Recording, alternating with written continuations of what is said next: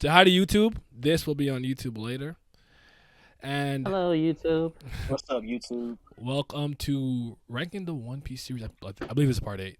The Dressrosa Saga. This is a series where I have to actually get a pen after now. I'm thinking about it. Where we speak about the individual arcs in One Piece as a saga. So, for example, for East Blue, we talk about the first couple of arcs from Orange Town all the way to, I believe it's Log Town, was the last one. And then we kind of speak about each arc. We give it a ranking. We give the saga score in total based on the averages. And then after we add up everything, One Piece will get its final score, and I'll reveal all that information later. What's up, Abdo? I'm good. But yeah, we will be starting with Punk Hazard. We did the Fishman Island saga last one. And what I usually do is I just kind of call upon somebody, and we just start with, we could pick a character, a scene, a fight, an ability, whatever you want to, and we'll just pick it up from there. And we starting with you, Pat. Where we starting? A little something like Eenie, Meanie, right from the beginning. Smoke a little pack, but the pack never timid. Church, but I'm seeing it. Curse when I'm winning. She need a new back. When it's back, I'ma bend it. Slap up some guinea, ask me to hit it. Watch a nigga black super yak, I'ma quit it. Swerve in the Benzie, perfume is Fendi. Bobbin' move fast, real fast like I'm Ricky. Yes, 'cause I'm pretty, came from the dirt. Shoveling up a nigga, can't handle the work. Ooh, y'all, swing with it first. Young white girl like a ramble. And Punk Hazard. What we starting with, man? Yeah, there's so many moments that I really like. You want me to lead off? I'll lead No, off. We'll start when Smoker and whatchamacallit, Law? Tashigi pull up Okay. on Punk Hazard, open the doors, and my man Trafalgar Law come out the doors. I was like, oh shit, look at him. No, you gotta understand, when we see him pre-time skip, and nigga had like fucking long sleeve shirt, but it wasn't really long sleeve, like his forearms were showing through this shit, wearing jeans and shit, and just chilling. Then we see him post-time skip. He got jeans again, but he got the long black trench over that shit. He got a different hat. He swagged out. His title say Shichibukai. I'm like, yeah, look at this nigga. Did I ever tell you that I hated this hat originally? I like the old one originally. I actually like this one. I actually think is better with the brim, like the little cap part. But at first, I'm like, no, go back to the old hat. The old hat was moving me. I still thought it was dope to see him, but I was just like, no, the hat. What happened? So I remember thinking the hat. That was my focus. But no, that was crazy because I never thought he was gonna be that important myself, I guess. And we all know by now that it was really like I always argue that probably Kid siphoned some of Kid got some of his screen time and stuff siphoned a bit from Law. It is what it is though, but Law had turned out to be a really dope and cool character, all things considered. So I'm not mad at it. But what were you guys thinking when you first saw him? Were you excited to see his abilities kind of be expanded upon? That was the first thing I was thinking about. His power was something I always thought about. His ability. Hello. Yeah, cause whatchamacallit, in Shabodi, when he was fighting, I seen him switch people's heads with cannonballs. I was like, how you do that? Yeah. Like, what's going on here? Well, like, what is that? It was just so strange to me. So then, like, we see him fight with Smoker, and then they were like, they dropped this epithet. They was like, he's the surgeon of death. Which is everybody in raw. his room. Yeah. Absolutely. That was Everybody in his room is on this operating table. I said, oh. And nigga took their fucking ship, sliced it up, and then turned that shit into a Picasso. I was like, bro. He was like, none of you are going to be able to leave this island. I said, huh? Mm-hmm. Like, why is he spazzing like that? What's going on? Yo. And the anime went absolutely stupid with Smoker versus Law. That shit was hard. Yeah, I agree. They did a good job with that. I have a funny story. I don't know if I ever told this to you guys, but like, so back in the BBM era, we had we had a group. I had made a group called Anime Manga Clan, and we used to just talk about anime and manga in there, whatever, right? And we had a thing where we used to obviously this is like me like back in like 2010 to whatever. So like this is when I was in my peak power scaling years, so to speak. I And would like to see that. no, we don't want to see that. Forget I mentioned it. And then, so I remember, I just you guys are gonna laugh because you guys know how egregious this is. We at that point we knew very little about Law's ability. This is like I think right when he was kind of introduced, and my matchup was against one of my boys, and his character. I can't remember what the theming was. We used to do theming like swordsman and fist fights only, blah blah, and bruh. It was Law versus the Silver Surfer, and I won that shit. I won that. I'm like, we don't know the extent of what Law can do. There's no basically my ultimate argument was there's no limit. There's no limit. What you know? I said I can't believe I got away with this. To this day, I bring it up like y'all really let me get away with that bullshit. The Silver Surfer, Power Cosmic, no one in One Piece is beating them. You can team up together. You're losing. What are we doing? Like I couldn't believe it, but yeah, I Said it with confidence. I won that shit. I said that shit like and obviously I knew a little bit more about Silver Surfer, so like I could use that to my advantage a little bit, but still I couldn't believe it. Like to this day I think about it, I'm like, dog, that was egregious. But yeah, shout out to Law, man. You see the damage that the Fantastic Four movies has done? Just fucked up perceptions. Yeah. Messed up perceptions are. The Silver Surfer, nah, I'm a lost them, but you tweaking. There's no way, listen. I won. I did it. So, that's all that matters. But yeah, that was actually like, I don't know. It's one of the funniest memories I have in that shit. I remember my friends like, I'm energy, I steal, no bed, and I'm like, you don't know, the room could negate energy stealing. I was bullshit bad, but Law's reintroduction was incredible though. I think out of all the supernovas, I think when they were kind of reintroduced in the New World, I liked his and Kids the most. Kids was kind of cool because he was kind of watching some of the underground stuff, and then you saw him with the poo and stuff. But I thought Law's was the best reintroduction. I would say though, based on anyone that I had no interest in, by the end of their kind of little arc, Capone was the one I'm like, I like him. I really do. Shout out to him. So, did you want to chime in anything with Allen on the Law reintro?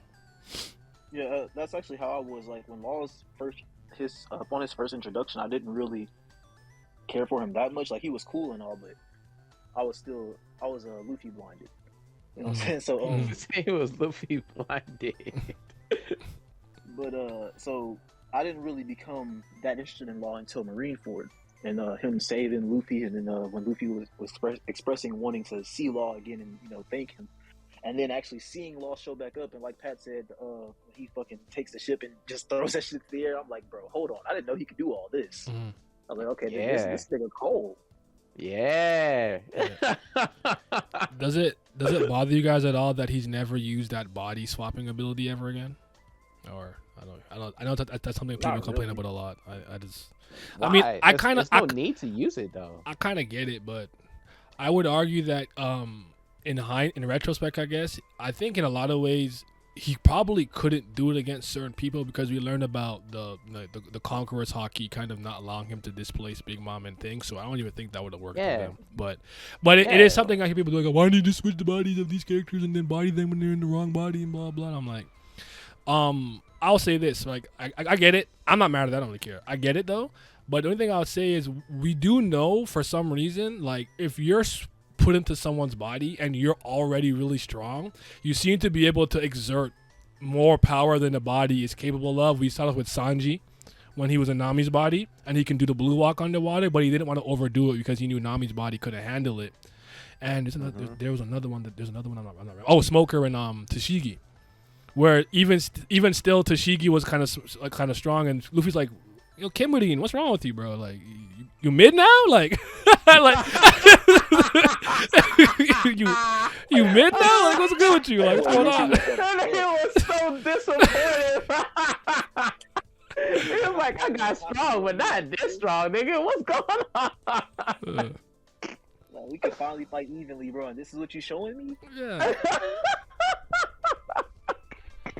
He's like, this is why I got my hockey up for this. So. Hit the showers, man.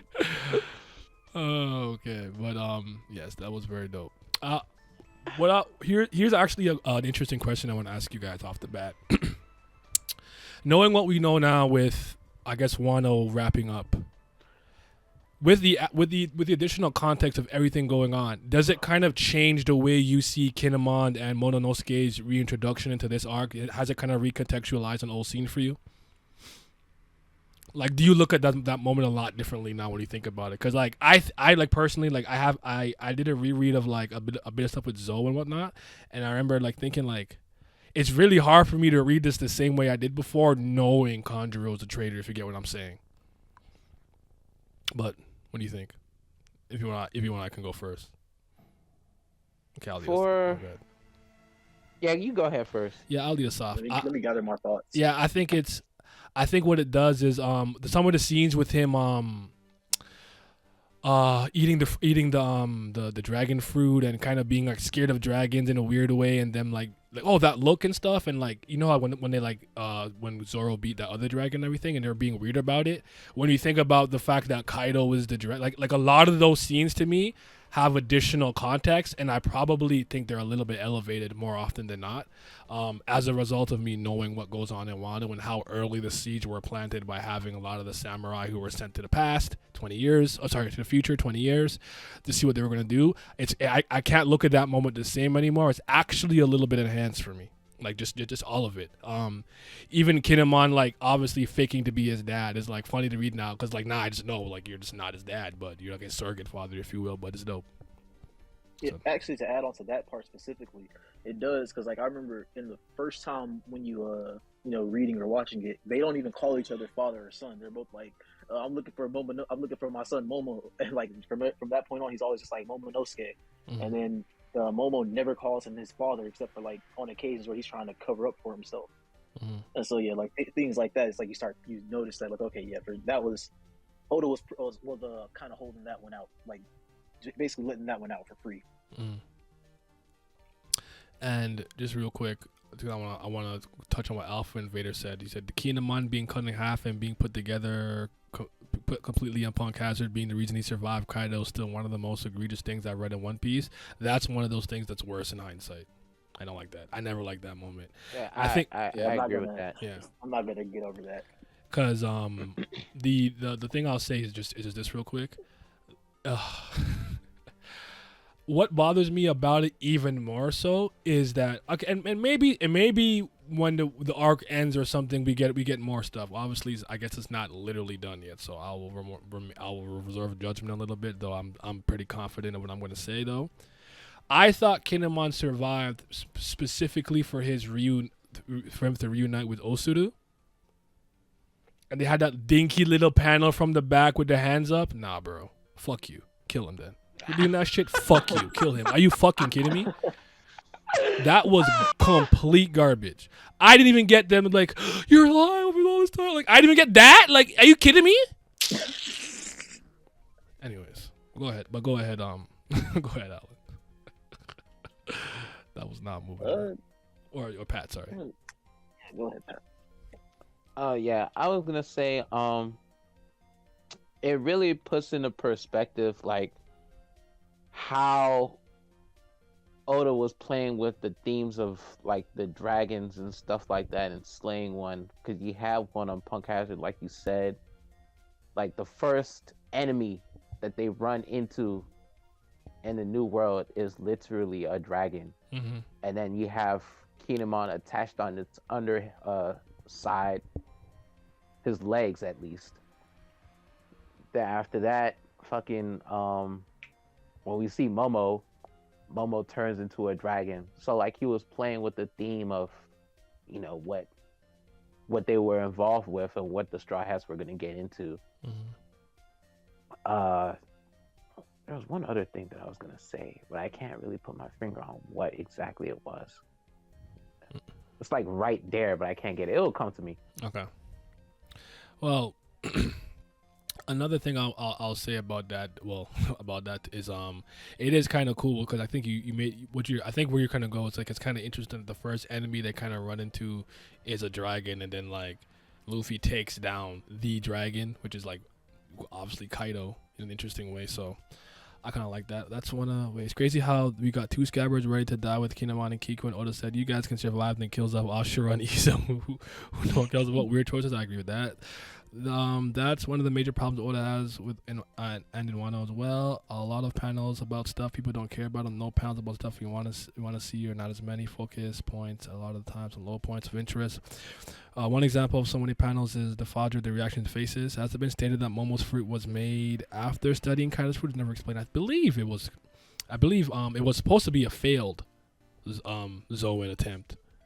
But we still have no idea yeah. why it supposedly failed. Yeah. Ashura Doji dying to dynamite and Pell surviving a nuke would also be funny.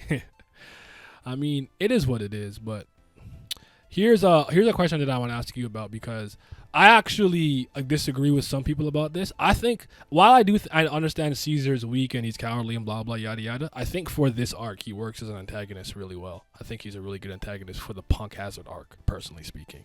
I understand in the grander scheme of One Piece he's not really I wouldn't call him a small fry. He's still a scientist that's done some cool shit, but he's not that guy, so to speak. But I actually think he works really well for this arc. Do you guys agree with that? Before you continue with that, I just want to say this.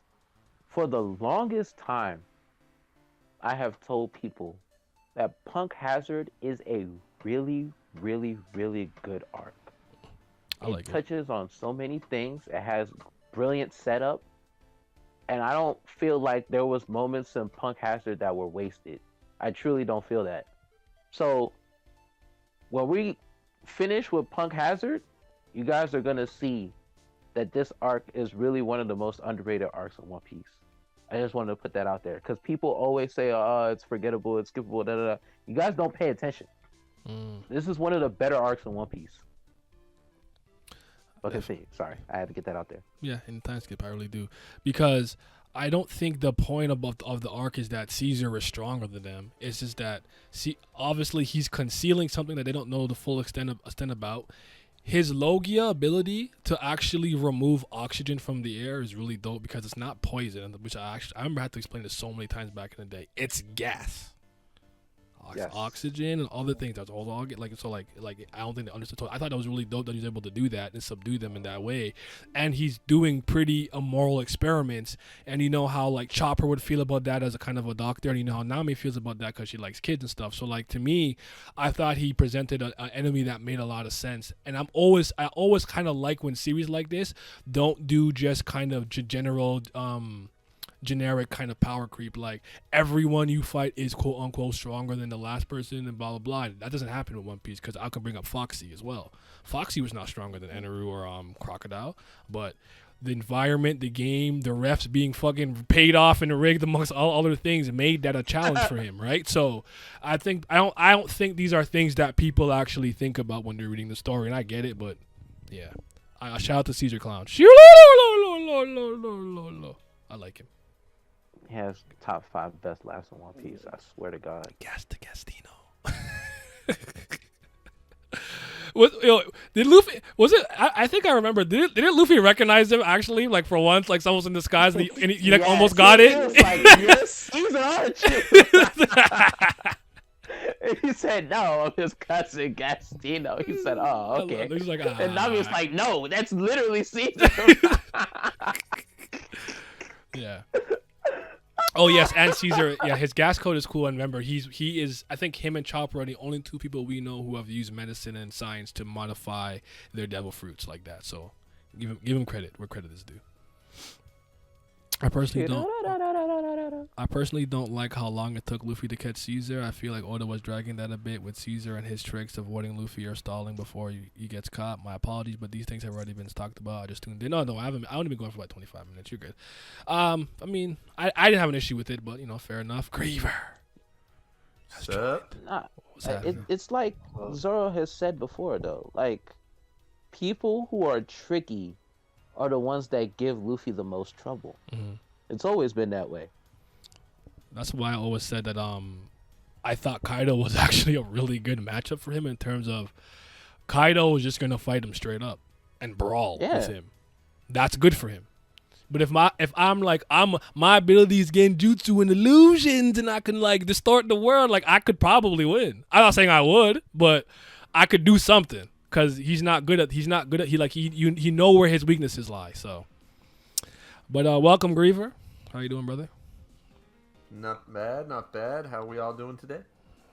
Long week. Sir, doing good, bro. I just want Friday to be over so I can just plop on this bed and and melt into it. But we'll catch you up on what we've done so far, right? So we're still on Punkaz. We're talking about obviously the arc. So we'll get to Dressrosa soon because remember we're doing the entire saga. But actually the question, what's the first thing we spoke about, Pat? What did you bring up? Law. How did you feel about Law's reintroduction back in Punk Hazard? Like, was that moving you? What were you thinking? I mean, I thought it was pretty good because the one thing that I liked is already, because remember we've been to the time skip, blah blah blah. Was this the first time we heard about the new warlords? Because all of a sudden we have one of the supernovas, and he's now a warlord. It's like, holy shit! Like this world, it was one of those reaffirmations, I guess, that the One Piece world moves beyond Luffy.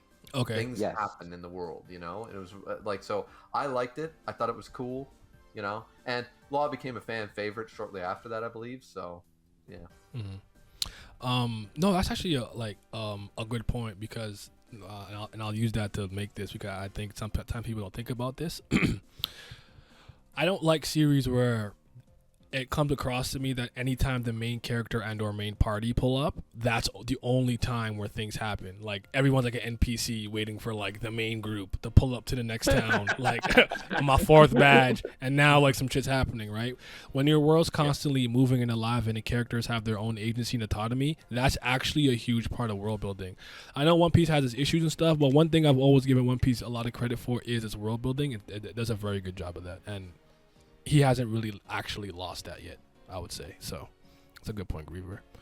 Yeah, because like everyone's so excited. Like I know a lot of people wanted Wano to end, for example, but everyone is so pumped for post Wano because they want to know what happened while the main cast was in Wano. Shit, they know the world's alive, and that's a really key thing that sets One Piece apart, I think. Yep. Law's reintro was so raw. Warlord working with Caesar and Dofi and some shady stuff, making deals left and right behind the characters' back. And I know we didn't know it was called the Rocky Port incident, but we had learned that he sent like 100 hearts to Marine HQ and shit, or something like that. Or 400 hearts. Can't remember how many it was, but 100. Okay, yeah, that was crazy. And then we see him use mess scalpel, and I was like, hey yo. Is that man's beating heart in his hand? I'm like, yo, he's dead. Smoker, no. No. Yeah, I have a question. About that actually. And for y'all who read it, because like I haven't read Punk Hazard. I only saw it in the anime. So like when Law takes out the heart in the manga, is it just an actual heart, or is it still covered in? No, it's in that square cubicle class thing. Yeah. It's in that thing. Yeah. Okay, I didn't know if that was like an anime censored or not. No. Hey, don't forget, before he took out Smoker, Tashigi little stupid ass tried to charge him, and he dropped her in like 2 minutes and looked at her and said, "The weak don't get to choose their method of death." And I was like, "Oh my god!" That was a solid fucking line, though. That's such a bar. She's such a bum. It's even crazier when you get the next arc and you see the flashback and you see where he got it from. Yeah. Yep.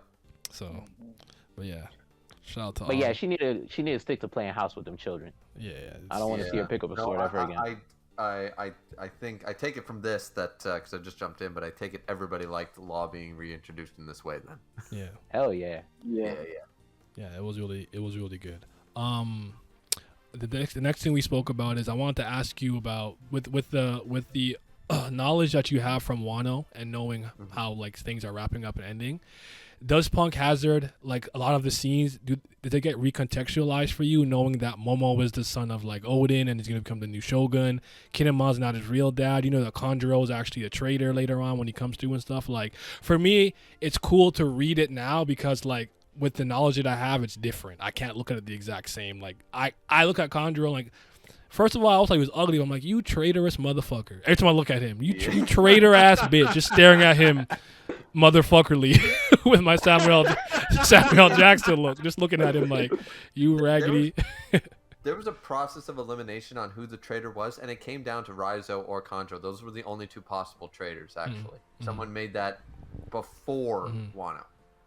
And it actually makes sense because there's that thing on Zou where they knew Raizo was there. The only way they would have gotten that information is with the traitor. The only two at the time that were on there was Conjuro and fucking Raizo. So it was the only, like, there was a 50-50 shot at that. But I wanted actually a chance to reread this before we did this stream, but I never got a chance to. But I would say that I'm looking forward to rereading this, which is surprising because I didn't mind Punk Hazard. I didn't really care for a lot of Dressrosa, but I think knowing, as you said, a lot of the information we know now. Remember when everyone was like, what does Momo mean? He's clearly thinking about Ace when he said, I was on Roger's ship. It's like, that's not possible. You must have been thinking of Ace and stuff. Like, things like that, I think I'm going to see.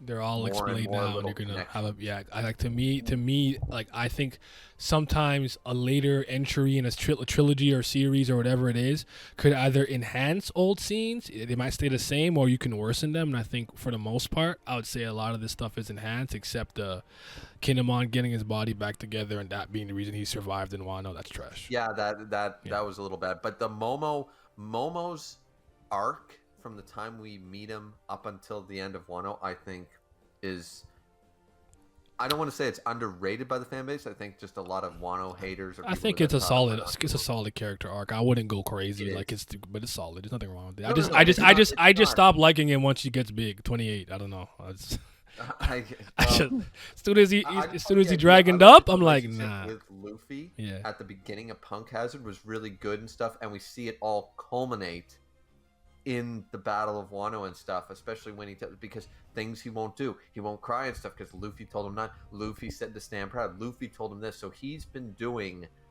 a big brother role to Momo this entire time, and it's worked out extremely well. I think he's taken on a lot of Luffy's traits and the whole, like when he was fighting Kaido in Wano and he said, what was it? He goes, "You just bit a fucking Yonko. What could scare you anymore?" Yep. You know, like shit like that. It resonates with Momo. It works because remember, he's a kid. Simple logic, like Luffy applies, will work way more than people sitting down Momo and trying to explain things from an adult perspective. Being simplistic as Luffy is, that's going to resonate more and work better. And I just thought it, like, Oda knew what he was fucking doing, especially that line when he meets Momo and Punk Hazard, the fucking, oh, I don't know, I'm not a zone. Yeah. I'm not a zone. Nice, Oda. Very nice. Shoot. No, that's a good scene too, because it kind of reminds me a little bit of what Kobe did when he swam with the sharks. He's like, if I could swim with the sharks and go underwater, blah blah blah. Like, bro, I'm not gonna feel no fear playing in an NBA playoff game 7 type situation. I'm good. So kind of that's actually what it reminded me of when I was reading it. So I can see that. Go ahead. And I was just gonna say, adding on to that, one of my favorite moments with Momo was when Conjuro kidnapped him, and so he mustered up the courage to tell everybody not to worry about him and to keep fighting, and he figured out his own way to escape. And I was like, you know what, Momo, that's what I like to see, Momo. I love that. Big man things. Yeah, he's trying his best, you know. And one of the things we do have to remember is he's still just an 8-year-old fucking kid. Yeah, that's never lost on me. I know I rag on him for being like in a 28-year-old body, but it's like I know that. I know he's still a child, and it's not easy. I'm not saying you not. I'm just saying I think a lot of people that are not appreciating Momo's arc and stuff like that throughout the story, I think they're forgetting this is an 8-year-old fucking child. I remember stubbing my toe and getting tears in my eyes as an 8-year-old, for fuck's sake. I was a wimpy ass bitch. So, like, I'm just saying, like, I wasn't wimpy, but I was a mama's boy for sure. I was a mama's boy. I still get tears in my eyes when I stub my toe. That shit hurts. Yeah. Yo, I won't even lie to you. I stepped on some Lego the other day, and I was like, bruh. I was like, drop to his knees? Wasted. Slow motion. The screen went black and white. Ah. Yeah. We are a generation of pussies, confirmed. We're the what do they call us? The participation trophy era generation. That's right. Millennials. Trophies. Yeah, That's a little bit before my time. I'm 31. I didn't get participation trophies. I was happy. oh, we still millennial. They still hate you. Sorry. Yeah, that's true. No. I'm Gen Y. I separate myself as Gen Y. Millennials not Gen Y. That's how I do it. No, you one of us, bro. I call, You do what I do, or not call myself the silent generation. Nah, you know what you are deep down. I try to pretend. I'll be like, yo, I'm a boomer, man. They're like, no, you're not. Stop it. But all right. You know how many times in my comment section I've been given the okay boomer fucking comment because people don't like my attitude towards shit. Yeah, it is what it is. It's you know, when the young people, the next generation comes, it is what it is, you know. But what are your thoughts on Caesar as an antagonist for Punk Hazard specifically? Because I think he works very well for the arc. I'm not saying he's amazing, mind blowing. I just think he works. What do you think? I think he works. I don't hate, like, I know a lot of people hate Caesar. I don't hate Caesar. I don't love Caesar. I think he works, as you said. I think he works for the arc. He's not amazing. I like that. I think it was Zoro. I forget. But somebody basically said that, like, Luffy got cocky. Oh, yeah, don't let your guard down. We're in a new world. And after he did, I'm going to know UFO. And he's like, I said, take it serious. Yeah, exactly. So I like that moment, too, because Caesar was the one to set up that moment. It's like, Luffy, yeah, you got your hockey. You're strong as fuck now. We all know it. We all are, but this is still the fucking new world. You're not top dog yet. Don't fucking underestimate. And look at what you fucking did. So I like that moment. I feel that. So, and without Caesar having his very specific Logia and stuff like that, that wouldn't have happened. You know, if he had any other devil fruit, Luffy probably would have owned him the first time. Never would have had that moment, you know, to bring him back down. You know, That's the only time in the New World that Luffy's had to been told to get serious, right? Yeah. I mean, it was the first arc in the New World, though. So. Yeah, but I mean, like, ever Fishman Island. since he's been. Fisher Island is still on the other side. New It's still World. on the other side of the red line. You have to go under it and then blah blah whatever, or Yeah, like it's in the middle. But I think he meant like should say literally, it's not time skip, like literally the new world is what he meant. It's like Shinsekai. Yeah, because at the idea is that I think we needed that moment because as you said, it's not like he hasn't been told like to get serious yet because he went in after the time skip sort of cocky, and Zoro basically leveled him back out, and he's been humbled by that I think ever since, subtly, because he's been giving it 110 every time since, but he took Caesar Clown too lightly, and he hasn't done that since that fight. So I think Caesar works in that regard. Yeah, and I like it because I know he's not as strong as they are. That's what I was saying too. Like, it reminds me kind of the Foxy situation. I think is a good thing for a series. I don't think you always have to be like he's bigger, stronger, more destructive, faster. Than to give it a rest. So okay, it's up to you now. What's the next thing you want to touch on the Punk Hazard? Anything you want to talk about? A character, a fight, an arc, a moment? It's up to you. Sanji. All right, Sanji. let's talk about It's it. Sanji time took a lot of stuff for me away, to man. sit up in my chair. Ugh. Go ahead, brother Allen. Speak to the people. Just the fact of Sanji saving Kanjuro and being the person, like, you know, being the main driving force behind getting Kanjuro's body back together and getting Kanjuro Kinemon. reunited with. Yeah, sorry. Kinemon. Kinemon. Getting Kinemon's body back together and getting Kinemon reunited with Momonosuke. And then Kinemon saying that he owes a great debt to Sanji. It's just that's just one of the parts that really helps set up Wano as a whole. Because if Sanji doesn't do that for Kinemon, we don't, like, none of this shit happens. Fair. Talk Yeah, to all right, that's fair. these niggas.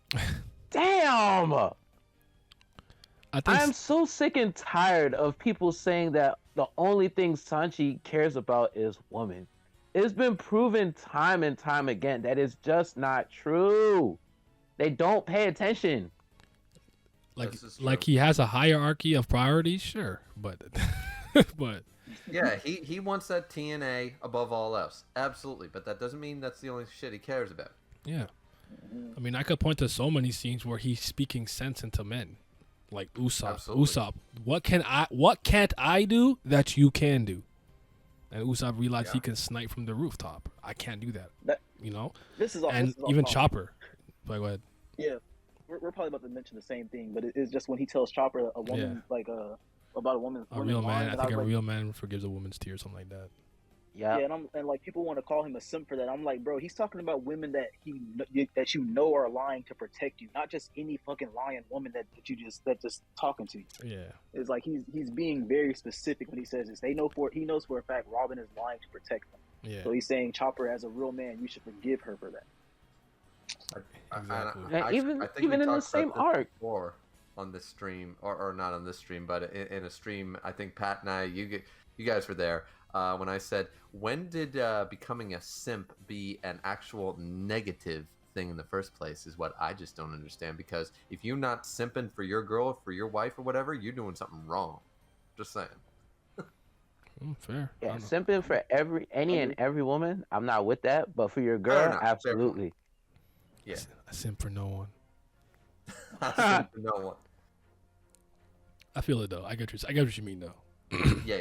I got your point. But now, even in the same arc, he tells Chopper, like, right after Usopp fought Luffy, he really just went out there as a man, put his pride on the line, challenged his captain, knowing he would lose.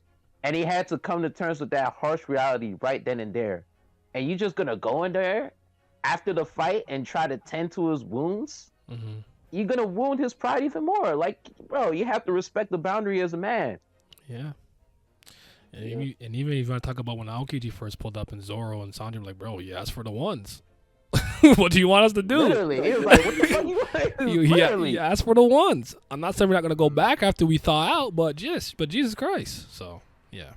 And again, at the end of that arc, when Zoro was telling them about how they shouldn't be running back to Usopp, and Sanji was like, Nami, I don't like this. I mean, I don't want to say it, but he's kind of right. Mm-hmm. It was like, he's got a point with And that was one of the only times that Sanji actually agreed with Zoro, was the Usopp situation and the Water 7 stuff. Mm-hmm. Like, straight up just said, I hate to agree with Mosshead, but he's right. You know, and it's like, oh shit. So even Sanji's feeling this shit. Yeah. He gets a bad rap. You know what it is, man. He gets a bad They rap. just trying to hate on my boy for no reason. They know what it is. But yeah, that also brings it just to another point of, ever since the time skip, or I guess I could say since Punk Hazard, there's just been a lot more importance placed on Sanji. Yeah. Yeah, I'm here for this. Yeah, I'm up. I'm up. Post time skip has been the Sanji and Luffy show.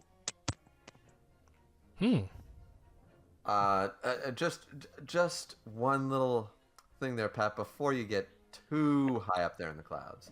I'm just gonna mention one thing in Punk Hazard that a certain other member of the crew does that we've never seen before or since.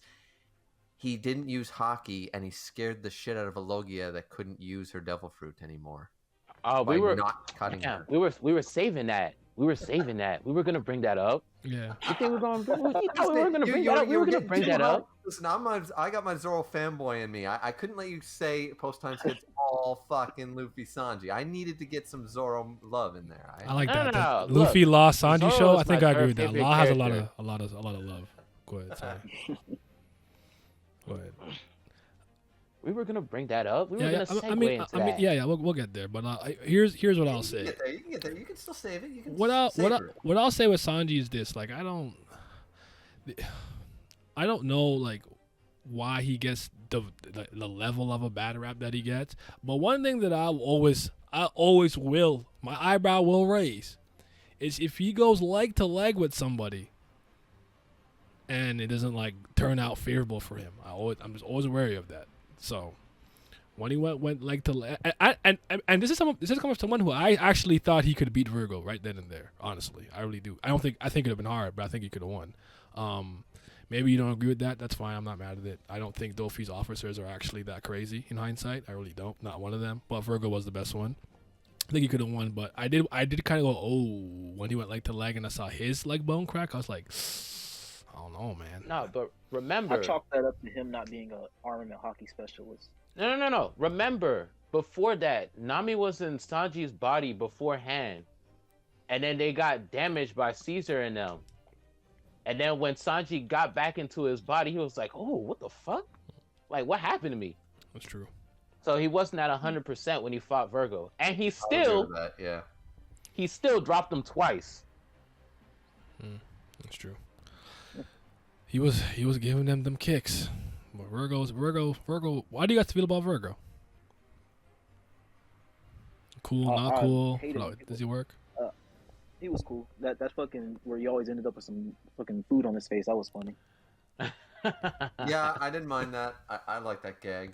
That was- I think I don't know, like I think he's fine. Like I don't have any issue with Virgo. There's one kick he gives Law. I'm like, oh my fuck. Before Law he puts the room up and he kicks him and catches the heart back. That kick was insane. But and I remember I first saw Virgo, I'm like, yo, he got a crispy ass lineup? Hold on, what's going on? And I saw him in the fucking flashback with a fuck ass like what do you have, like a bowl cut mushroom cut? Like I'm like, ew. That's not moving me. So that's all I got for him, really. I used to hate when people tried to say that Pika was stronger than him just because Zoro was the one who fought Pika. No. I was like, bro, like Virgo was the what number are you- 2 what are for you saying? Dofi. Let's be honest. Yeah, he might be. Surprisingly. Also, he's the one to show us about the whole idea of full body arm and hockey, which in theory is not a bad strategy. It just didn't pan out for him completely. I don't know. Like I think I mean this is just a theory that I have because anytime someone has used it, they got fucking clapped. It's like it's cool because you give your entire body some defense, but I think that if you concentrate into one area, it's stronger. I noticed this. I think I noticed this in the Doflamingo fight. When Dofi would get hit, he would just hockey up the part where he's getting hit, like in the cheek or something. And sometimes when they would do it preemptively, I feel like they took more damage. Again, it's an intuitive thing. I can't say for sure, but I've always thought that like you have full body protection, but it's like a thinner layer of armor. So I agree with that. All right, because, don't get offended. Go ahead, Grieve. I'll say this after. Oh, okay. I was just gonna say that it makes total sense because, for example, if you know that you're gonna get like punched in the fucking stomach, you can fucking, tighten up your muscles, tighten up your abs, take the hit. But if you all of a sudden get punched in the shoulder, well, that's not what you tightened up. That's not where you expected the hit. So you're gonna take more damage to your shoulder than you would have if you had tightened that. So I think Armin and Hockey. I think Naya's right. I think Armin and Hockey does work that way. And then it's like you're stretching it out a little too thin. I mean, look at Luffy with the gears, with Gear 4th and stuff. He's spreading it like all over and stuff, but like the concentrated blows always seem to be a lot stronger or something. I don't know. Yeah. But I think I agree with that. What are you gonna say, Alan? I was just gonna say, like, do you think that any of that subconsciously, besides what Griever was saying about like just how normally when you're in a fight, if you're about to get hit here, you tense up there. Do you think that any of that subconsciously come from Hunter x Hunter and how they use Nin to defend themselves? Because that was exactly how they explained it in that series. No. But these series came out relatively at the same time, so I don't think unless there's some type of Japanese. No, not that like not like Oda took it from them, but like in your subconscious mind, you think that you're equating them, or I guess I don't know. No, I don't. No, I know what you're saying. I'm not sure I agree with it, but it's a part of it might be tied to willpower. Like it's harder. Like I know it's non-canon, so don't take this with a grain of salt. But I'm reminded of them being like, how the hell can Douglas Bullet hockey up like that in that big ass thing? Like I would argue the more you have to hockey up a part of your body or something like that, it probably takes more intense willpower and continuous stream of concentration. This is all my headcanon. I cannot prove this definitively. I could be completely off base, but that's kind of how I saw it. Well, it's clearly a mana pool of a description. Yeah, it's a finite pool of energy. It's not infinite. Right. It can run and look no further also about the subconscious uses of it in Luffy pre-time skip using Conqueror's Haki, of course, and even Zoro not realizing in Wano he doesn't know he's got Conqueror's Haki. But all he's doing is just pouring because Emma wants Haki. Doesn't care if it's observation, ornament, or conquerors. It's taking Haki out of one pool out of his body, and he's just going, all right, take it all. And that's how he's activating his conquerors, because he didn't know he had it. But Enma doesn't discriminate with hockeys, doesn't give a shit. So I got something big to say about Conqueror Hockey's Zoro when we get to that point, but I'm gonna wait. All right. The bad rep is that. Hold on. Save your thought. Don't forget what you're saying. The bad rep is Alpha Invader. Oda gets he abuses the gag too much. Him being a simp is cool. A lot of simp characters in anime are cool, like Jiraiya, for example. I'm not a Jiraiya fan like that, but Jiraiya's cool. Oda just makes it overbearing by spamming it almost 24/7. Bowl cuts are hideous. Oda uses Sanji and Luffy to show how strong villains are. I was gullible as a kid, so when Jabra said Robin was his sister, you believed him? I did not believe him. That's funny. That's funny because how young was I? I want to say like 12, 13. I don't know how young I was when I read that. But I was like, bro, why is he lying? Where did that, like, boy? I literally thought boy who cried wolf type of thing. Like, he's lying over there. Wait, nigga, Usopp wouldn't even say this. Yeah. Virgo had to grow into his drip. Virgo number 2, not Trable, Diamante, Pika, those 3 are bumps. Virgo having the meat on his face was, I call it full body armored hockey. Yes, hockey mask lander always. Yeah, I'm not a Pika fan. Tekai or full bottom. I think Tekai probably would work better for a full body defense like that. I don't know. I wonder if you can stack them though. You probably could stack them. And I think I read somewhere. I'm sorry, Pat. I think it might have been a Viva crowd. I could have been an SBS. I don't remember that. It's actually like training them to use armament or something like that. Like Tekai is like a precursor. I don't know if that's true though. Full body armament is probably a waste of hockey. Okay, go ahead. Yeah. Oh, yeah, go ahead. Nah, I was just gonna say on the Virgo point. I actually like Virgo a lot. Okay. Like, he's one of my favorite characters in the Doflamingo's family. Because, first of all, like you say, he got the lineup. That shit clean as fuck. Mm-hmm. He walk around with shades 24/7. Just I like his. Dofi. I like his like marine coat thing he wears too. I think it's kind of squared. Yeah, it's cool. His weapon of choice is a bamboo stick. I'm like, bro, that shit is fucking raw. I do think his Devil Fruit's mid though. People, when he talked to people, he'd be like, "That's Virgo's son to you." The nigga want respect at all times. I feel it. Nah, respect is a very serious thing to me. Earn it. Don't demand it. I'm kidding. Hey man, he vice admiral. Not only is he vice admiral, he's a filthy pirate. Yeah, Don Quixote family number 2. Absolutely. To me, it's always. I'm sorry, I got to give it to my boy Senior Pink. Oh, as your favorite in his crew? I'm not mad at that. I'm not mad at that. That's my number 2 in his crew. I'm not saying necessarily power wise or anything like that. It's just I think you like him better. Yeah, I like him. I like him the most. Yeah, no, nobody will get mad at you for that. Senior Pink is that guy. Yeah. I probably agree. I actually do like the fighting fish guy though. I don't remember his name. Dillinger, something like that. I hate that nigga. I fucking hate Dillinger. He just sometimes when they just be looking for some chaos, I just be laughing like, oh, he's I do not like that nigga, bro. I hate him because of the anime. His voice was dropping me up a wall. Oh my god. I did not watch a lot of Dressrosa anime. I just watched. I didn't watch any of it, so I watched the scenes I cared about in the Gear 4 stuff. But that's when I stopped really watching the One Piece anime. It was around Dressrosa.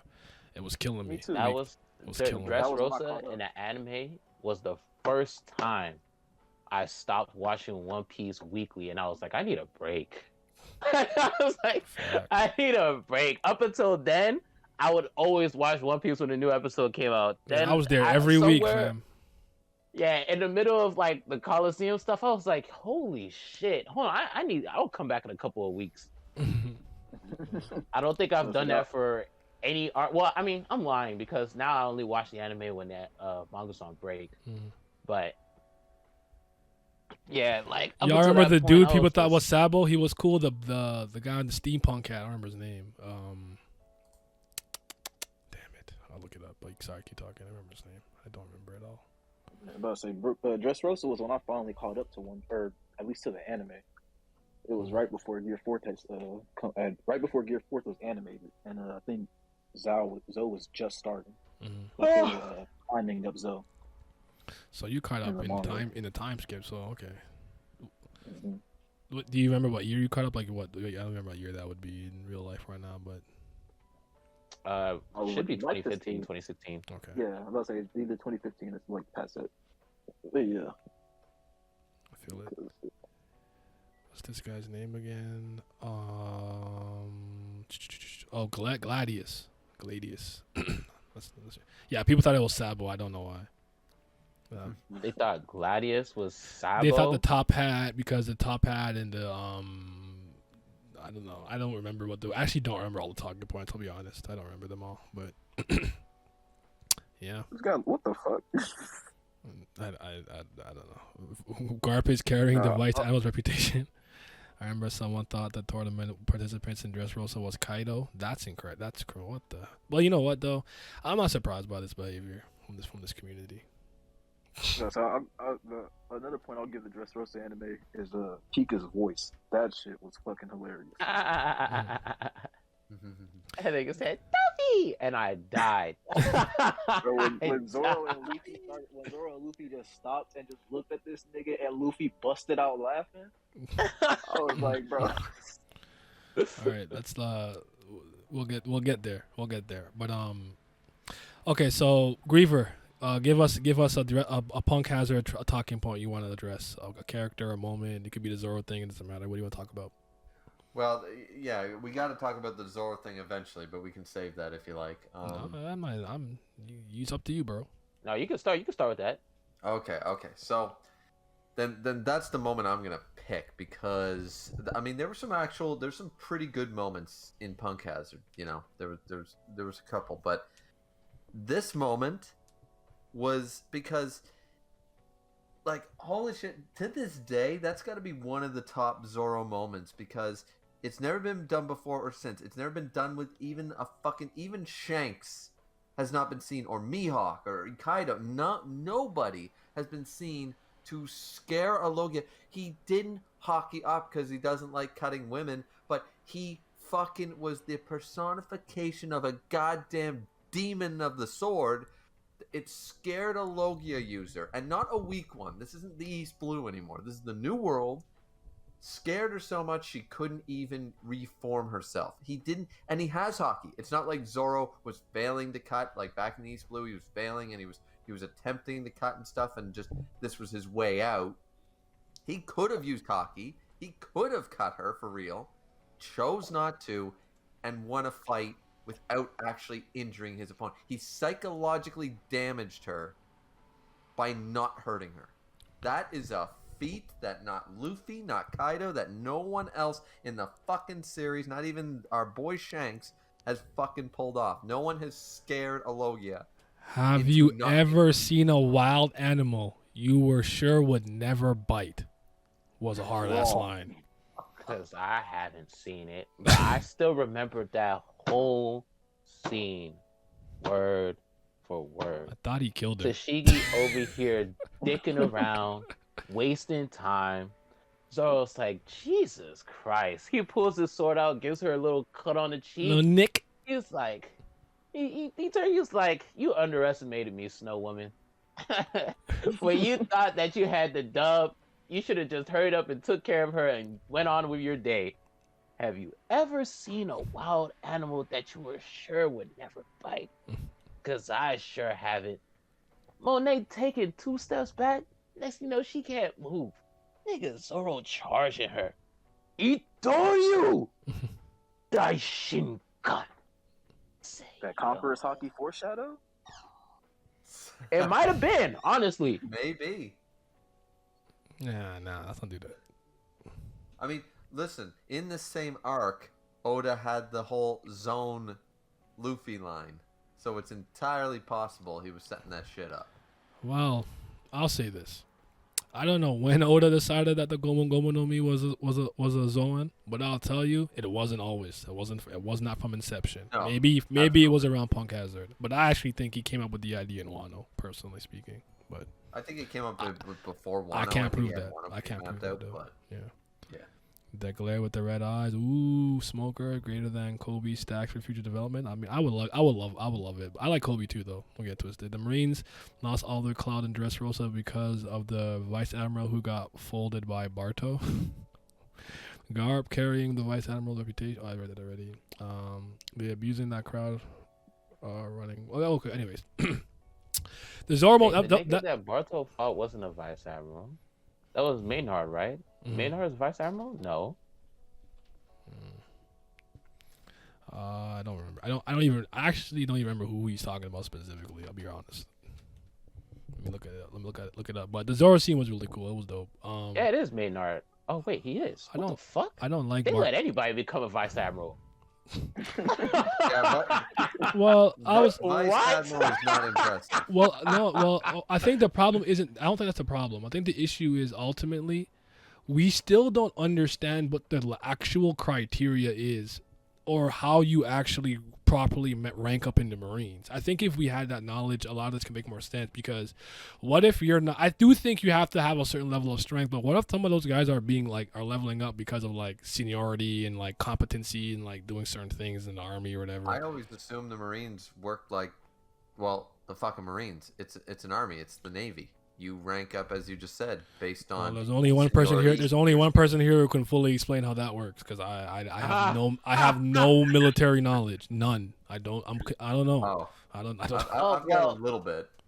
when you rank up in the Marines specifically, it's a combination of a lot of things. It's your physical ability, your mental acuity, your marksmanship, and your what else? What's the last criteria? Your Marine Corps martial arts status. So the martial arts status doesn't matter too much, but your physical ability matters a lot. So like we take fitness tests, physical and a combat fitness test twice every year. Based on the scores you get, you fall in the first class, second class, third class. If you're between the ranks of a private and a lance corporal, you're going to rank up over time regardless of what your status is if you don't fail. But then when you become a corporal and beyond, like corporal to sergeant to staff sergeant, the class that your physical and combat fitness test scores fall under will determine whether you have an opportunity to be eligible to rank up or not. So if you keep getting third class, you might just stick at being a lance corporal for real.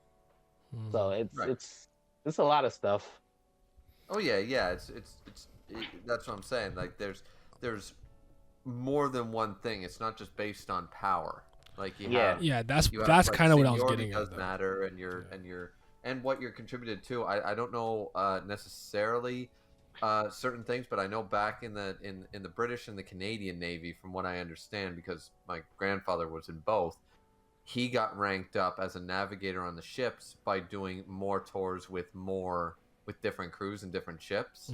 And it was solely based, like, the moment he moved on after his 15th year onto this, he went from something to a lieutenant or something like that, and it was just, oh, okay, cool, like so there's like more criteria than just, I guess, like, as I said, power or like incidents you're involved in and stuff like that. But that's why I said it would be good to know, because I would argue, because like I don't think it works exactly that way. I think there's probably some similarity and overlap, but I don't think it works exactly the same way, because you got powers and shit, so it works a little differently. But well, remember, Garp was offered the position of admiral. He declined it because he declined it because he didn't want to work directly under the Celestial Dragon and stuff like that. So I get that. Like, I don't know. Again, I don't know what the actual criteria is. And I think part of the problem with that too is it ties into the military draft. We have no idea what that is and how it works. And I kept thinking to myself, like, was Isho and like Aramaki just there this whole time? Just like, you had some cold ass monsters in there, like. Did they kind of rise up after a while? Like, Shatan and Momo Usagi, I think, were also some candidates. Like, I think that would put a lot into perspective. But since we don't know that, the Vice Admiral class, like I always say, is the one that varies the most. I don't go as far to just call Vice Admirals garbage, but that's the one where when I see one, I have no idea what to expect. They could be incredibly competent, or they could be somewhere in the middle, or woefully incompetent, as far as I'm concerned. Yeah, that's how I see it. You have your competent ones like Garp and Mamonka, Smoker. Then you have your. I know Sudu was a veteran. She's been there for a while. I don't know if she's like that cold, but she's been there for a while. So I'm sure she's pretty. Was there. She was fighting alongside Sengoku and Garp.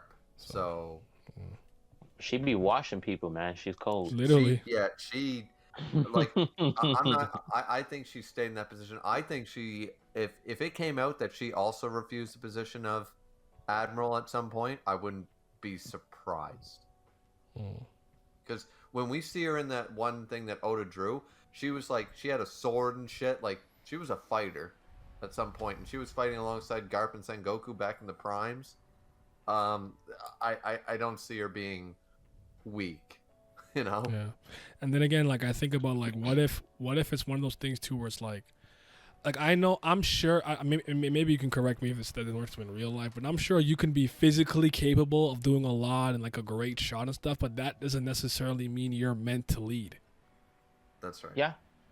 So that's why I think like the mental capacity and emotional, how you regulate your emotions and be able to stay calm and cool under pressure and things of that nature, I think it all ties into it. So like I don't actually think I don't think Garp would be the worst fleet admiral, but I definitely wouldn't want him to be the fleet admiral because like he won't do no paperwork. He's gonna eat Senbon crackers, and I'm never gonna know where he's at. He's gonna do whatever the hell he wants, but like he'd still be cold though. So you know what I'm saying? Like I actually'd rather Sengoku be the fleet admiral.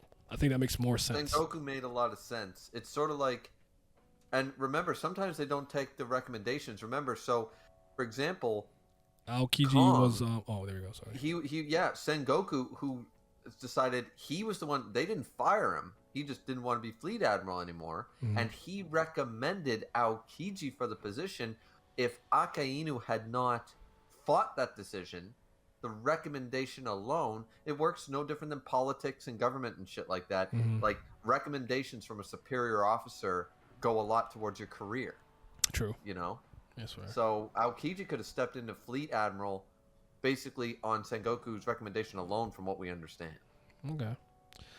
So at least that's the way I took it. Like because Jinbei said Akainu contested the decision, and then they fought.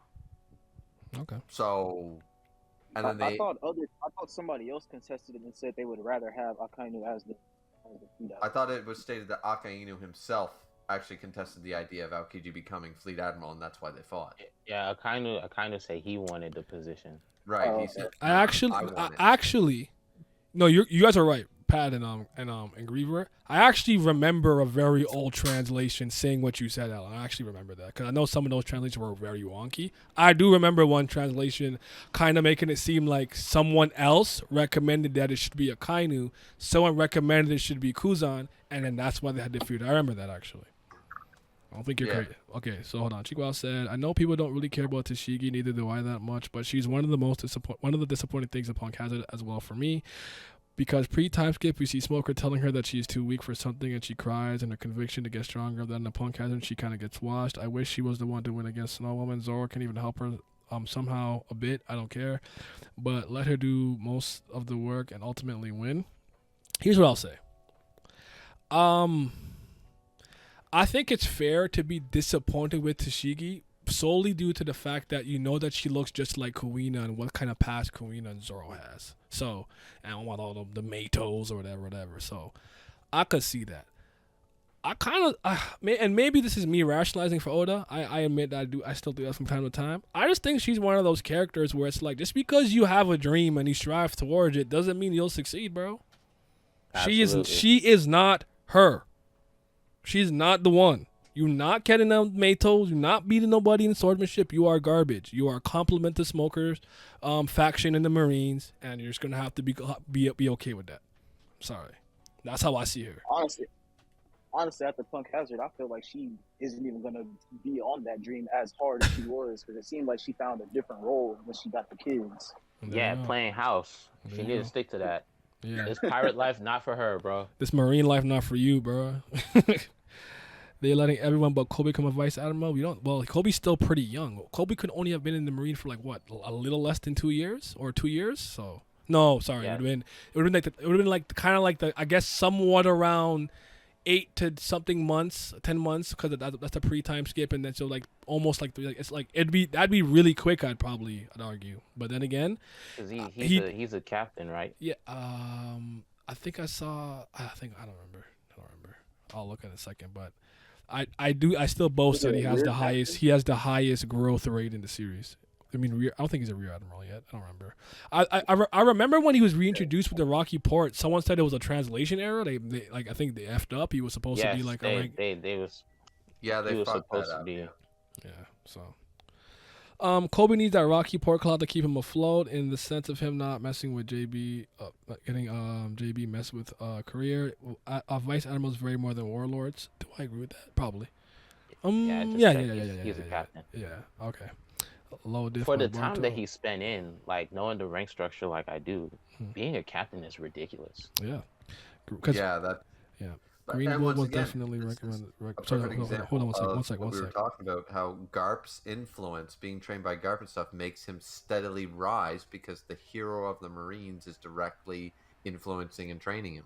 So that the credibility is there, rather than anybody else. I feel it. Green Bull was definitely recruiting at a Burning Man. Bro called Smoker competent. I am going to put my cape on for Smoker in a second. Apparently Sudu fought Roger and Whitebeard too. She's called a hockey master. There you go. Dofi couldn't Yeah, even that's beat true. an old Sudu. I think Garb can be a great fleet admiral. You just don't want to be. He would rather vibe. Again, I think he would work. It's just not. I just don't think it's the ideal fleet admiral. Like you'd be more efficient having Sengoku run it, and you can deploy Garp. That just makes more sense to me. The way I see it, it's just like. I would argue, like me and Garp have that in common. I think Garp is probably a good leader. He's just a reluctant one. I'm the same way. Like, if I can be KD and just hoop, and I don't got to do all the galvanizing and fucking lighting a fire under your ass, I don't want to do that shit if I don't have to. Because I think we should all be in the same goddamn mission. Win the soccer game. Why do I have to light a fire under your fucking ass? I hate that shit. Because don't got to do it for me, but sometimes you need someone to do that. That's kind of how I see it, so. Mm-hmm. We haven't seen Garp and Sengoku together post time skip. Didn't see a lot of senior Marines wanted the Kainu. I remember a translation saying that. I don't know if it. I think it was. I think I remember reading that on like manga stream. And those Yeah. ones, and those are like not Yeah. great translations. They're that just was they're just the definitely fastest ones, At that time in that era, a little bit before I won't say JJK. Jamini's box came around. Aokiji comes from the Garp tree of doing whatever he wants. I can see why Akainu sat down. Most Marines want Aokiji, but Government High wants one Akainu. I'll check in a second. True, but I feel like Oda was putting that groundwork for at least some for development. I'd argue that maybe it's true, but I think in the interest of time and focusing on what matters first, I think he was totally okay with shelving her. But I think the biggest mistake he would probably have to eat on that was making her look just like Kuina. So. It would have been one thing to maybe like share her dream. I guess it wouldn't make sense to want to be the best. I don't know. Could I be in Marines and be the world's greatest swimmer and I beat Mihawk's ass? Do I get the title? Hold on. Do I get the title? I don't see why not. So she get the 10th of One Piece, but slightly better. Oof. Kobe still a captain. The real admiral was retconned. Okay, Tashigi goes through the same character arc every time we meet her. Someone calls her fodder. She cries, and she'll get stronger. Repeat. I think that's kind of true because that happened in Alabasta, didn't it? They really recruiting these admiral level characters from the hood. Yo, Sengoku was definitely better. I agree. He didn't want to serve the Celestial Dragon. That's part of the reason why he didn't want to do it. He does not fuck with them. He didn't want to serve with them. So, but yeah, I'm not mad at all those things. Okay, so I'll go next. I want to talk about the downfall of Smoker and Smoker's reputation and perception in his community. I would argue started here, because quote unquote he lost 3 times in one arc. He lost to Law. He quote unquote lost to Virgo, though he was just trying to get Law's heart back, so he have to owe debt to a pirate. That was I don't know why we don't talk about that. And then he lost to Doflamingo after having after doing all those fights and with Caesar and getting his body swapped and fighting with Law and Virgo, he loses to Doflamingo. And I'm not one of those people who solely I know no one in this call does this like that, but in the One Piece community at large, in the talking spaces that I'm in, it seems that a lot of characters' worth is solely tied to like their win-loss ratio.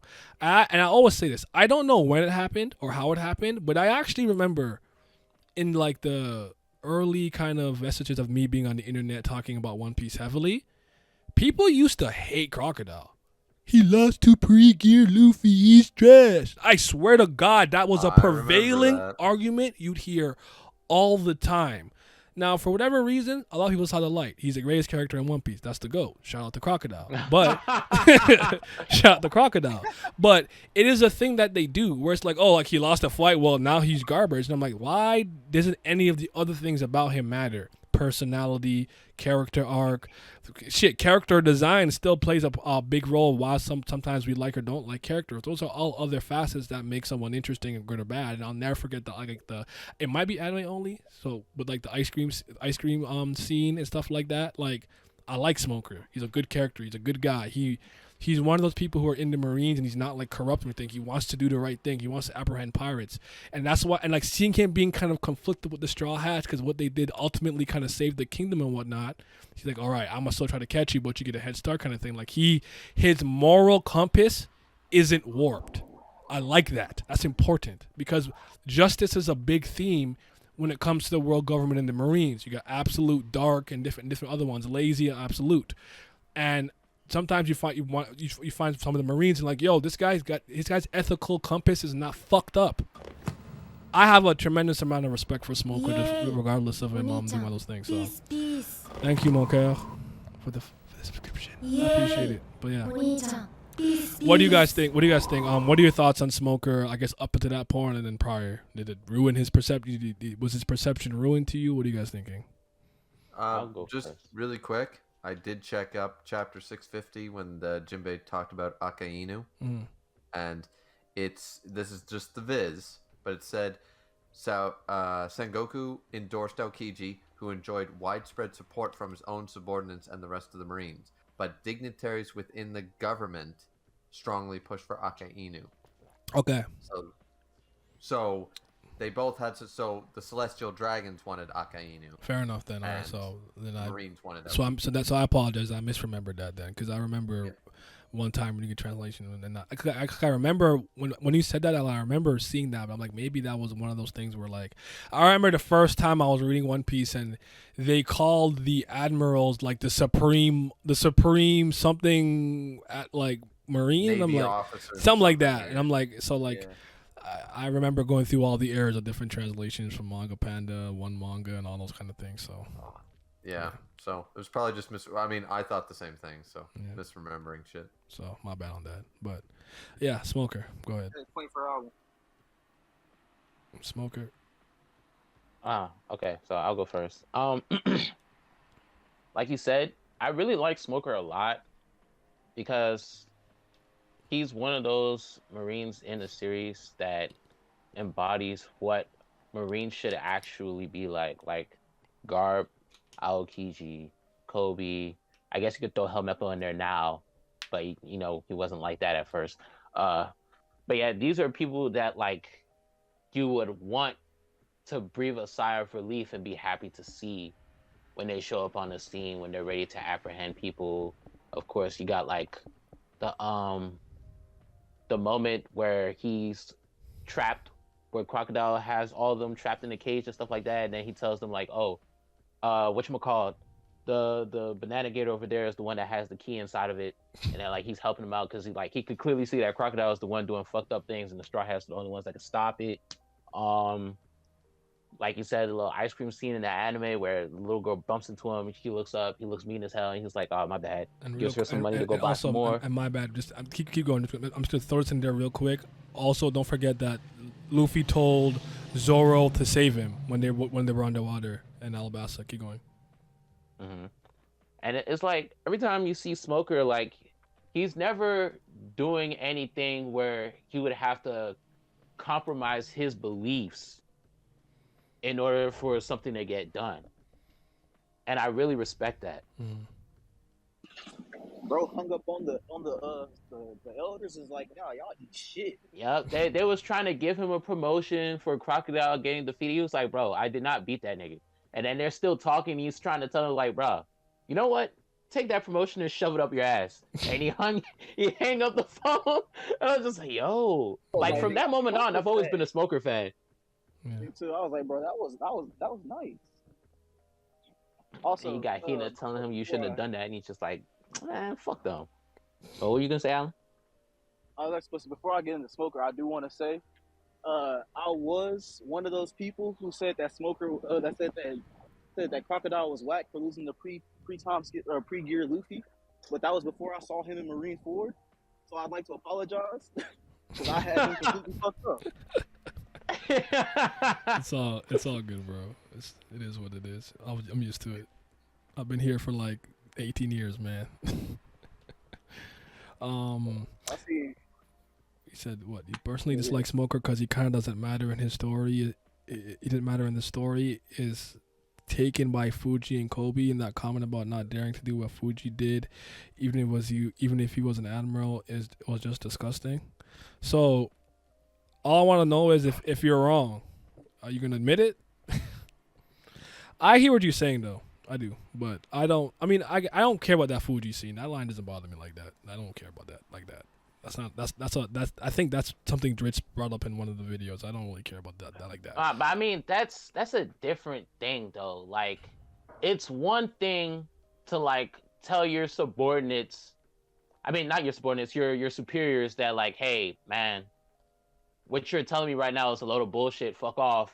In a private conversation. Mm-hmm. It's another thing to embarrass your whole organization on like live TV, pretty much in their world, getting on your hands and feet, which in Japanese culture, getting on your hands and feet and bowing your head is like the biggest like thing you could do to like show like what's the word that I want to use? Humility? Humility? Not really humility, like fealty, I would say. Fealty. Okay, all right. That's probably a better word to use. But yeah, like in their culture, like doing something like that is an extremely big deal. And he basically like went out there and said the world government and the Marines as a whole are not shit for what happened in Dressrosa. Mm-hmm. So there's nothing wrong with Smoker saying, damn, I don't think I would be able to do something like that. And I never took it this way. I guess some people took it because I'm like, Smoker doesn't have that level of tact. Yeah, he's like, very the forceful. Thing with the Marines, when he was talking to the superiors, that's just an account of him, what affects him, like on a personal level. Yeah. That's why he was like indignified, because he was like, bro, what are y'all telling me right now? Like it affects his pride. As far as like affecting the whole organization of the Marines and stuff like that, that's a completely different matter. And Fuji's mission is completely different. He wanted the abolishment of the warlord system, amongst other things, right? Like, yep. Again, the idea that a combination of Fuji and maybe Kobe taking some of the spotlight from Smoker, because Smoker's supposed to be, in some people's eyes, Luffy's rival in the Marines or whatever, is well taken to the most part. Like, I don't agree with it, but I understand the thought process. But there's nothing wrong with Smoker, bro. Only thing you could probably argue is like maybe he's a little too weak right now, but I'm sure next time we'll see him, he'll get the off-screen hand job. I'll say that actually that I have two problems with Smoker. That's one of them. I wish he was stronger post time skip. Mm-hmm. It's not a huge problem because I like Smoker as a character, but actually I'm gonna do a little bit of pushback because we did watch that. Pat is right about, or Nayad, one of you was right about the Driz video. Mm-hmm. He brought up that point, and are they different situations? Yes, and I see the argument there, but I'm a little bit on the other side that he basically said, I wish I had the rank to basically say, no, the Straw Hat Pirates are the one who did this. We did not save Alabasta. I wish I could go up to the king and basically say that shit. He basically said that if he had the rank, and then basically said when he saw Fuji do it 2 years later, he basically said, oh man, I never could fucking do that. So I do see the argument on both sides, and that does kind of bother me a little bit because it does seem too similar a situation. Yes, there's differences, but it is similar enough that he said one thing in Alabasta and he's saying something different in Dressrosa. So that did bother me a little bit when it was pointed out to me, though I will say I never noticed it until it was pointed out to me. So that's why I'm not going to fight the point very much because I never really noticed at the time. Well, so here's what I'll say.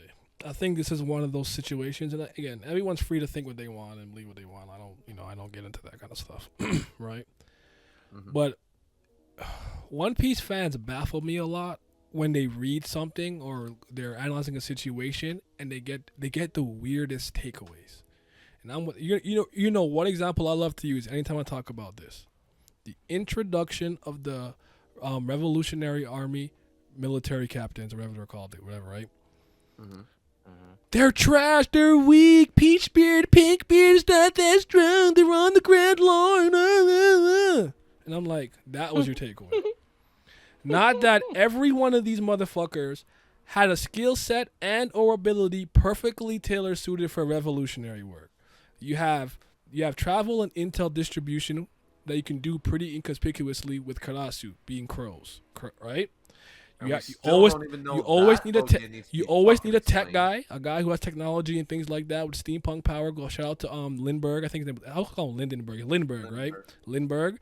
You have Morel, who can actually basically solid snake you into places because he can hide you in. I think it's clay, right? Was it clay? Morel, Morley. Sorry. Morley. Yeah, Sorry. Morley. I think. Yeah. My bad. Yeah, and you can hide with that, and then Bella motherfucking Betty. What is the actual point of a revolution? To overthrow your what? Insurrection. Mm-hmm. And her power literally gives the people the power. Like, how did you guys get that fucking dumbass takeaway? They're weak. Oh, Peachbeard. I can't stand this community sometimes. Because you read something and I go, how is that the takeaway you got? You're not thinking. Yeah, that's part of the problem. Like, I think someone in your chat even mentioned, and I think it sums it up perfectly, is One Piece fans will be like, power scales will be like, but One Piece is not all about the fighting. And talk about power scaling for 4 hours every week. And don't get me wrong, I like talking about power scaling. I really do. I enjoy it in a general sense. I don't like it when it gets toxic, and I got no problem doing it. But when they get too crazy, as you said, when One Piece fans go a little too nuts with it, it's like there's more important things than just the fighting, you know? And there it is. So that's probably why I take issue with the kind of Fuji Smoker thing. Like, that's not as egregious. That one I understand a bit more. But my point is just that, like, Smoker's personality and Fuji's personality are not the same, right? Sure. It literally reminds me of somebody who would understand. I almost went into the male personality types. Let me not do that. But somebody who can work the actual social hierarchy and politically move a certain type of way because they have a lot of tact. They know how to talk. They know how to move. They know what buttons to push. They know how to move politically. Smoker is more like I don't want to say literally a raging bull, but all he understands is like, yo, I'm not listening to you. Fuck off. He doesn't have the tact to be like, what's the smart way to move through this marine kind of situation to get like the world? Like, he's not thinking about that's not who he is. You have people for that. Think about Garp and Sengoku even. That's not really Garp's role to be doing that kind of stuff. It's not his role. I'm not saying he can't do it, but it's not for him. It's better suited for Sengoku. That's all I'm saying. I agree. So, but let's talk about Smiley. The the axolotl. I actually didn't know what an axolotl was until I read it, until that so Smiley came out way back in the day. I pronounced it wrong the first time I saw that word though. I think I put oxtacockle or something. Like that's not what that says. But what do you guys think about that monster? Did you think it was a good addition to add some tension and suspense when it was like not freezing? I don't know, it's petrifying and turning them to stone or something like that. I think I remember correctly. What do you guys think of Smiley? Yes, no, mid, somewhere in the middle. For comedic effect. It was, he was just there, like I don't know. To me, it sort of felt like they were setting up or trying to do another Oars Junior thing or Oars thing with like from Thriller Bark. Like we were gonna have. I don't know. It just felt like, okay, we got this big pet, and it's doing this thing. I almost felt it a little unnecessary for the arc. I think the arc's fine whether you see those scenes or not, but it's the like time limit kind of thing, ticking time bomb thing that every arc kind of has, and I never really noticed until Thing kind of pointed it out. So yeah, I don't. That's another thing. I don't like every arc doesn't need to have this whole. We have 3 minutes to the bomb explodes. You know, Namek will explode in 5 minutes. Do you know what a minute is? I don't think you do. You know, like, 'cause that shit is, and it happens in so many series. Like everything, somebody's gonna be killed in 30 minutes. The plan's gonna blow up in 30 minutes. There's always a time limit. Sometimes not so black and white pointed out to us, but that was another one. And I felt like Punk Hazard was fine. It didn't need it. Like, so I don't know. Okay. I'm sort of indifferent to it. I think the thing I liked about it the most was just knowing that like another instance of seeing a inanimate object kind of eat a devil fruit in a sense. Oh, that is cool. So you have the model Dachshund, Lasso. We had the elephant Funkfried, and then Smiley. So just kind of keeping that theme going. Oh, and the cover page, didn't we have the shield that ate the? Oh shit! That sounds familiar. Yeah, Who's that again? The giant? The girth? What's her name? Or someone else? It was someone who was raised with Big Mom or something like that. She's got a shield that's got a fucking that ate a devil fruit. Interesting. Yeah, okay. But yeah, it was cover cereal. I kind of like Smiley. I won't lie to you, but I feel it. Well, fair enough. Because I thought the Kiamon, I think the Foxfire. That's crazy. The fire cutting. I thought about Shippo for a second. I thought that was a cool moment for him. Where like we learned that fire makes it blow up. Because remember Luffy had like blitz behind Caesar when he like put it on him, and after we just didn't see the explosion. I'm like, what happened? And Kiamon's like, yo, I cut that shit. I was like, yo, you just cut explosions and fire, nigga? That's kind of crazy. So that's all I got. That's all I have for Smiley. Kind of cool. That's all I fucked with that. Okay. Especially because Zoro was like, oh, he cut fire. And then the next time he was like, is he going to cut fire again? Let me see that shit. Yeah. He learned it. So. So. Anything you think we forgot to mention or speak about in Dressrosa? Punk Hazard that's important, or we can give it our rating now. Yes. Talk to me. 2 things. Yeti Cool First Brothers. thing. So good. Okay. Well, no, I'm not gonna mention them niggas. I've had enough of them niggas being mentioned. I hate it. Anytime somebody wants to talk shit about Punk Hazard, they always bring up the Yeti Cool Brothers. Fuck them. The first thing that I want to bring up is that Punk Hazard is fucking funny as shit. Like, there's a lot of funny ass moments in Punk Hazard. I recall when Law was asking to form the alliance with Luffy and them, and Robin was like, pirate alliances are marked by betrayal. He was like, you gonna betray me? And Law was like, no. Nope. And Luffy turns around, he starts tinkling. He's like, bro, you're so unserious. Or when fucking they put Chopper on top of Law's head because he couldn't move, and they started laughing at this nigga. Or Robin constantly being like, Frankie, please stop talking to Choppers, please. You're just ruining his cute. He grimacing. He has his arm folded. He's scowling, and Robin's like, stop talking, please. Bro, when Luffy picked his nose and put it on Chopper. Bro, when he was like, what? When they were fucking when Zoro and Tashigi were fighting Monet and Sanji was running through with the Marines, and he was like, oh, Zoro, and he was like, hey, everybody, make a face at Mom's head as you pass him.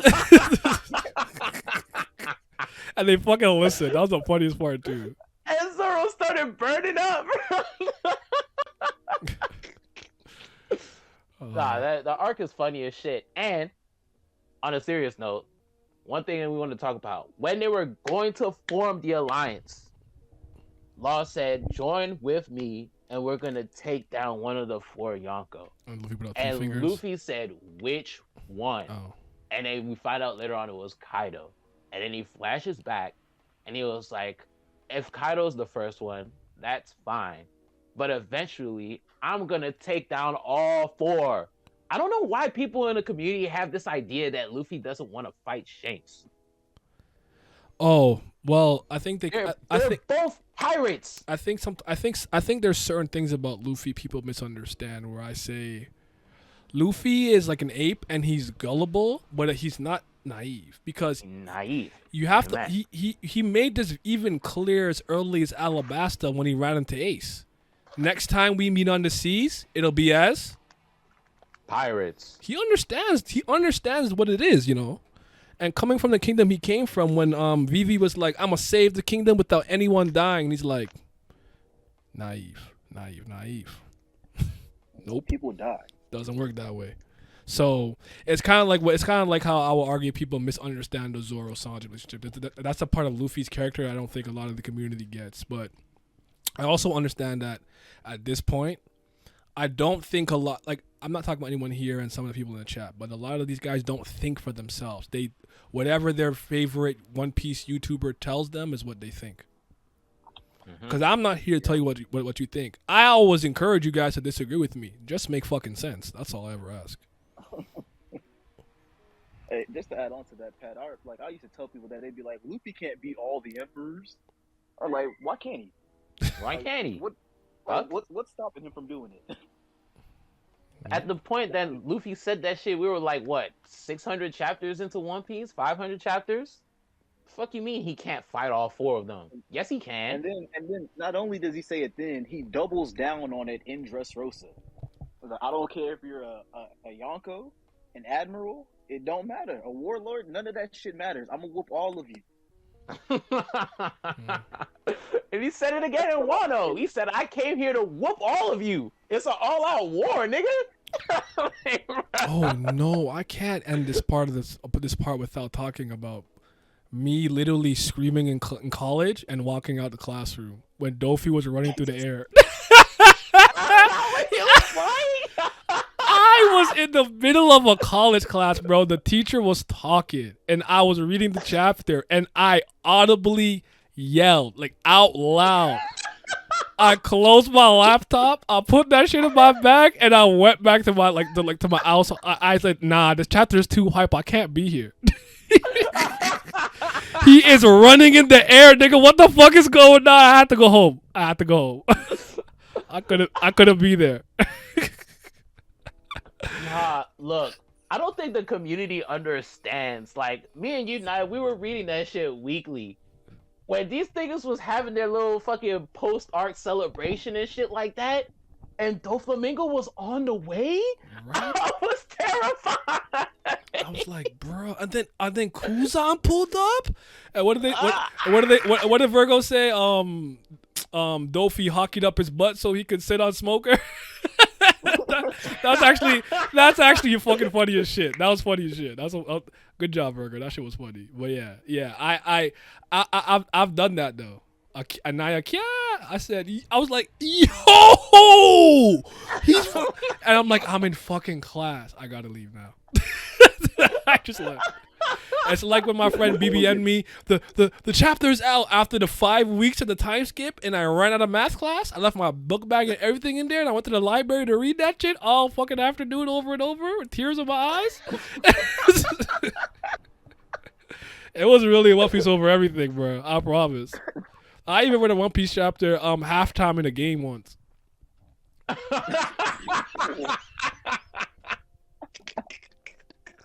One Piece was really life, bro. Oh man. Yeah. That was not in the huddle. Cole just talk about what we need to do is blah blah. I'm like, hey yo. All right, Luffy. What you do now? Like you just. Just to add on to your point earlier, not about people thinking that Luffy doesn't like fighting. It also happens in Zao when Usopp's like, oh, we can just sneak into all the we can just sneak in and steal the poneglyphs, and Luffy made that face. He's like, bro, what?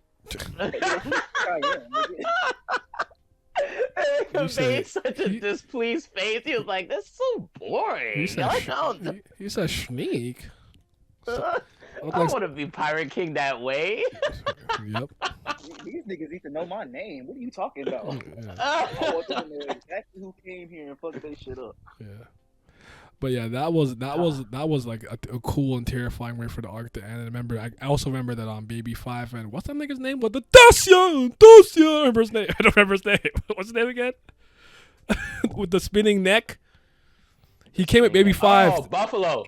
Yeah. Dacia! Whatever fuck he was doing. I was like, bro, this guy's weird. But I guess I'll. The last thing I have to say is just this: does it bother you guys that Sanji used that like revitalizing attack soup recipe to like help I guess when at the end of Punk Hazard, and he never actually really used any of the recipes? I guess let me know from the Kamabaka Kingdom that he got those 2 years. Is that something that like bothers you guys a lot or not? Has he had the opportunity to use it since then? I don't. I I'm mean, not even gonna hold. go ahead. Oh, go ahead. No, I'm not I even don't gonna know. hold. I don't know. That shit kind of just like fell in the back of my mind. I also like kind of just interpreted that he doesn't like it's not necessarily him going to show off every single recipe. Instead, he just incorporated that into how he makes his food now. If that makes sense.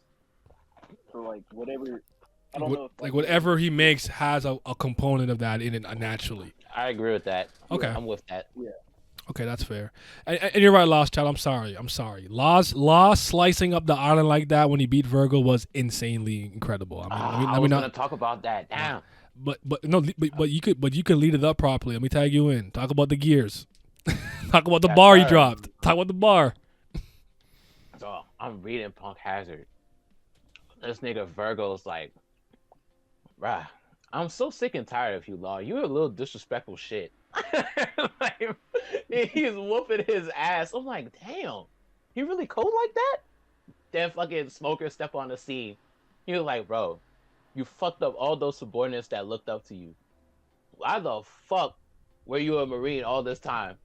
That nigga Virgo talking to Smoker. He was like, bro, you don't understand what's really going on. Like, Smoker, it's not the time for you to be confronting me. You can't beat me. Smoker like, oh yeah, we're gonna see about that. They fighting. It's an even fight. I'm not one of those people that say, oh, Smoker got his ass whooped by Virgo. Nah, it was an even fight. He ended up losing, but he lost because, like Naya said earlier, he was getting Law's heart back to him.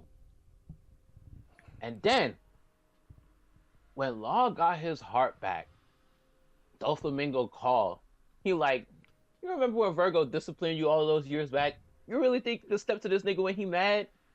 This nigga Virgo full body armament hockeyed up. This is the first time we've seen this, by the way. Hockey man. So I was shook. I was kind of shook. I was like, oh. So I was too. Like the first time, I'm like, oh fuck, what the hell, nigga? I was like, oh. And then Doflamingo on the phone laughing and shit. Next thing you know, that man Law cut Virgo in half. I'm like, yo. He cut that nigga while he was hockeyed up like that? Then next thing you know, next panel, it's the whole factory. I'm like, yo. He cut that nigga and the factory? And the mountain. Then the next panel, yo. He cut the whole entire building? Next panel, yo, the whole ass island? He was like, I broke the gears. There's no turning back. I'm like, oh my god. Talk to At that time, nigga. I was screaming, oh, the goat. Talk to that nigga. Yeah, that was incredible. And you know me, I'm a law guy now, so I switched Supernova allegiances. All right, give me a score for Punk Hazard. You guys in the chat can chime in too. What would you give Punk Hazard a score out of 10 if you had to rank it? I'm at 8. 8.5. Okay. 7.5. So 8, 8.5, 7.5, and for you, Alan? 8.5. 8.5. All right. Ah. Bada boom, bada bing. I'll get that thing. I'll calculate it after. So if you guys are 7, I'm a Law fan, so 8.5. A smooth out of 10. Yeah, 8 out of 10 is what I gave it. 9 out of 10, I'm a Law stand. That's fair. I'm not mad at that. 7 Is that for you. Myles? You opt in? Hello. Oh, Myles! Hey, Miles. now I gotta speed run you through this. Wait, what are you? Is this Dressrosa? Yeah, we're talking. Well, I'm just about to move to the Dressrosa arc itself. That's what I'm saying. But what were you guys just talking about? Punk Hazard. Punk Hazard. But no, you good. But we've been here. I ain't got nothing to say. Nah, I'm gonna ask you the questions, bro. We'll start. We'll start at the beginning. What's the first? I give you the first thing we talked about was. Y'all know how Law. y'all know Okay. how I feel about this. I arc. don't. Okay. I don't. Well, they don't. Let the people know. How did you feel about Law's reintroduction? First of all, you don't have to, if you don't want to go into great detail, you can speed run it if you want. Okay, I'll be fast with all these questions. Law's reintroduction I thought was actually really, really good. I like that it seemed that the world was actively moving without the Straw Hats doing shit. So actually, He might as well have been listening to us. Look Yeah. at him. seeing like supernovas have actual things. I know we didn't get really anything with the Rocky port, but I mean, that'd be nice to get at some point. But seeing his bounty go up, seeing him be part of the Shishibukai, coat was drippy. So like. I think there's a lot of good parts, especially for what he has done. I think Law's reintroduction was actually really perfect. I actually didn't expect him to like be to see like him so early. Honestly, that was good. Yeah.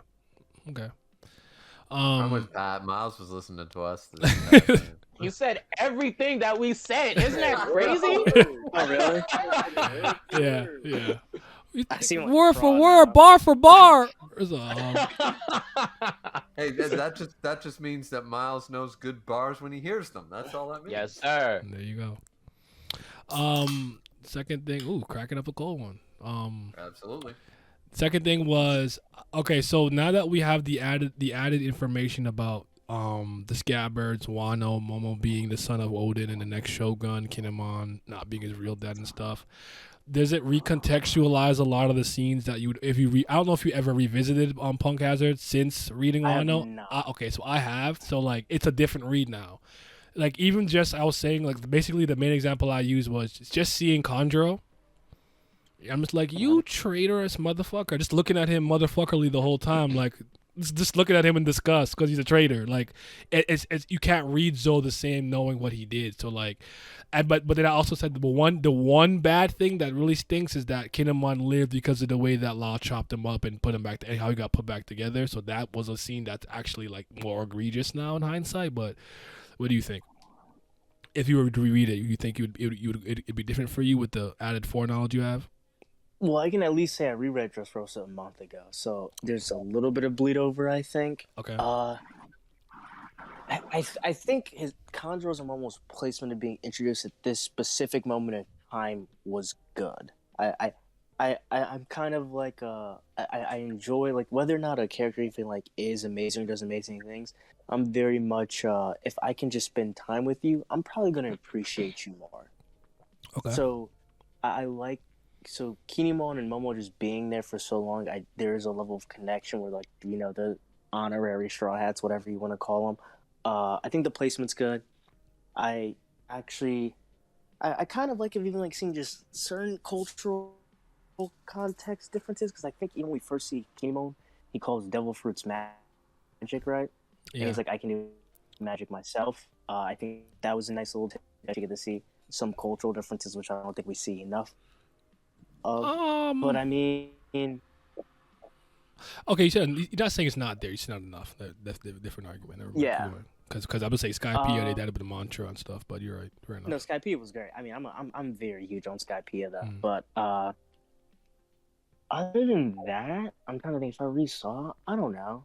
I mean, I think the Kinemon having, I kind of wish we got more. I guess with Kinemon having this really unique special flame style, but like, I don't know, like it just doesn't seem like anything of it. Like he's like the only one that knows it and Wano. It's a specific thing. And Zoro just copies it after one. It's just kind of like that's kind of like whatever to me.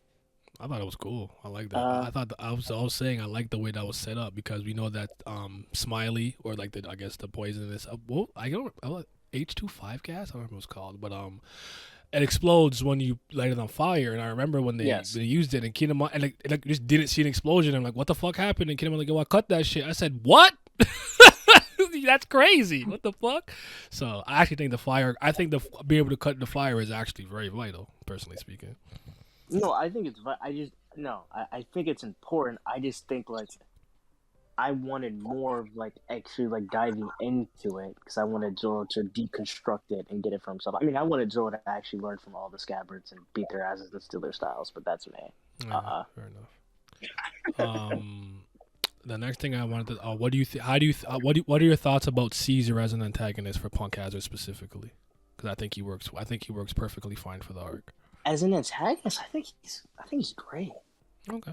He's annoying as he's actually like annoying as fuck, and you actually want to see Luffy beat the brakes off him. And I think that's done finally. I like when I always like when main.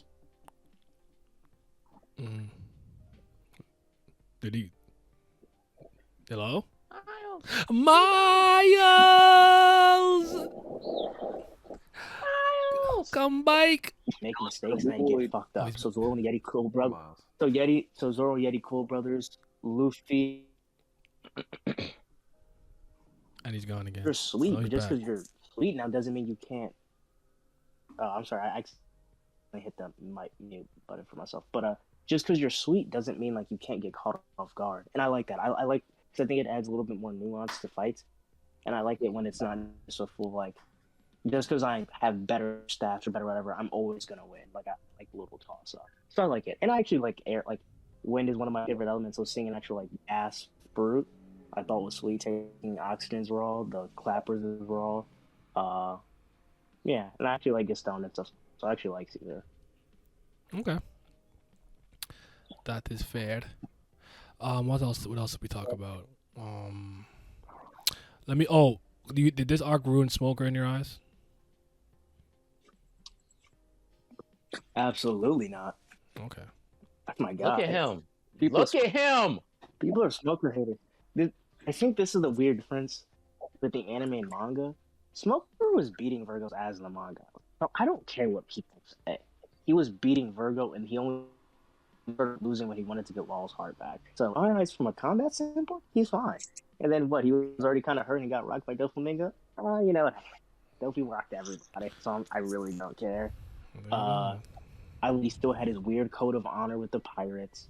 I think his post-time skip design is fire. Tashigi's kind of, whatever. But He needs to. She's a weakling. like- She can't choose her method of death.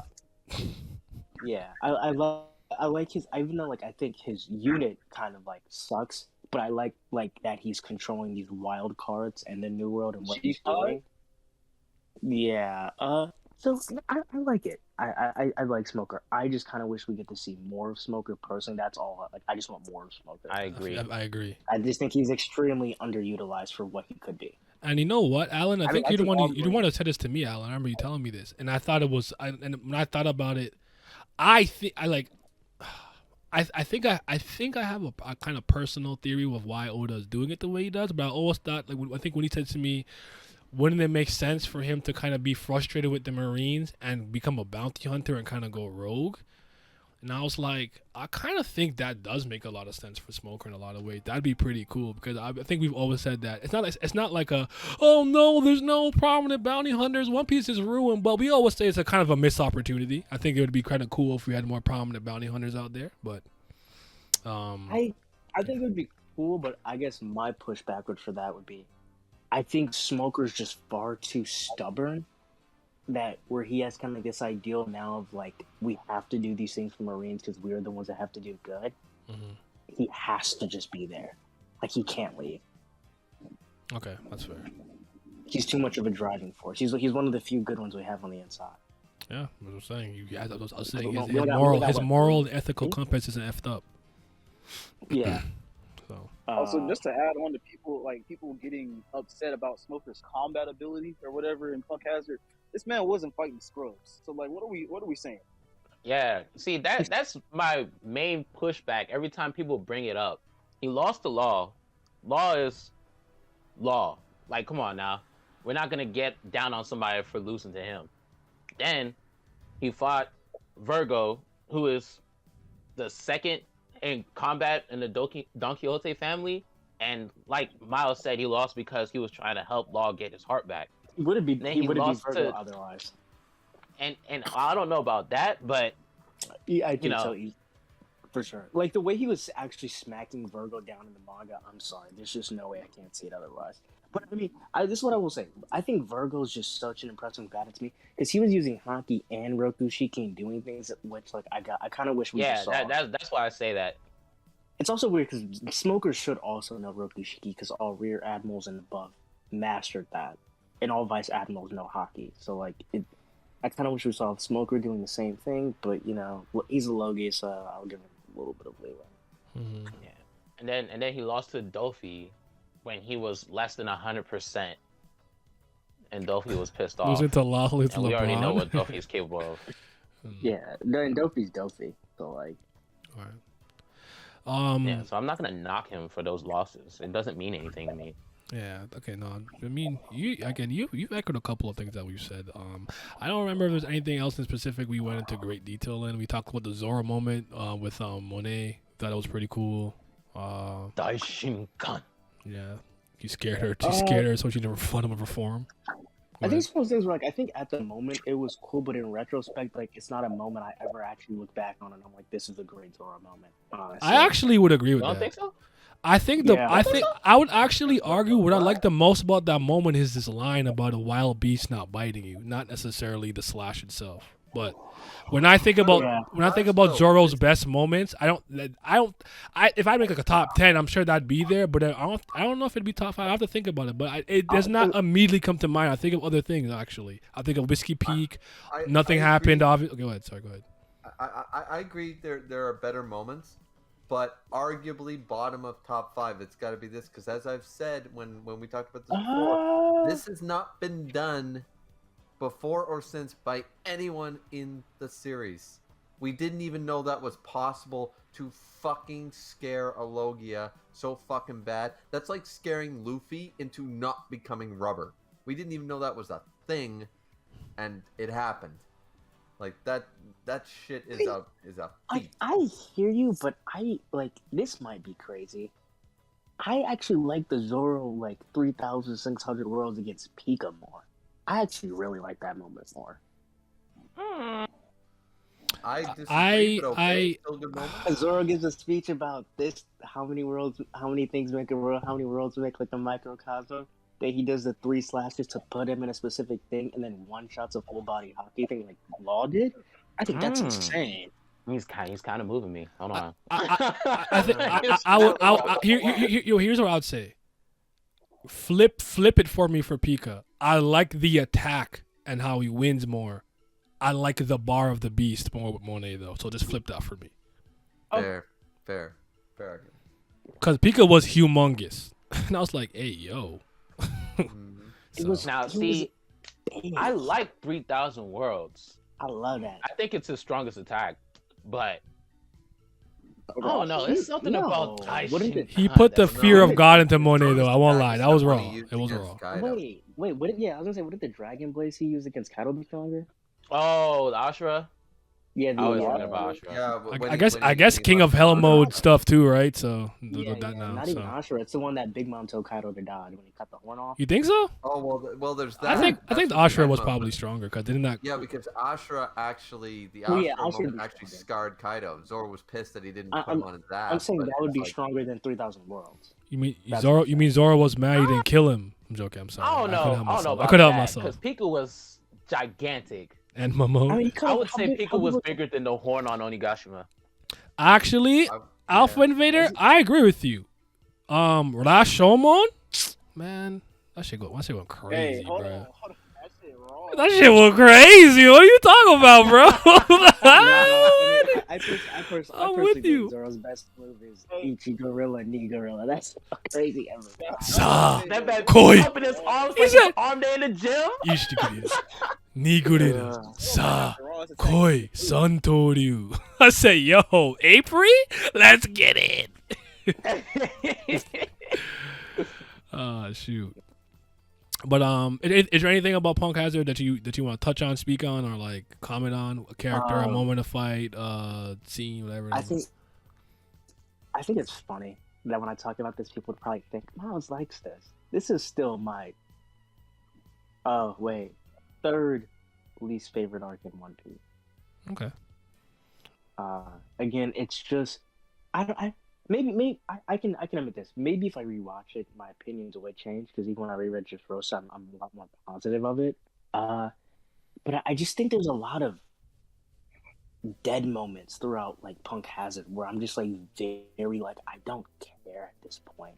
I feel like it was a lot of drag for certain things, like a lot of running around. I'll just say this. So much If there's one thing I didn't care about, shout out to Michael Jordan hitting them free throws. You're not getting no Jordans. Hey, man. I can't fuck about them big-ass kids, bro.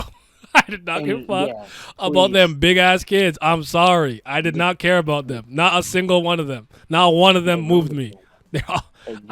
All that did ruining it. help Nami and Chopper's character. Yeah, like it's good for them, but yeah, I didn't care about them. Because like we already because it was He had them twerking for crack, bro. Like, I don't know, man.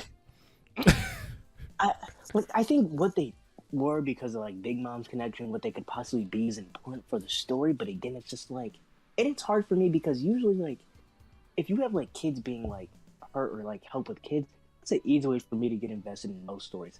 But I don't know what it was with this. Maybe it was just the week-to-week dragging me started to be kind of tired. I was just like, get these kids out my fucking face, bro. Like, it just was. It was just not moving me. It was just not moving me. Like, See, I like that the kids were incorporated because it gave Nami a chance to showcase how much motherhood is important to her. Mm-hmm. And she said, I won't abandon these kids. I felt that. I mean, that's facts. I mean, if I was in her shoes, I would actually probably do the same thing. But again, it's just like I think it's just the way in which it was presented to me. I just didn't enjoy. It's not like I think the idea is fine. The execution for me wasn't it. That's all. I think we all agree at the end of the day, because even Pat, what you were saying is basically the kids are used as plot devices for us to appreciate both Nami and Chopper's reactions to it rather than the kids themselves. Yeah, to help the Straw Hats. I also think it's used to show how Luffy treats his crew and what they want. Because as soon as Chopper and Nami were like, "Well, this is what we want to do," Luffy's like, "Okay, well, I'm down with it. I'm on board. Let's go. Let's do it." Let's get it. And my boy Sanji said, "I don't fuck with brats, but when Nami says something so sweet, how can I not come out and help?" I felt that. I feel it. All right, Myles, give me a score for Punk Hazard. What would you give it? We have 8, 8.5, 7.5, and 8.5. We had a couple sevens in the chat. I think I saw 8 a couple times. The highest I think I saw was 9. But he admitted he was a Law fan. I probably say 7. I think that's the lowest anyone. I don't think there's I'm with you. The lowest thing I'll give. That's why I gave Dressrosa 7 ultimately. Okay. All right. Cool. I will. Yeah, I think Fishman and that and one else is 7 for me. We will get that popping. All right. The drug lovers weren't moving me. They weren't moving me either. Okay. Now let us move on to Dressrosa. So we are here now. So the island of what do they call it? Love and whatever and blah blah. I'm going to start with actually Myles. I'm starting with you.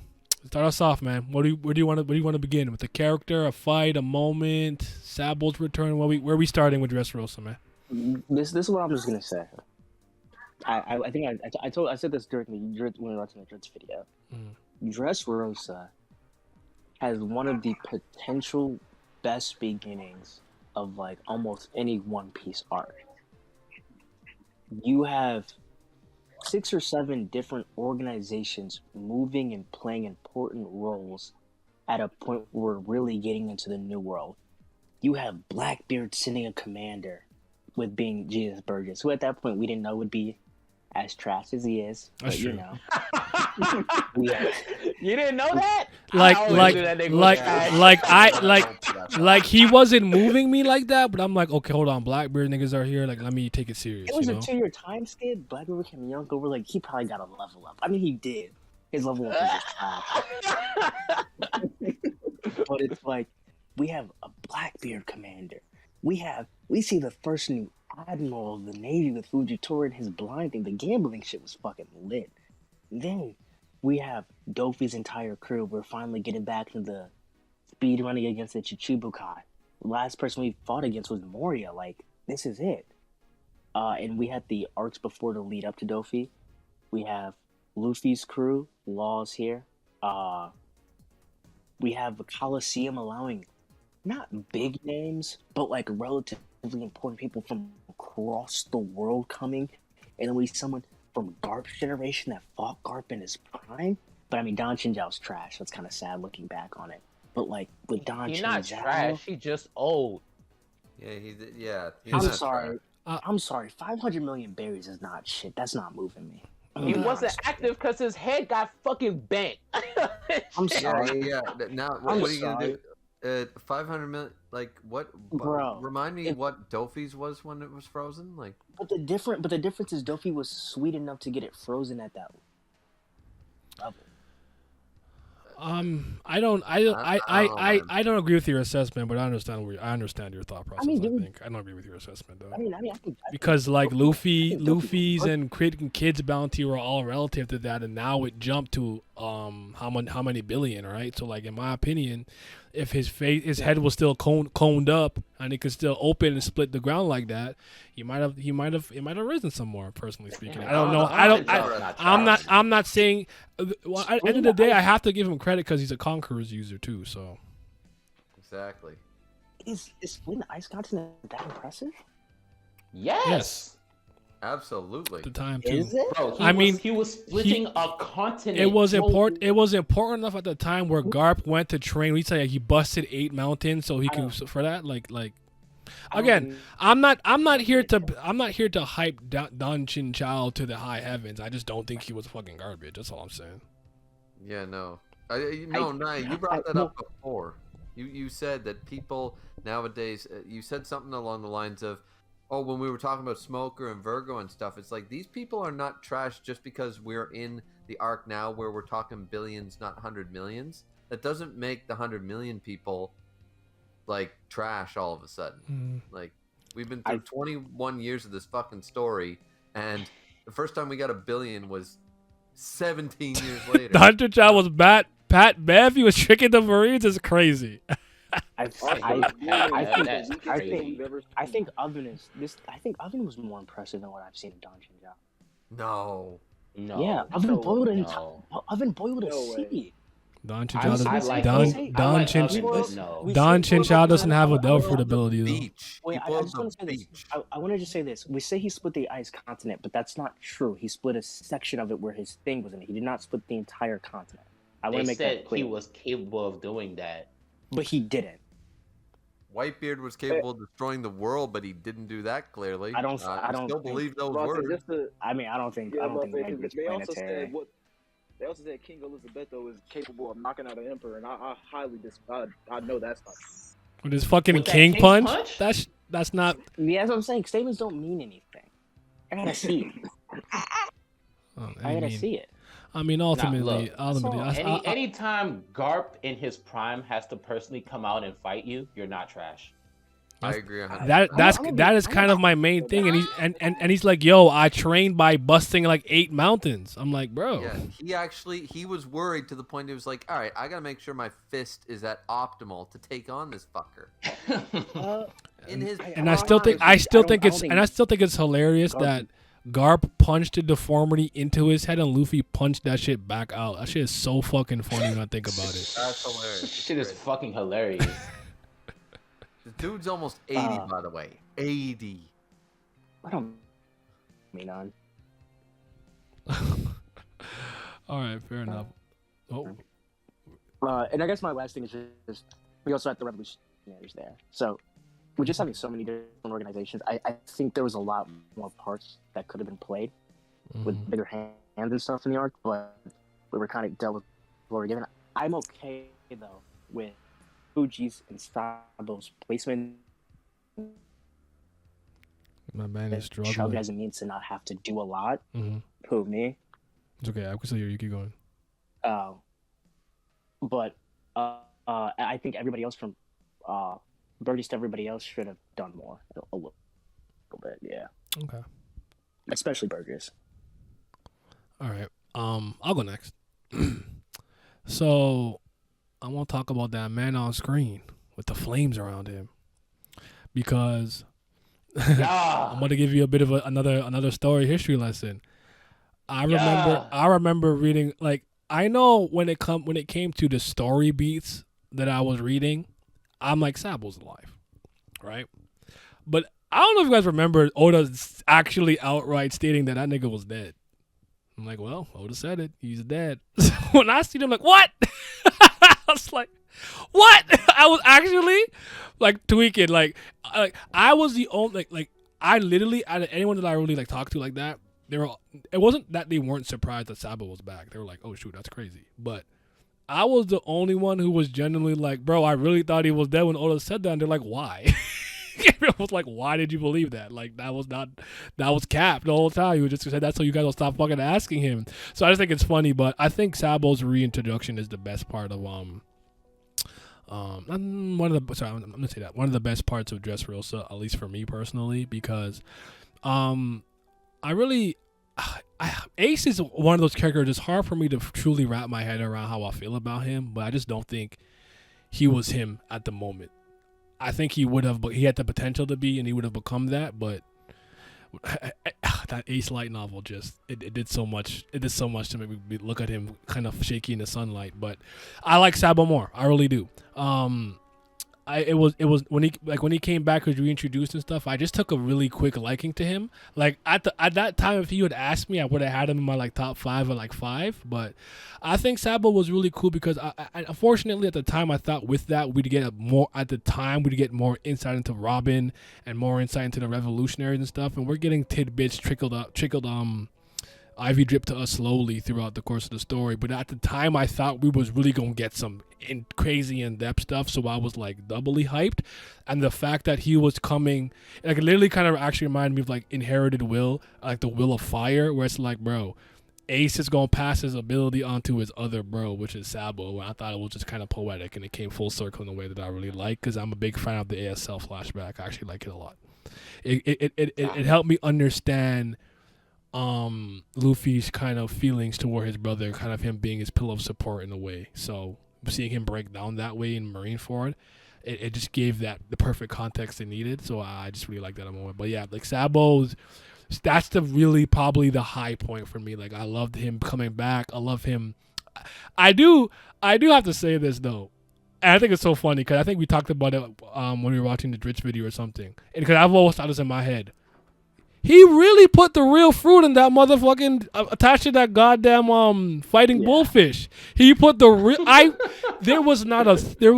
If you had asked me back then when it was happening, there wasn't a doubt in my mind that Dofi put some poison fruit in that bitch or something, bro. Like it was not the real fruit. And Sabo beat like one, and he ate it. I'm like, that was the actual bear beat. I'm like, it's either like you had that much faith in Diamante winning, despite Luffy being a part of the tournament, quote unquote, or like it just like it wasn't a good move. It wasn't crocodile like. What did Crocodile do with the key? Like, bro, why the fuck would the key's here, bro? Why would I give him that shit? And he walked off laughing. I'm just saying, I'll talk about those two and the dumbass comparisons they get all the time with Alabasta in a second. But yeah, shout out to Sabo, man. That's my guy. I have a question. Go ahead before I was just gonna say. I mean, this kind of goes for all of you. Are you happy with the placement of the flashback? Are you glad it happened after his death, or do you think it should have been before? Oh, it's I'm glad Sabo. it happened after. Yeah. I think I understand what you're saying, because I remember some people thinking Sabo was a kind of shoehorn character. I don't care. was kind of Whether he was or not, I don't care. Was kind of a shoehorn character. I don't know if that's the route you're going, Myles. I think it made sense after. I liked it after the fact because one of the things I like about being able to do this is kind of being able to put into context how like certain things were back then. Back then, when these things happened, and Shonen especially, you were accustomed to a power up or some inner power awakening, and Luffy just had a mental breakdown. You just shut off. I wasn't used to that.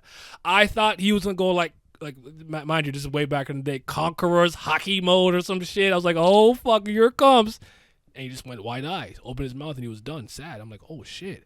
And then that made sense to me, because as much, I don't know, maybe I gave Luffy a little more credit from the mental standpoint, and where like I was shocked that it affected him like that. And it was the first time I saw his will break. He's like, I'm too weak. become king of the pirates. Like, what am I talking about? And I was like, oh man, he's having that moment. He's doubting himself. And then when you kind of get that stuff, I'm like, okay, I understand it because of how he didn't want Ace to die. Ace was his big bro. That was kind of his pillar of support for a while. And Ace always believed in Luffy too. So it was just a hard thing for him to let go and have to move on from. But eventually he did. So go ahead. He already lost Sabo once before. That's another thing. So he did not want to experience something like that again. And Ace told him he wouldn't die. That he would never die because of that. Yeah. Continue. Yeah, Lucci and Sabo just fighting all the time to decide who has the better top hat. Honestly, as far as top hats go, I actually give it to Lucci. I'm not a Lucci guy. I'll give him the top hat, but I don't know. I kind of like the steampunk gimmick they kind of have going on with the Revolutionary Army kind of like whole setup, and I like the goggles, but I feel it. So, but yeah, shout out to Sabo.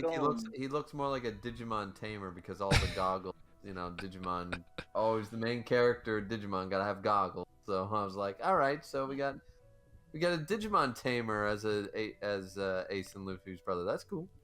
There you go. I like his design too. Yeah, I know that like the more recent remakes, like episode of East Blue and those type of things, like they actually mention, like when Luffy's starting his adventure, they actually mention Sabo's name. Like he's like Sabo was first, Ace was next, and then now it's my turn. But I don't remember that wasn't in like the original first chapter, right? Or like when we first saw Luffy leaving. No. Oda had come up with Sabo back in chapter 1. Yeah. Okay, yeah. I actually don't even know if I remember him screaming out Ace. I think I remember him just being excited to go on the journey. It's basically just like, yo, watch me. I'm going to come king with the pirates. I don't remember him specifying any. Remember when Oda started One Piece, it was going to be 5 years. Yeah. So he didn't plan a lot of shit. Oda and I are very similar of being terrible at understanding our work speed. So I'm like, oh, like what time do you think it'll be done? Yeah, I'll be done like 5. 5 hours later, I'm still like, it's like 10 o'clock. I'm still working. I'm bad at that though, so I'm sympathetic to that. But man, like, how are you off by this many years? He's off. So shout out to Oda. But all right, Pat, what's the next talking point, brother? Well, before we go to the next talking point, I wanted to talk about Sabo a little bit more. Go ahead, bro. It's story time for the chat. So those of y'all who have been here for multiple streams, y'all know how I feel about sibling relationships and stuff like that. So back then, I remember it was my freshman year of college. I've told Naya this story like a million times. I'm sitting in the lobby. I'm on my laptop, reading a brand new chapter of One Piece. It's Friday. Reading that shit. Sabo comes up to Luffy. We don't know it's Sabo yet, but he comes up to Luffy and he tells him, you can't do it. I'll do it. And Luffy's like, who the hell are you? And then he makes that face. And I'm like, why did he make that face? And then later on, like, we completely go to a different panel. It made me think that I skipped the page or something. And he was like, I can't believe it. All this time I thought he was dead.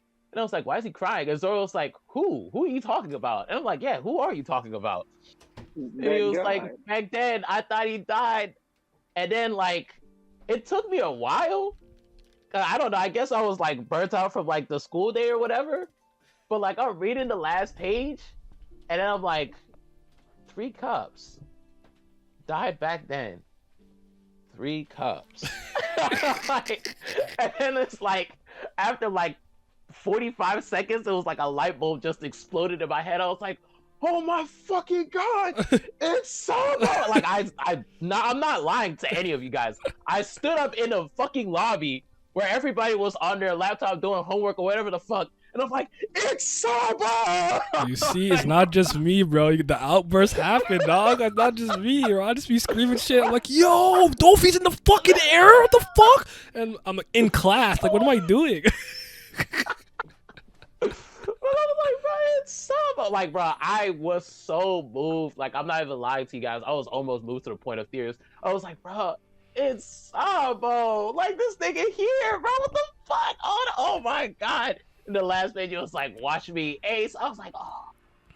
Yeah, that was. My god. That shit. It was. That shit hit like no other, boy. Oh my god. Whew. Mine was Get to blown. see the scene. Wait, Kayla said it was Lucci? Oh my lord. Sorry. Wow. But nah, to start us off, I still remember very vividly to this day. This was around the time where everybody in the big three, for whatever reason, they just decided, let's rain meteors. Meteors? They all did this within a 2-year span, bro. I honestly We thought had it was. I Madara, swear it we happened had all in the Grammy, Grammy. and we Yeah, had Fuji. I swear it was all the same year, but maybe like a year and some change. But you're right. It was. I remember being like, so we just it was the meteor season, huh? But keep going. Yeah, I so would not like, be surprised if Oda and Kishimoto both plan to do that together. I would not, because they are friends. I would not be surprised. Kubo was like, let me But- join in on it. I remember reading this shit. There was like, it was Doflamingo, Fujitora, and Law. They having a good old fashioned standoff. I love me a motherfucking standoff because that means shit about to pop off. Mhm. Fujitora talk about are the Straw Hats your subordinates? If they are, then we'll look over this little alliance or whatever it is that y'all talking about. If they're not, you're gonna have to face some retribution. And Law was like, oh, okay, so that's y'all angle. Well, I hate to break it to y'all, but we are 110% equal alliance. And at the time, I was like, no, yo, he's an admiral, chill. Like, why Lie your why ass did you just off, lie to him? Been like, yeah, you know what I'm saying? My number one henchman, Luffy, shout out. Oh, But shit. then Fujitora was like, all right, don't say I didn't warn you. He'd take his sword out. And I remember back then the community still hadn't figured out what his ability was. Mhm. Like we were still trying to grasp what he can actually do because he left that big ass crater when he was in the little shop.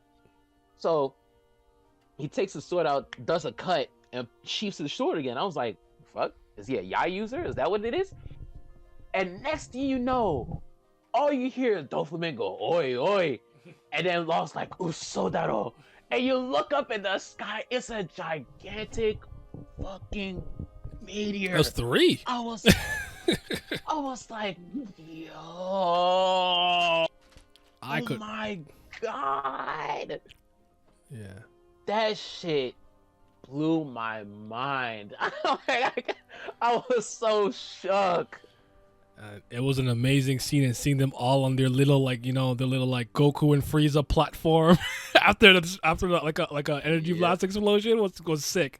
Their little dinky little platform, I loved it. It was an amazing moment. I love that moment. It's so good. Room, Dolphy uses his strings, and the thing just blocks him with his own ability. I'm like, wow. Well, there was also this moment where I'm like, why did you just summon 2 for them? why did you pick 3 now? Did you want to show you could stop a meteor too? You just wanted to flex? He just wanted to show the fuck off. That moment is fucking incredible. I love it. It was insane. I mean, I feel like it's like this is a good segue into Fujitora and Fujitora's introduction and whatnot. What were we thinking about Fujitora's introduction, and I guess the role he played throughout Dressrosa, and your general thoughts on him? How you guys feel about Isho? My guy. That's my I love guy. him. I love him. Might be my fourth favorite Marine? Maybe? Third? Fourth? I like him. Like, I mean, the blind thing that he was doing, the gambling scene is so good, the Luffy scene is so good. Like, there's just too many scenes. Like when he was saying, and Luffy was throwing punches and telling him where he was gonna punch. It's like, what are you? Like, I feel you're blind. Like, this ain't cool. Like, you know. And I was like, that's so Luffy.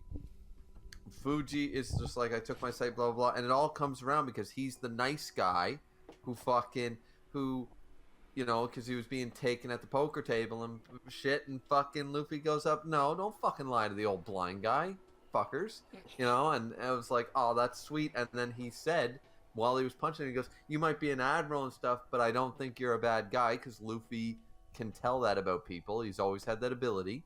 And then at the end of the fucking arc with Fuji, we had that moment where he's like, you know what? I wish I hadn't have blinded myself for this. Is the first time I've regretted it because I want to see what you look like, sort of idea. It's like, damn, fucking, like we have new admirals. Like I love the original 3 admirals, but this was our introduction to the first new admiral, and I was like, coming out of the gate, we're hitting pretty strong. We're batting a 10 out of 10 right now. I feel that. Yeah, that's actually one of my favorite moments, just from Luffy himself, was when when him and Fujitora have that little. Mm-hmm. I think I don't think Fuji has a single bad moment. I really, really like when he bows his head to King Riku, and also when he screams at Akainu, he's like, fuck, what does he say? Or he's like, we won't no longer have face to give anyway, or something. I just like him. I think there's the thing with Dritz where it's like, has he taken a little bit from Smoker? That may be the case, but I still like what he presents for the Marines and being like a moving piece for like a new world order. Okay. Yeah. And eating ramen while throwing who meters as well. who didn't speak on him yet? Allen, right? Is he there? On Fuji? Yeah. Sorry, I was my son. But yeah, no, I like Fuji. He's a good character. Like Drew said, he's coming out of the gate back to 10 out of 10. Sorry, like Glenn said. Okay. But yeah, I'm tripping. Man, I'm scatterbrained right now. But yeah, I like the moment with him and Luffy. Like I said, that's one of my favorite Luffy moments. I liked him and Sabo when they were just, they're having their little moment where they're just feeling each other out, but they're not really trying to actually take each other out because they both know, like, well, we both pretty much want the same thing, but we both have our roles that we have to play too. So Also, Sabo was getting accustomed to being a low gear. Like, well, I'm fire, but I'm not. What's going on? This shit gets me every time, bro. Because you're like, wait, what? And I'm like, honestly, even I'd be like, wait, huh? Like, I'm ice, but I'm not cold? Like, so, I felt it. As for me, I like Isho. Isho's a really good character. I won't lie to you though. Like I like the energy Aramaki was kind of coming with, but he's obviously gonna have to earn that. But as far as like the new Marines are introduced, well, I said new Marines like there were that many, but I like Isho. He's a great. I think what the thing about him is I think his character is really good. He's a really good character. And I am a bit of a gravity merchant. I'm a big fan of gravity abilities. I am too. I'm a huge gravity merchant. Yeah, so, That shit raw. Yep. like I've seldomly seen someone squander it. I like I don't want to say that about Enma, but it's kind of But I tend to really like that. So all right, Alan, give us the next talking point. Well, actually, you said he was doing stuff. He was scatterbrained or whatever. Weaver, you go. Actually, to go into what Myles was saying, I did find the page. What Fuji, the line you were looking for. Fuji says, "If your face is all that you care about, keep it tucked away where it won't get hurt. If admitting fault means your trust is gone, you didn't have none of it in the first place." Go check. That's a bar. That is a bar. I just He be low key. He low key be cooking Sakazuki. He's like, well, I told you not to come back to our Marine base until you had the straw hats. This is not a Marine base. And the nigga just went upon to stay. I said, that's crazy. I gotta fling a magma fist at you or something. You're not talking to me like that. Like I don't run this shit, bro. to come up with a point. Honestly, I think you guys will cover all the good moments and points regardless of what I say, so I'm gonna go a little controversial here. I don't know if it's controversial. That depends on what you boys think. Dressrosa is too fucking long. That's not controversial at all. That's not controversial at all. That is you consensus opinion amongst us. Is you know how many people say different shit. So the thing that's what I wanted to talk about. That's what I want to hear from you guys about, anyways, because I felt like people wank off Dofi a little too hard. Yes, 100%. he's a good written character and stuff, but I don't think he's the best thing since fucking sliced bread, like a lot of the fan base does. And even so, even if he is, let's argue that he's the best villain or whatever, and he's the best written and stuff, it doesn't excuse the fact that both Wano and Dressrosa are too fucking long, and Dressrosa started that shit because it just. It's too long. There's too much shit going on, and realistically, like even when we were watching Drizz's video a couple of weeks ago or whenever we were watching it, like he makes a point that I argue against, but at the same time, for an arc this long, how the fuck is there so little character moments for all the Straw Hats? Yes, is it a big cast and everything, but you have at the time the longest arc in One Piece and the least amount of development for the amount of characters in it. It makes a little amount of sense to me. There's not any big Robin moments. There's not a lot of big, Brook moments. There's not a lot of big Chopper moments. Like there's a lot missing for an arc that's so fucking long. I'm like, because when I'm trying to remember, I'm like, this arc is so long. What happened? What really happened? No. So yes, I mean, like for Law and stuff in his story, absolutely. But for me, I just felt it was, yeah. Now here's my pushback to Drizz's argument. Okay. I feel like Dressrosa was the first arc in One Piece where Oda decided to focus more on the characters within the setting more than the Straw Hats, and I think it worked really well because of that. Fair Because point. I don't know what Oda was on, but his backstory back was fucking incredible. I feel like this was a gift and a curse, because now the One Piece community has turned into backstory merchants, and they don't think a character is good unless their backstory is good. But this shit that he did in Dressrosa was absolutely phenomenal. You can't point to a single character that had a backstory and you weren't impressed when you saw it. Senor Pink, fucking Law, Yeah. Doflamingo, shit, even Baby 5, my nigga. That shit was like 20 seconds long and it was fucking captivating. I'm like, bro, she's called Baby 5 because she was the fifth baby? Nigga. Hop on the beat and then I slide. My I little was like, bitchy bro, are bad and you she strapped like baby serious? 5. Nah, bro, he went absolutely stupid. I don't know why. Rebecca, like, come on, man, Kyros. Yeah, Ah! Kyros. Yeah. Oh my goodness, he was just going crazy for no reason. I don't know why. But now, like as you said, though, Pat, you opened it up with it is a bit of a catch-22 because now the One Piece community fan base has changed and now expects that instead of what One Piece was every other arc. Yes, I acknowledge the double-edged sword. Yes. Yeah. He set the bar too high, and now that's what they expect all the time. Yeah. Which I'm not saying is a bad thing. I'm not against having great backstories and stuff, but as you said before, there are some simplistic backstories that aren't really relevant to great character writing in the present timeline, So like, and I don't know, just overall I just don't think, like, some things, like, I really didn't care for the Tontada shit. I didn't either. I won't lie to you. I am the Tontata defender. Because as much as I don't, this is my least favorite arc, whatever. I really like those little niggas, man. I really don't. They don't bother me.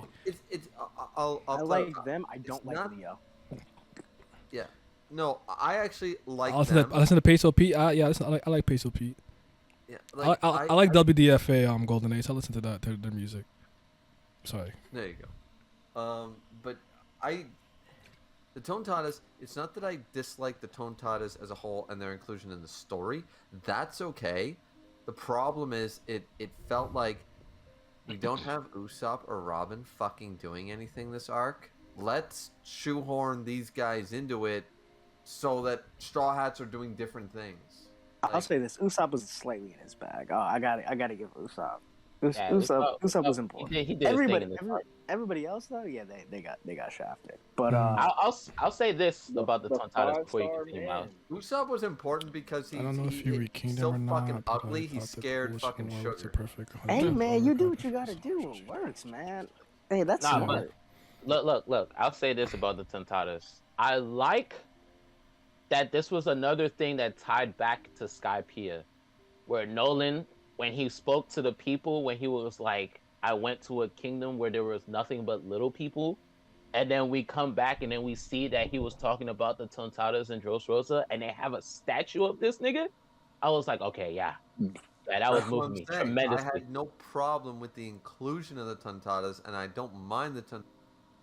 I just felt like when I was reading those chapters, I was like, yeah, initially it's like, yeah, that's cool. But every time we jumped away from Law or Dofi or something like that, and this shit was going on, it was feeling like, okay, I don't I really agree. care that the Tontadas have Robin strapped up like the giant woman. I don't care about this. Like, Wait, I have a question. I think you guys can correct me. Wasn't Dressrosa originally supposed to be split into 2 arcs with Green Bit and then the Passion place with Dofi? Yes. I think Yeah. a lot of Okay. arcs each are combining 2 portions of them, 2 islands together, something like that, if I remember correctly. I think maybe it What was was something it? to do with that, or one maybe arc they. Sorry. Mr. 3. That was. Oh, I was just saying one of the arc with Mr. 3. I think that was another one. Little I think Guardian. I think Punk Hazard was supposed to be Fire and Ice, 2 separate arcs too. Yeah. Yeah, like that. And also, remember, this is coming from the man, so maybe this was part of the situation that I didn't like, and it happened in 102. I'm not just shitting on Dressrosa for this, but the fact of the matter is that Oda tries to cram 30 pages worth of content into the 18 he's given, and sometimes that feels Clunky. like it feels clunky. It feels slow yet fast at the same time. That's the weird part. Yeah. Yes. I agree. Especially when you're reading and shit weekly, you're just like, I got a lot, but I also didn't get anything. And then you read it That's all what at I'm once, saying. feels like, What damn, that actually shit was a happened lot. this week. So, I, hold on. Let me just read a One couple. chapters Let me read a felt like couple. that. Let me read a It's couple insane. of the chapters. Sorry, chapters. That's crazy. I'm so tired. I'm so fucking tired. I don't know if you read Kingdom or not. I thought the Coalition arc was a perfect 100 chapters arc. However, Dressrosa is an arc that shows what you should do for other chapters. It always did its welcome. I've always called Dressrosa Oda's most disorganized arc. The best way for me to describe it is actually when I think about the theatrical version of Batman vs Superman: Dawn of Justice. It was a fucking editing nightmare. It was choppy, it was jumping, it was jarring. We were all over the place, and we never got any real focus on anything for any extended period of time. It's kind of the best example I have, like, off rip, and I think that's a big problem. I think this is where he lost control of the reins of being able to handle a multitude of characters with the same level of tact he used to earlier on in the series. I think this is when he starts to show those fissures and slip a bit, and it bleeds into other arcs. So that's what I think. The new gen rap with Matt and Shofu was pretty good. It was alright. It wasn't my favorite. I thought it would be a little better. I actually liked the Kid and Killer song on was it Shiny World? I like that song a little better as far as One Piece songs go. But yeah. Sorry, you guys can continue. My fault. Yeah. No. Damn, was I think Miles, you were saying about the because I mentioned that the whole he's kind of yeah. talking about slow and fast at the same time. Oh, Like, yeah. And Pat said the same thing. You're reading so much, and it's like, holy shit, all this information. But what happened again? I think the beginning is actually really well, like the first 30 chapters, I think, is probably really, really well paced. Like, the beginning of actually going on, it's like, okay, we're here. These are the things we got to do. These are the plans. This is where we're and we're good. The first 4 blocks for the Coliseum actually went by relatively fast. We got what we needed to out of the characters that were introduced. It's once you move into block 5, where the Rebecca part's kind of happening, and then you have like 6 different groups doing things at separate times, but everybody just keeps moving and no one's really staying in one place. It gets like from 40 to 60, it gets really dragged out. And then the long Corazon flashback, I think, is well placed. And then even though Luffy and Dofi thing is fine, but I think we all agree that it should have ended in the first Yeah, 'cause year fourth that form. But that's yeah, when he starts slapping the backstories in there, and it happens. The Rebecca one happens concurrently with what's happening right now, so it's like, damn, okay, we see why she's in the Coliseum and why she's doing this and stuff like that. Then we get the whole Doflamingo taking over the Dressrosa kingdom bit, and then after that we go even further back with his backstory because it ties into law and stuff like that, and then it's a whole lot of shit going on with Sugar and people being turned into toys and them trying to find Doflamingo, and it's a lot. It's a lot. and like Zoro's actually running around majority of the arc. Like I think that's another issue. Literally, he does not stop moving for 100 chapters. Like, and that's I think another one of my big concerns is the Sanji and Dofi thing. I'm like, to me, it's just Speak on it. There was no reason for Oda to embarrass Sanji. Like, there was no. Wait, hold on. He wasn't embarrassed. What Dofi did to Sanji? That wasn't embarrassing. Doflamingo said he was tough. You can't say someone is tough and then proceed to put them in Parasite where they can't move and like almost kill them in one shot. But he didn't though. And then he also overpowered Sanji in legs, which Sanji is known for. It's Doflamingo. So, if Zoro was there, Wait. wait. If Zoro was originally supposed to go, but Sanji took his place. If Zoro went there, it's not a matter of if he would have based off their power, but if Oda let Zoro continue to go, would Oda let Zoro be look as badly as he made Sanji? He wouldn't have. Because I know it's a Pat. I'm gonna say right now, I know it's a hard pill to swallow, my guy. I know it's a hard pill to swallow. But Zoro's number 2. It's not Sanji, my man. Sorry. I know that. All right. I'm just saying. River, I'm not delusional. I know Sanji is firmly number 3. Pat and one of my boys in real life are the only 2 normal Sanji fans that I know. Wait, I'm a Sanji fan. You like Sanji. You're not a Sanji guy. Yeah. You're like me. Me and you like Sanji a lot. That's their favorite One Piece character. It's different. Yeah, That's like, fair. I like Yeah, he's my second. He's my second favorite. But here's what I personally don't think is like I didn't really agree with Dritz's point on that. Like just because I'm like, what did you want him to do? He went there, he protected them, and he got strung up. You think you didn't fucking know what his fucking ability was? What do you want him to do? What the hell do you want him to do? Literally, that's my stance on it. I don't know. Like, I think sometimes we downplay like somebody having to rush into something and they can't fully analyze the situation because it's like, I argue that a lot of people would lose to Law if they run to him the first time if they have no idea what he can do. He's just gonna beat you. His ability is very hard to figure out if you have like no foreknowledge of it. And Doflamingo has those like kind of hard to see strings and like he can do dumbass shit like make a clone of himself with it. Like I actually disagree. I probably agree with you that like if he had tied up like Zoro something. I still think Zoro would have looked worse, but he might have broken out the strings maybe with pure force or something. But Zoro can't fly or fight in the air like that. What was he gonna do? He was helpless in the air. It made more sense for Sanji. I just don't think that we're considering all the variables. I understand the leg to leg part thing though, but I will say one thing in that defense is that Dofi's cocky enough that he wouldn't be that whole ha I can fly, you can't, so I guess he would have basically, if he was gonna fight Zoro, he'd come down to the ground, sort of. You know what I'm saying? I know that at the time, like we're talking total hypothetical, but Dofi's such an arrogant, prideful motherfucker. He wouldn't do the whole I'm winning because you don't have wings. He'd be coming down to the ground and showing Zoro I can beat your ass on your playing field. I would actually partially agree with that because he really wasn't flying around his fighting Fiend base like that. But what I will say is I don't know how much I would give. Like Law is such a unique case of if you don't know what I got, I'm one-shotting you. I don't think Dofi's kit is that outside of parasite. We which I'll saw give. him control Diamond Jozu, bro. But here's the issue. What are we talking about? But here's my issue.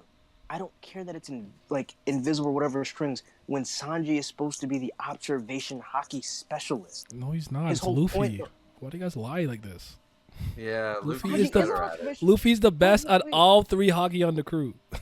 Wait, I'm not. That's debatable. No, it's I'm not. not disagreeing. I'm not disagreeing with you, Naya, but that doesn't mean Sanji's still not an observational hockey specialist. Okay, I got what you're saying. He Fair enough, absolutely fair, is. Fair enough. Fair enough. Like His natural affinities for them. But Yeah, so is Dofi. like, So, is Dofi?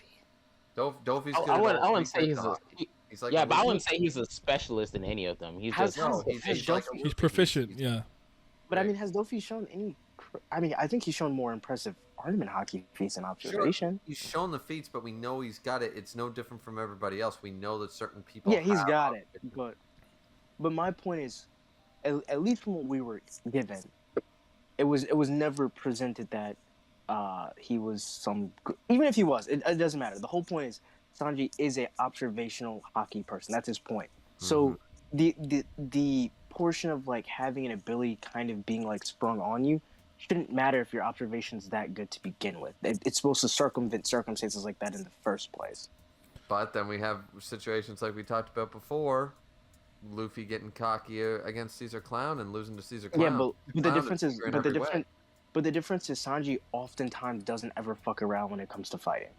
Luffy does. I'm not saying he fucked around. I'm saying that like a different ability, he maybe wasn't.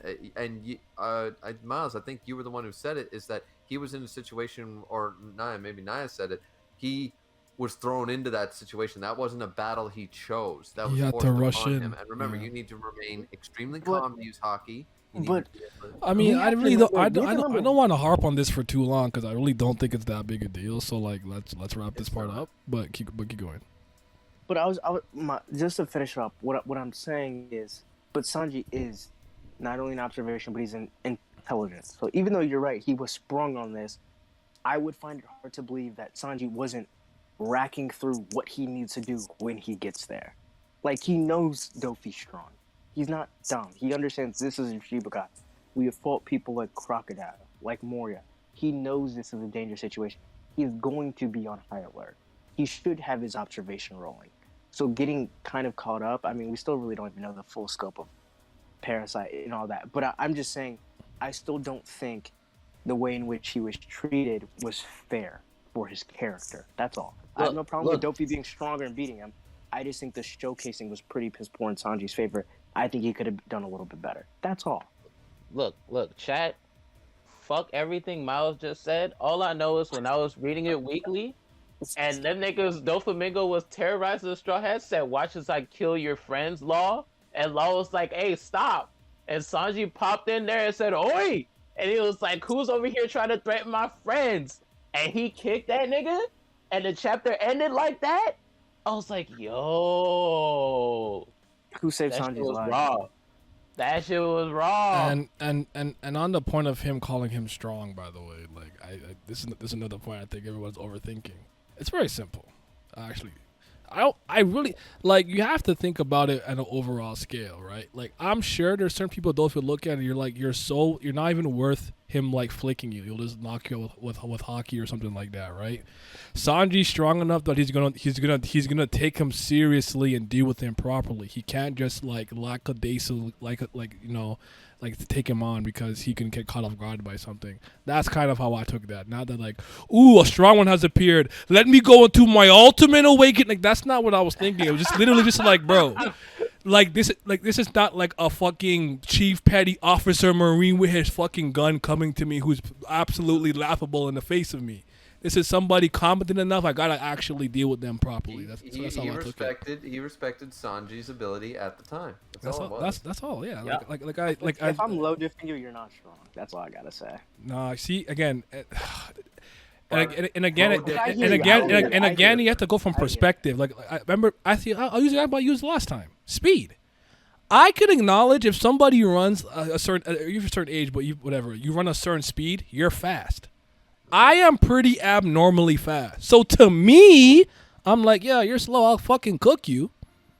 But that doesn't mean that I don't understand on a macro level. Your actual like running time is comparable to like being fast. I'm just I hear faster you. than you. That's exactly I how hear I took it. Cause I look at somebody and be like, "You're slow as hell," but I can run 100 meters in 11 seconds. That's slow to me. Okay, Yeah. you're not cracking. You're not in the tens. Slow as fuck. I'm with Nye on this because that's basically if Wayne Gretzky says somebody's good at hockey, doesn't fucking mean that they're Wayne Gretzky. It just means that they're actually good for the average NHL player. It means they're good at hockey. Doesn't make them Wayne Gretzky. But Sanji, best hockey observation show when he draws Kata Curry jelly bean. That's pretty good. But once again, Ray Lee already fixed this. Ray Lee already said fucking hockey blooms during fights. It's basically Zenkai boost is what Oda's explained. So Sanji has gone through arcs, went through this Dressrosa arc since then. His observation hockey was probably better at the time of the wedding. Oh, I agree with that. Okay, so since we've been talking about Dofi for a while, so let's just get into Doflamingo because Damn, he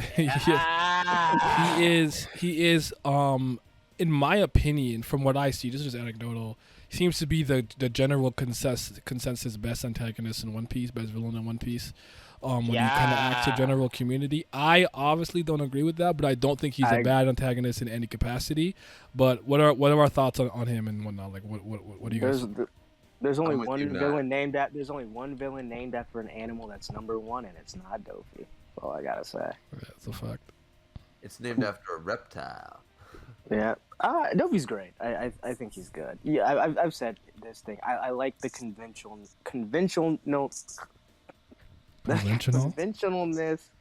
of him in an unconventional world such as One Piece. And I actually like his entire dynamic with his family. One, I'm a big mafia guy, which I really like. I love the old time skip, like the red suit that he wears. Great suit. I like how he actually thinks of his executives as close ones. I like how they raised him. I think the entire dynamic is good, and Corazon's flashback is my second favorite flashback in the entirety of the show, and I like their relationship. I think he just works. I think he's good. That boy Dofi got the most drip in the series. I don't agree with that. False, but I hear you. Hey, man. I think Ace looks I cooler don't see than him, nobody actually. else rocking. I actually think Ace looks cooler than him. I don't see nobody else rocking the Cameron pink sweater. The pink fur.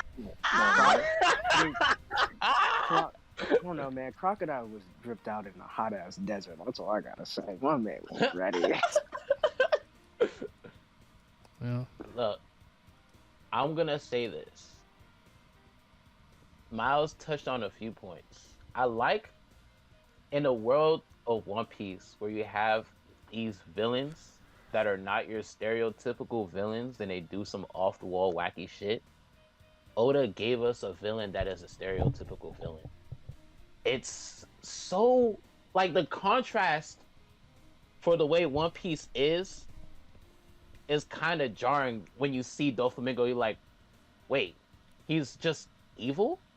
He has a regular laugh? like it's just so many little small things about Doflamingo. When I was getting into him, I was like, he's like a regular villain, but like in One Piece, and done at a very high level. Yeah. Yeah, it makes it weird. So I was just like, bro, everything he did was just so enthralling to me. Because keep in mind, we have been getting built up for Doflamingo since Jaya. And Doflamingo pulled up and whooped Bellamy's ass for getting his ass beat, which is wild. The nigga got his ass beat already, so you beat his ass for getting his ass beat? But anyway. He said, no, we can't fly my flag. He said, you flying my flag and you getting mixed? Oh, no. You Take my going. shit down.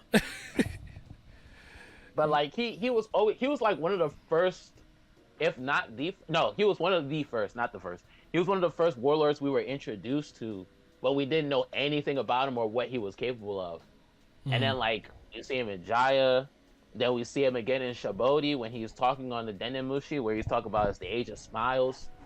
And then Marineford, where he's having the time of his life, he has that speech.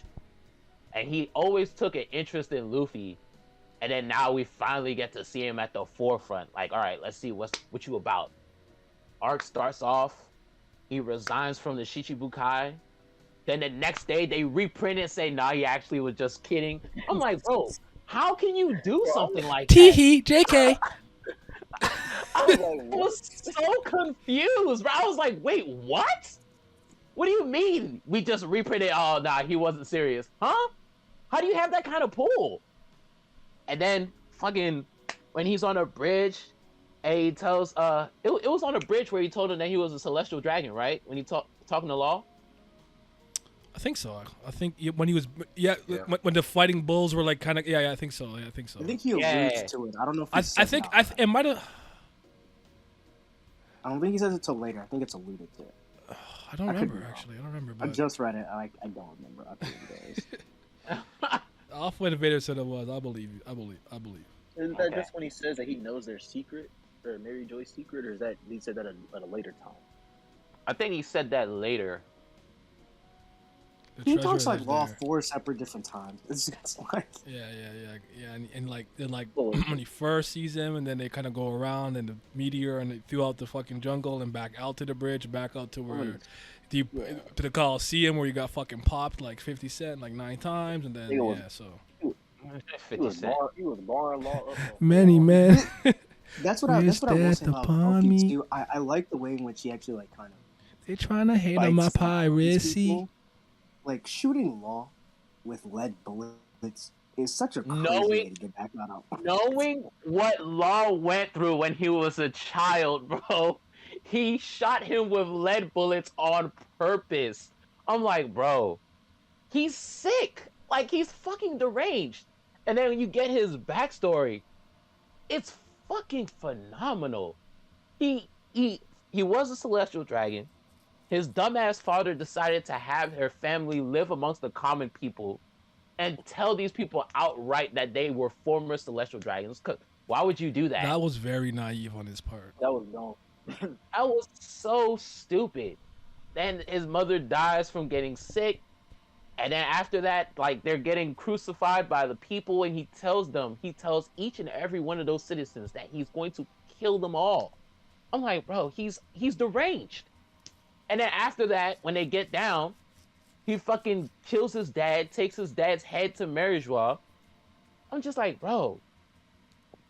Like, he's literally insane. Like, everything that he did was just crazy to me. Like, the lengths that he would go to extenuate his existence and prove that he belonged at the top of the world was just phenomenal.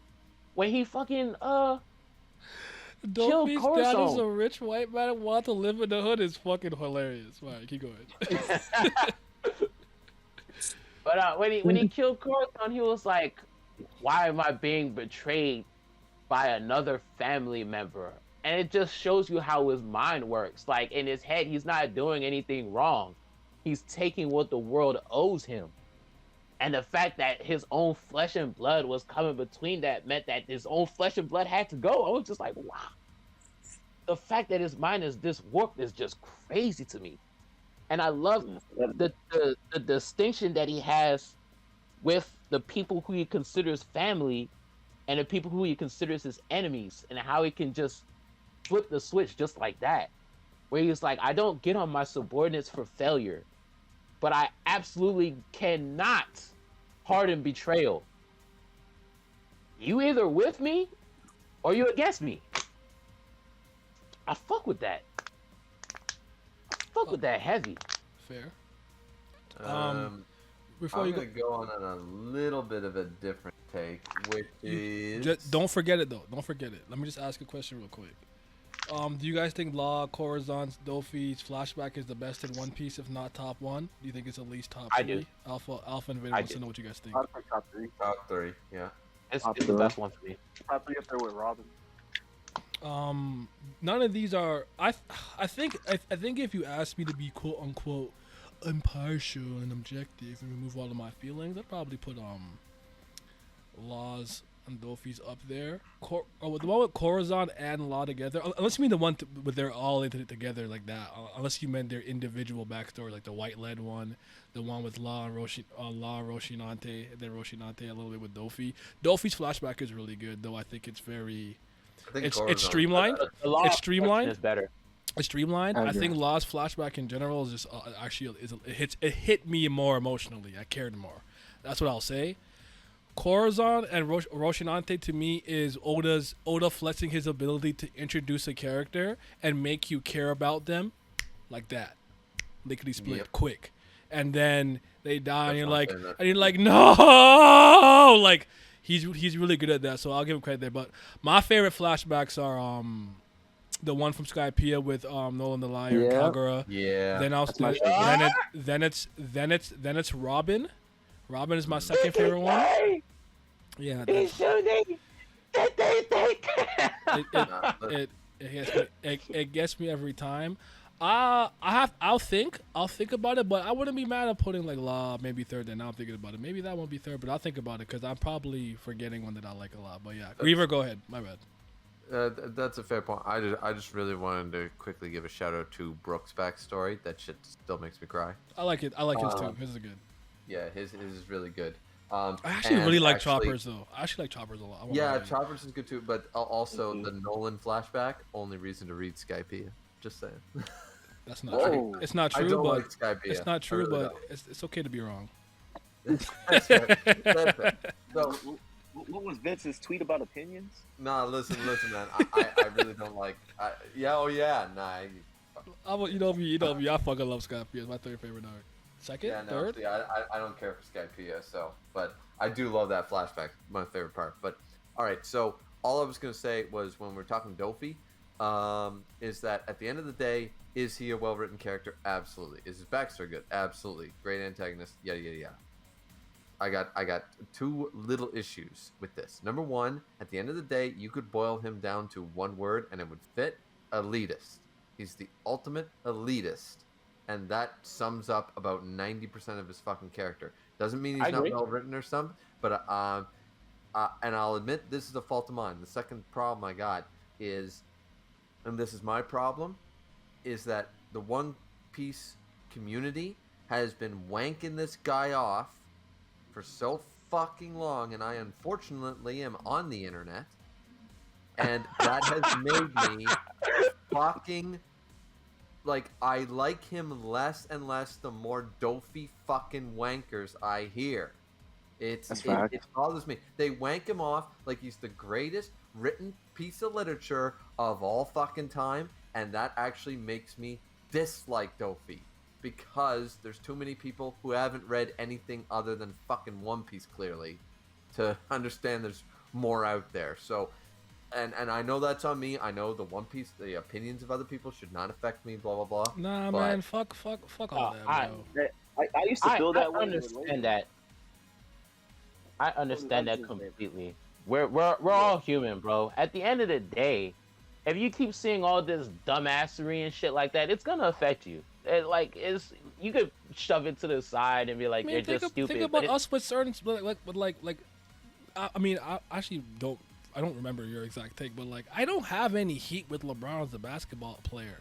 I don't like some of the shit LeBron does, like as a person, but LeBron fans are what make me fucking not want to root for LeBron ever for any reason. I can't stand them. Yeah. They're so fucking Yeah. obnoxious and stupid and Agreed. fucking disingenuous is the key word, but keep going.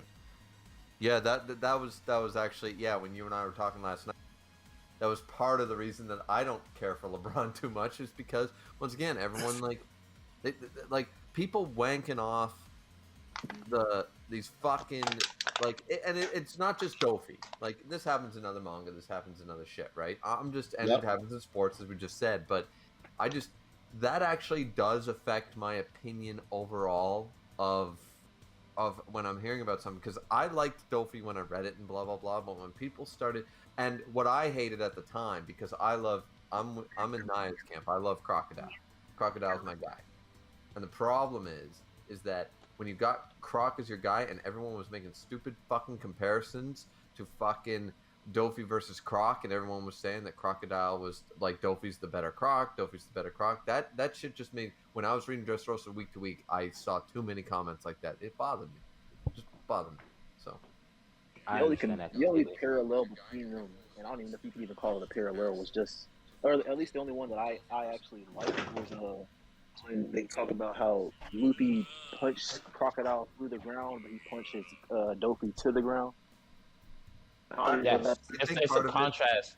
He punches Crocodile up to the sky, exposing him for the corrupt piece of shit that he was at Alabasta, and then he punches Doflamingo down to the ground, Right. pushing him away from the ideal that he stands above everything Yeah. and that the Because world that- owes him.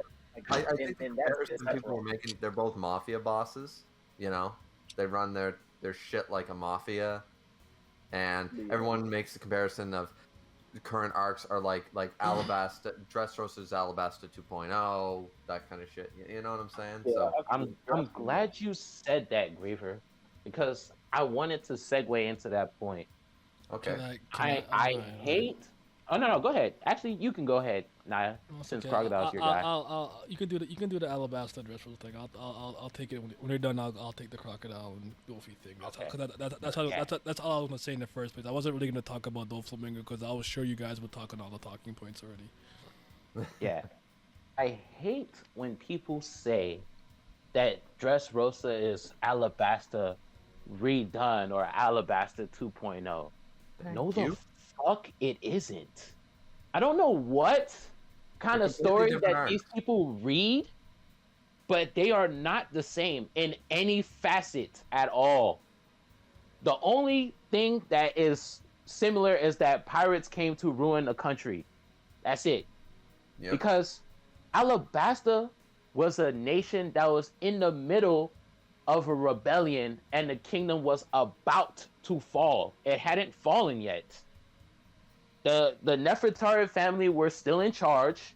They were still running the country for the most part, but it was falling apart. And Vivi went to go get help. Alabasta was in the midst of being conquered, but it didn't get conquered yet. Mm-hmm.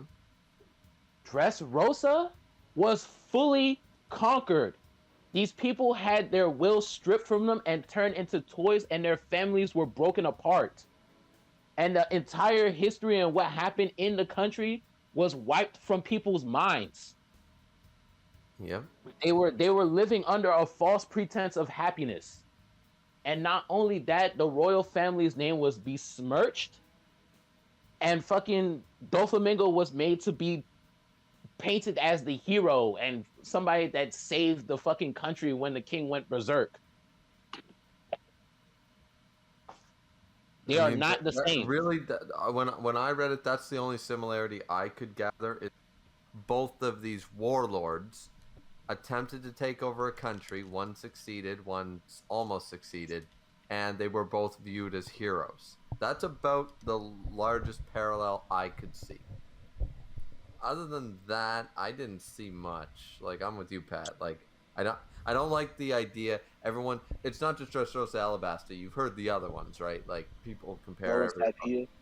Yeah, exactly. And it's just like, I'm sorry. At the end of the day, this is an adventure story. Eventually, some shit is going to appear similar when people are traveling. And I mean, I don't know about you guys, but I've been on some road trips, and guess what I do? When I hit a city, I wonder, I go to a restaurant that I've never been to. I might eat at that restaurant. I might go to a hotel. Oh my God. But when I go to the next city, I can't believe I also went to a restaurant and got to a hotel. I can't believe it. I might as well not even fucking go on the road trip. I might as well not even travel. Save the gas money. That actually reminds me, like, I remember, I forgot who it was, but like on Twitter, somebody said that like they're trying to criticize One Piece, and they're like, every arc is just Straw Hats show up to an island, Luffy befriends person, Straw Hats save island, Straw Hats leave island. I'm like, bro, this is a fucking pirate series. Like, nigga, they're gonna go to islands. What are you talking about? Yeah, I mean, it's every moment you could break down any fucking story and do that shit. As I said, I like that one, and as I said, I think my road trip one works fucking insane. That's like acting like going across country is the exact same situation every fucking city just because you eat, sleep, and shit. Like, fuck off, man. Like, I don't like it. I don't understand it. And the sad thing is, it comes out of supposed One Piece fans. it's oversimplification to tear down a story when it's getting too much praise. Yeah. You're All right, Brad, let you me hit it. let me tag in. Okay, nice. There are He done warmed up. There are similarities, though. I think when people are trying to say that Dressrosa is Alabasta if Crocodile succeeded, no, still wrong. All right, so here's what we're gonna do. Here's what we're gonna do first. Is I'm gonna open up my Twitch, and for everyone watching, I'm gonna drop a link to a video. You can watch it after. You can watch it tomorrow, if you want. But I'm gonna drop a link to a video. That is me. That is me talking about why Doflamingo and Crocodile are not the same character in any capacity. You guys kind of spoke. I am opening this fucking thing in a new tab and I'm saving You- this shit. You guys spoke already about how Alabasta and Dressrosa may have some overlaps and some generalities, but they're not the same arc. And just like Thing just said, surface level analysis out. I want to make something clear. A lot of times when people say certain things and make certain comparisons on a very surface level, I always get it. I understand. There's a princess, a Shichibukai, or that, right? I get it. But my problem always is I think it's lazy. You didn't peel back any of the layers of the onions. You like looked at it and like, yeah, and you didn't peel anything. And my issue is this. Dolphy is 2.0 of Crocodile, blah blah, this and that, and the third. I'm just like, what story are we reading? And I really mean that. Like, I don't think Crocodile and Doflamingo have that much overlap. They do have some. And again, I get it. Because of the role they played in these arcs. But I'm like, bro, what are we doing? Because Doflamingo, like you said, elitist. He's got I guess you could say the most prestigious blood as a celestial dragon. And yes, he's fallen from grace in a sense because of the decision that his father made. But he's got connections and things that he can do with his political and military might that no one else can do. Like you said, Pat, he runs Dressrosa. He is the king there. He's not there sneakily trying to do whatever. He is the fucking king. He came, he conquered, he took over, he runs shit. He's got that power, that military might. Crocodile is seeking that out. Crocodile is playing his cards right, hiding things from the world government and Marines and whatnot, so he can amass that kind of power. Crocodile is not from a prestigious bloodline in any capacity. Crocodile's a nobody. As a matter of fact, Crocodile's a self-admitted loser, silver medalist. My issue with Crocodile will always be that because Doflamingo's story was streamlined in a way that is very palatable to a general audience, because it's very conventional. Not to say that's bad. It's just like, okay, we're focused on the villain. We get the villain's motivations with a really good backstory when you kind of understand what makes them tick and why they are the way they are. Crocodile's own wasn't that simple, and as a matter of fact, it was spread out between two arcs. The arc you first see him in is where he's mostly large and in charge, and he's the head honcho. Right? He's running things. He's got the operation moving a certain type of way. And then later on, you see him in a position of not being in control, not being in power, just being one of the ants in the whirlwind of the summit war of the best. Crocodile's story is told to you in a way that's way more implicit. Because when he says something like, I'm a silver medalist, but I'll go back out there to try to take Whitebeard's share type of thing. You're not listening. You're not listening. That moment immediately makes me go back to when he tells Luffy, bro, you're just a loudmouth rookie. You don't know shit about the sea. He was talking about himself. He got too arrogant. Ran to the new world. I'm a warlord. I'm the shit. Got his ass smacked and ran back to paradise to try to scheme. Try to scheme and find a way to get the Pluton to create yourself a military land and try to come parking that way. Not to do it the way Kid and Luffy are, head on. If I die, I die, but I'm gonna die trying. And it's just like they're not seeing it. They're not the same fucking character in any capacity. I'm tired of it. As far as I'm concerned, Crocodile is better and more interesting. That's personal. I don't care if you like Doflamingo more. I'm not mad at that. So, anyways, I go into much better detail in that video, but I'm just tired of it. It's lazy analysis. It's surface level. You're not trying. You're doing the thing that I hate when people go like, okay, this is the main character. He has a rival that's kind of a dick or evil-ish, or you can put him in the neutral part, and he's pretty strong. He's the Vegeta of the manga. I'll kill you. Stop Stop. This shit is mind-numbing. It is dumb. Bakugo is the Vegeta of my hero. I'm like, oh my god. Blinken, stop. Stop. All right, I'm It's done. it's not. I think we needed. I think we needed that. Not gonna lie, because I mean it's absolutely true. Like, look, at the end of the day, Dofi doesn't have this fucking pillar. Dofi is appropriately named the Joker who wants to see the world burn, sort of Dark Knight level shit. Yep. Croc, and here's a moment that people always ignore or forget. He has to be devastated right now because Whitebeard's dead. Remember, Whitebeard was the pillar he couldn't beat. And now that pillar's gone. He doesn't know, I would argue, he doesn't know who to test his mettle against anymore because remember, he said, you weren't that weak when you defeated me. He was always looking at his opportunity to once again fight against Whitebeard. That was part of the Alabasta thing. I think subconsciously he wanted to go back with guns blazing and he wanted to take down Whitebeard. And part of the problem is Whitebeard's dead now. So what does he do? I'm not saying that Croc's in the fetal position right now. He's clearly not. But that's something that wouldn't happen to Dofi. They are not the same character. Dofi doesn't think of Shanks or Whitebeard or Roger being above him. He doesn't think like that. So it's a non-comparable issue. And the fact that just because they both got a little bit of drip, people say they're the same fucking character is absolutely ridiculous. And one of the core principles of their characters are completely different. You can say that Doflamingo doesn't trust randoms and strangers on the street, but his family, especially his elite officers and the people that trained him, he trusts them. Like you said, Yes. I don't stand for betrayal. But however, you can. I mean, I just don't want you to fail, but he'll forgive it if he, as long as it makes sense. Crocodile, what Yeah. did he say to Robin? I haven't I trusted never trusted anyone anyone. from the start. Crocodile's actual biggest weakness is the fact that he's pragmatic to a fault. He doesn't trust anybody. What did Mihawk say Luffy's greatest strength was? His Its ability to ability rally to make allies to his everyone cause. trust him. The Which biggest Buggy also had. the big yo, shout out to Boogie, the Yonko. Yeah, so that's a big difference in their character that are fundamental to their core. I think Crocodile would have been more successful if, at the very least, he had a sliver of trust with somebody. I think he somewhat learned that with Das Bones. We'll see what that plays into it. But prior to that, it doesn't matter. Why do you tell me with the keys there? Why the fuck would I do that? I have the key there. Oh, why do you have 85 backup plans? Because I think you niggas are incompetent. You might fuck the shit up. That's why the time bomb. He doesn't trust anybody. How are these the same character? Anybody who he was either.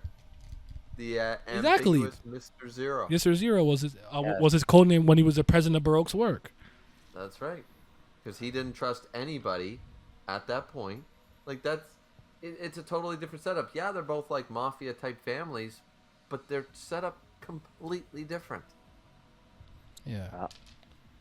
It always really hits me when I rewatch the scene when he's yelling at Luffy for what he does. I'm like, bro, that's projection. He's just talking to himself, his younger self. So He sees in Luffy the same thing. Remember, basically the same thing happened to Ace. Ace got his ass kicked by Whitebeard for getting too big for his britches. And then Ace tried to kill him multiple times. But the difference is Whitebeard took Ace on his crew. Crocodile lost and didn't go on the crew. So it's actually, if you want to argue a parallel between two characters, it's fairer to say that Ace and Crocodile have more in fucking common. What about Moria? Or Moria, another great example. Another pirate who fucking... Yeah. And the difference is, Moria is, you could argue, the lazy Crocodile. Because after he got his ass kicked, he got complacent. Crocodile went, nah, I gotta try another avenue to get what I want. Moria said, nah, fuck it, I can't make it in the new world. You know, but they both, it's the same, like, we have multiple characters that the same thing happened to them, and we get to see the different outcomes. None of that happened to Dofi.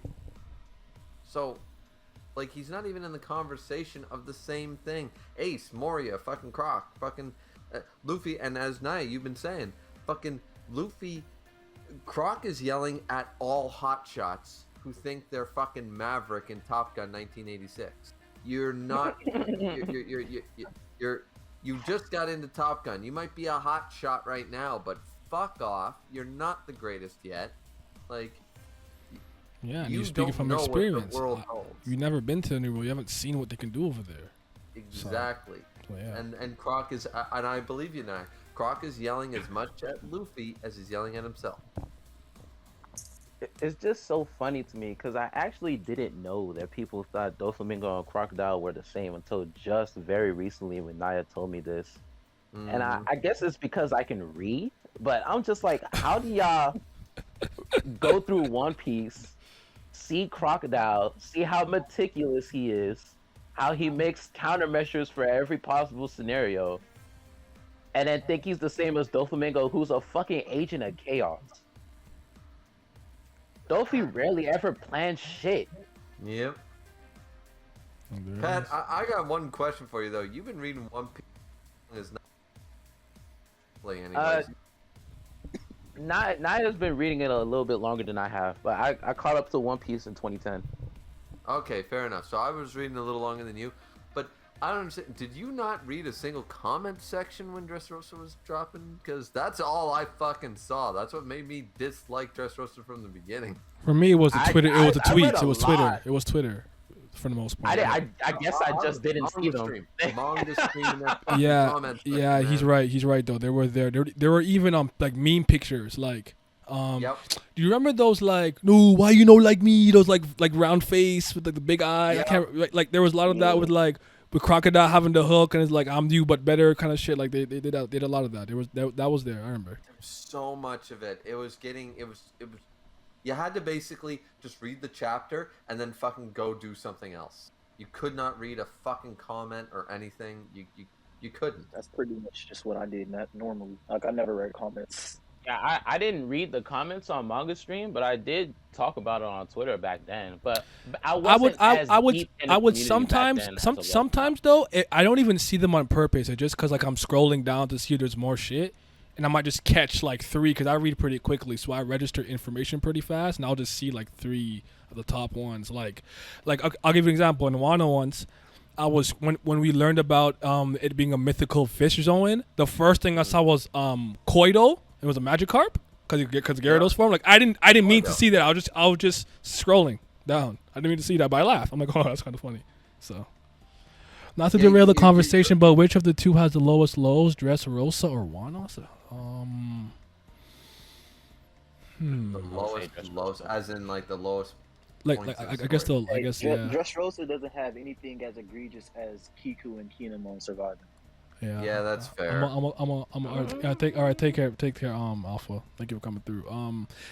I think I'd go with Wano personally. I think I'm at the point where I think I like Dressrosa more than I like Wano, but I do want to do a one last proper reread of Wano and just kind of get my thoughts completely in order. So I'm just waiting for it to actually be wrapped up like completely, and then I'll do that. So.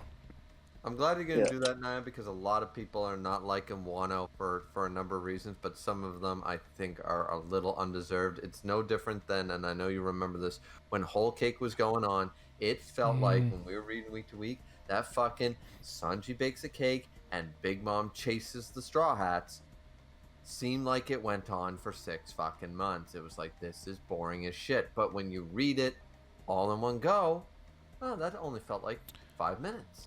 It's also exacerbated by the breaks a little bit because every 3 chapters or so he's gonna take a break, so it just feels longer in the real time. But I do always say that creative teams and authors and artists need to remember that we still have to experience things in real time. You know my biggest criticism of Uro-chan for Unordinary. I respect the journey that John went on because he didn't just have one flashback and go 180. I'm a better person. It took a while, but I'm like, bro, I have to read this shit every week. Don't forget. I'm suffering. Please wrap it up. So, No, that's the problem. You have to cater to both parties. You got to cater to the party that's going to read this series and catch up, like a lot of people did. Even people in this call caught up. I mean, I was reading before the time skip because I'm fucking old. But there's also people that are going to be reading week to week, and when you get caught up, you still reading week to week. So now the pacing's going to change. I know so many people that say that Whole Cake is one of their favorite fucking arcs, and I'm like, when did you get catch up to One Piece? Oh, chapter 9. I'm like, that explains it. There's definitely a know. contrast with new readers and old readers. So I got caught up in Dressrosa, or like when I started the manga in Zal. But yeah, one Whole Cake Island, that's my shit. And that's when Sanji became my second favorite character. I was reading weekly in Thriller Bark. I'm fucking old. for me, it was Enies Lobby. Was that before or after? That's before Thriller Bark. That's the That's right, the too. Water 7 saga. It's Long Ring Long arc. It's Water 7, Enies Lobby, post Enies Lobby. Like when they had, I think it's a couple chapters after the Rocket Man train. And Luffy just runs in and starts fading Marines. Oh man! When I first caught up, I got the Garp reveals the Yonko shit. That's when I got caught up. So I started technically in post Enies Lobby. Okay, yeah, I got you. When the Sunny was being built and whatnot, and Usopp was gonna come back. Right. Okay. Yeah. Yeah, I'm a little before you. I'm definitely like Luffy on his way to fight Blue Note type of thing. Like a little before. Oh yeah, no. No, I'm lying. I'm sorry. It's post Gear Second. But before they ride the Rocket Man across the gap. I'm sorry. That's what it was. When what's her name again? The Kokoro? The mermaid. She Kokoro. she I think her and I'm hostage, don't hurt me. I think it's like right before they jumped. I think it was around there. That's where I caught up. Okay, so you were reading weekly before I was. Yeah, that's why I always tell people I've been reading One Piece for more than half my life. Yeah, people don't believe me when I said I was reading before Marineford. People think like I'm not old enough to have done that, and I'm like, I've been a manga reader and an internet person for a long time. So I tell people like a lot of this shit don't hurt my feelings because I was on the internet when it was the Wild Wild West. Yep. I remember dial-up, man. AOL dial-up? My mom wants the phone? dial-up. No more internet, bro. Oh, and God forbid someone picked up the phone. Oh yeah, or even like I just remember like not having a cell phone. Like I'm on the cordless payphone. My mom picked up the phone. I need to use it. Mom, get out the phone. Talking to girls at like 3 a.m. And dude, I love it. Yeah. I love that you had to give your house number to like your friends, and they would call. Like people, and back then, if you'll remember, Naya, before caller ID and shit, people picked up the phone. Yeah. And people raced to pick up the phone. And you have to be polite, right? You couldn't like me calling Pat, and I was like, yo, if I call Pat, I'll be like, excuse me. I'm like, good evening, good afternoon. How are you doing? It's Pat home? Like, I have to be hella polite, yo. That's where I came. I still remember, I couldn't tell you my wife's fucking cell phone number, but I can tell you my 3 best friends from 3rd grade. I can rattle off their home numbers right fucking now. That's crazy. No fucking problem. Because I still remember mine too. Or even when I think about I actually don't know what the current state of online gaming would be right now, but I remember throwing on any game, yo, it was crazy. Yo, you're black. Yo, your name's Jamal. Jamal. Yo, Jamal in the yo, it was just I have dragon scales because again, what do you guys be complaining about? You're a bigot. Yeah, I'm like, bro. Do you know what I had to fight against? Bro, I'm. Yo, dude, don't you remember? Trust me. Don't you remember? Well, I don't know if you remember, Naya. I don't know if you played, but fucking RuneScape. I remember a lot of slurs were not fucking they used to have that profanity filter for fuck and ass and shit and whatever, but they never had the fucking slurs for fucking Chinese people and shit like that. So I mean, people were running around fucking yelling slurs at each other. And I used to be able to put my name my usernames and stuff like that with the N-word in it for a while. So until they're like, okay, no, I have to resort to using niggler. so but anyways, that sounds dirty. The Dougler. That's where I got it from. The Dougler. I'm like, the Niggler. That's where I got it from. All right. Well, my fault. Tangent. What do you at? Okay, so what? Oh, no, we got to talk about Gear 4th. I told the story of the dream of Luffy waking me up like at 4 a.m. Don't you want to see my new form? I'm like, yeah, I do. And I woke up. There's yam pee in my eye. I didn't even wipe it. The screen bright. I'm looking. I'm like, yo, it's sick. I love it. I like Gear 4 from the absolute start, from the moment I saw it, before I even saw it in action, because I thought it was a very Luffy form, right? I know people have gotten used to it now, and most people like the design of like a Snake Man and I guess Gear 5th more. But when you guys initially saw Gear 4, were you like, it's not moving me from like an aesthetic standpoint? What were your thoughts? I know one prevailing thought point I heard was I didn't like it until he punched Dofi into the goddamn town square. I'm like, never mind, I'm sorry. What were y'all thinking though? When I first saw it, I'm not gonna lie to y'all. Character design is not the end all be all for me, especially in One Piece. Like, I know what it is, but I was looking forward to seeing some sort of raw new form. What a hockey man. And then I saw him. Well, not that hockey man shit, but something like Snake Man. That's what I thought Gear 4 was gonna look like. I thought it was gonna look like Snake Man at first. So when I saw Bound Man, I was like, huh? He's a bouncing giant ball? Like, stubby little legs. I was like, oh, okay. But then when he punched little legs, I was like, bruh, wait, hold on. Fuck what it looks like. Jesus Christ. That punch moved me tremendously. I was like, whoa. He gets up. They're like, it's Doflamingo.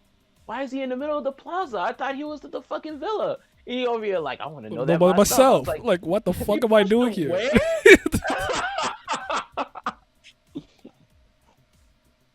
Yeah, so that's funny you say that, because go ahead. Oh, no, you got it. I'll say it after. No. I'll just after the chat. Go ahead. I can do it after. It's the comments there. I won't forget.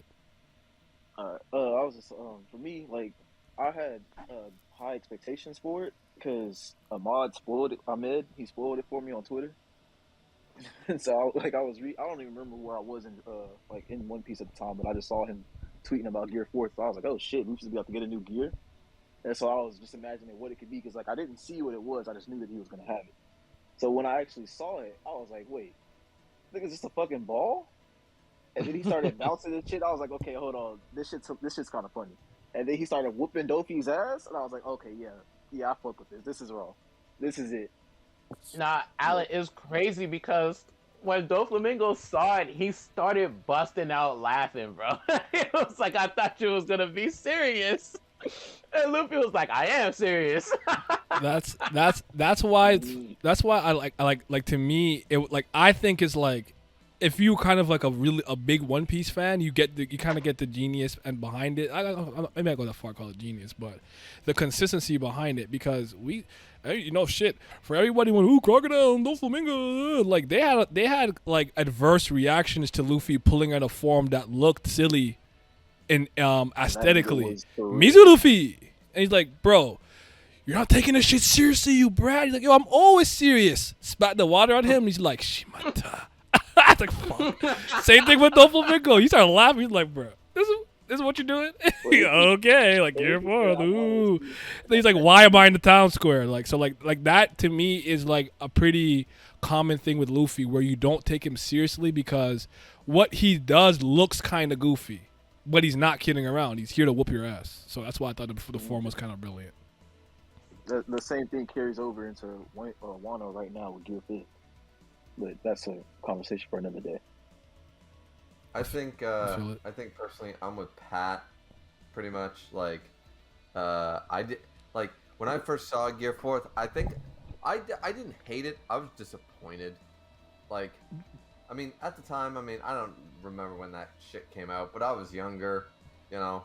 I was almost 10 years ago now. Bullshit, but I wanted something badass. I wanted a Super Saiyan transformation. I wanted something looking cool, and it didn't look cool to me at the time. and I was just like, really? This is what we're getting from Gear? Gear 3rd was cool. What's this? Like, what's with all the fucking tribal tattoos? What's going on? Oh, by the way, it also happened with Blue Note. He's like, all right, take your time and shoot. Get the pistol though. He's like, nigga, didn't even wait for the smoke to disappear. He said, what the fuck just happened? Yep. And with Gear 3rd, Luffy's like, you're not intimidating me, bro, tech guy. And he got fucking rocked. It happens every time. It's actually very consistent. Yeah. No, but hold on. You didn't add the funny part when he picks Luffy up when he's chibi and holds him up against the wall, and he's talking trash to that nigga, and Luffy throws the little mini punch. And Luffy got pissed off. Bro. And then he put him in the wall. He came with a Madara, and then his legs went weak. He's like, felt that shit, didn't you, bitch ass nigga? No, that was some good shit. But yeah, no. At the end of the day, I'm sort of a pet. Like, it grew on me over time. I wanted more of a Snake Man look at the time. I was just disappointed. I wanted it to look cooler. But it's grown on me. It's fine. But at the time, I do agree. We're like, Gear 4, holy shit! Finally gonna see the power up. And yeah, being a big balloon was not what it's very Luffy, but it's not what I don't know. I don't actually remember the Nightmare Luffy reaction. I think they were more confused. Like they weren't sure it was Luffy immediately. I don't think they like downplayed like, oh, this guy's weak. I don't recall that, but I'll check in a second. But I don't recall that. And with Afro Luffy, I don't know. That's a little different, but yeah. But anyways, Afro Luffy just built different. Yeah. I never get that one translation, the power of the blacks. That shit was so funny to me. There's that one translation talking about the soul of the black people in the Afro. I'm like, dog, what's going on? But I'm here for it. Shit. So it was cold. Okay, so how do you feel about some of the supporting cast characters that became a part of the Grand Fleet? We talked a little bit about Don Chin Chow. You can go into him if you want, but what about like Idio, the boxer, or like what's my guy? Sai. I like Bart, fanboy. I really like him. Actually, I really like him. Fucking hilarious. I don't dislike Cavendish. I'm kind of a Hakuba stan. Try to see Hakuba. Bartolomeo is the person. If you're gonna be a fucking Yonko, if you are gonna lead a fleet, he is the greatest hype man I've ever fucking seen. This man is platonically in love with Luffy, and no matter what happens, he is going to be there crying his eyes out no matter.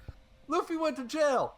Absolutely fantastic. Luffy's executed. Luffy, level 6. You'll go crazy. You'll go crazy. It doesn't matter what this man does. Luffy ate spaghetti and meatballs. He is the greatest sire we've ever seen. This man, that we would all want a Bartolomeo. He fanboys over all of them. I love it. I love him too. I like Gats too because Gats always said he could be the announcer for my fighting game. The way he was going, oh Nani, oh Lucy. Every time he's like he's gonna come back. He's gonna defeat Doflamingo with one hand. I'm like, this guy is going crazy on the mic right now. Yo, pay him his check, bro. He's on the mic running the shit, bro. As that announcer, bro. He reminds me of that one guy. I don't know his name. He's been there for how many long, but I can hear his voice to know it's him. In the red corner, weighing 265 pounds. Like it reminded me of that, so I like Gats too. He's funny. We need. Actually, there's one thing that a lot of people theorized, and I actually sort of wish it had happened, that the Pirate Grand Fleet was going to show up in Wano.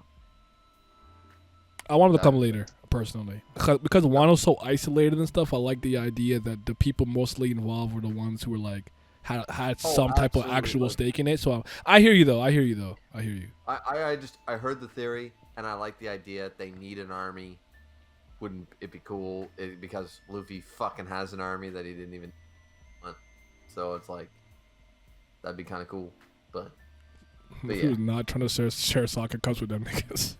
Yeah, he was like, no. He goes, you guys just do what you want. Mm-hmm. Like, we're just having a party. But I love that they accept that that's Luffy. Like, See, what I like about the Pirate Grand Fleet, the Straw Hat Grand Fleet knows pretty much. I mean, they're 80% there, but they know how Luffy is. They know he's not piratey like Kid or somebody like that. So they sort of just roll with it. You know, they're like, oh, we're Yeah, not because saying Kid something got wrong. the higher bounty for civilian damage and stuff and civilian attacks, I believe. So. Yeah, exactly. He's more what a pirate is supposed to be. Like, pirates are not great people. I mean, the They're world not. government sucks in this world, so it's a little different. But yeah, Is our government any better? No, I hear you though. yeah, fair point. Good. Life imitates art. Damn. All right, so we're officially all becoming pirates. We're gonna be the Nia D. Hemming pirates. I'm already a Marine, so it's too late for me. But y'all have fun. I won't apprehend y'all though. No, you'll be our Kobe man. Pat, you're a Kobe. Nah, he's Kuzan. He's like, I'm on vacation. I am not on the clock. All right, Pat, I got one thing to say to you. You are smoking way too much shit. All right, you need to calm down. Oh man, yeah. Yeah. What I'm gonna? Okay. Do you want to talk about the most unstoppable move now or not? Most unstoppable move.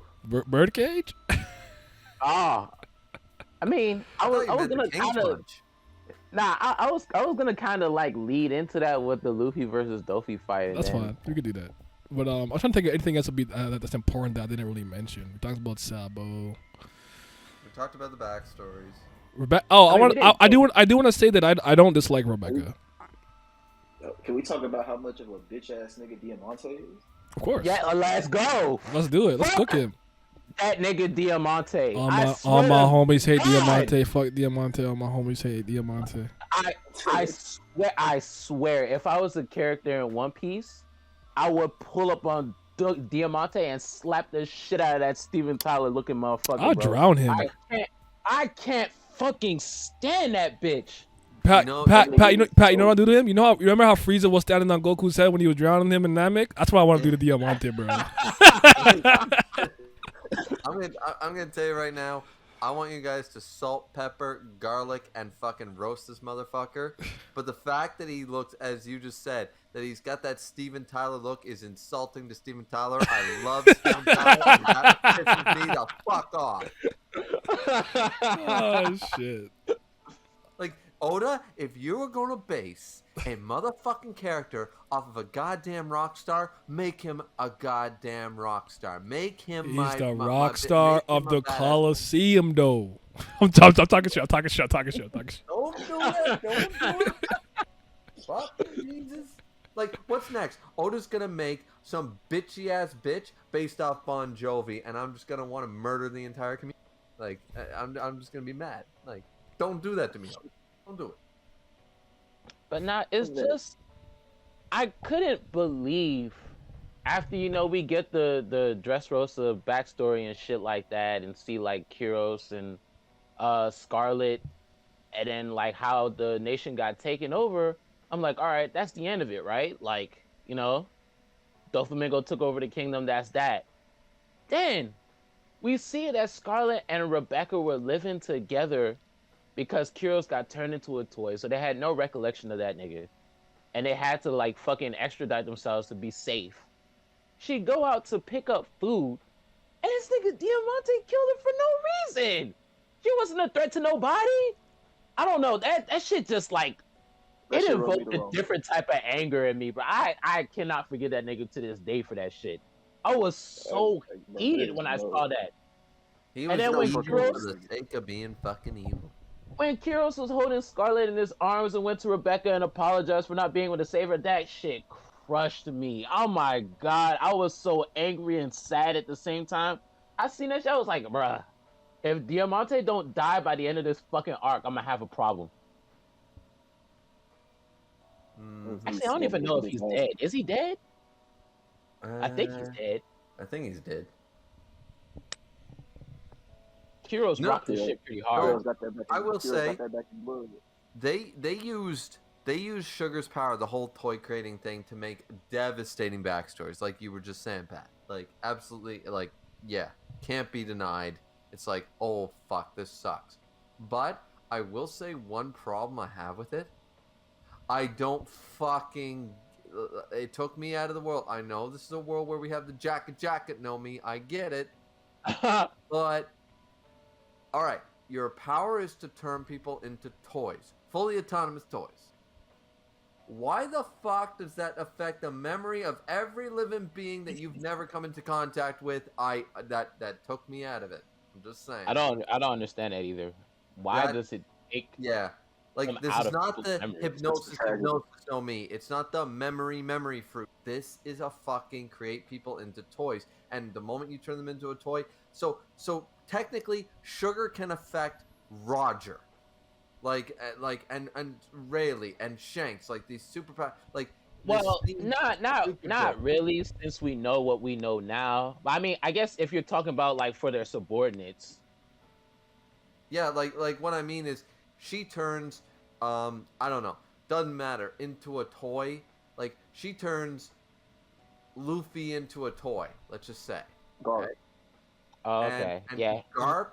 And Rayleigh would forget. Sabo, Okay. and fucking Shanks, they're all gonna forget who Luffy is.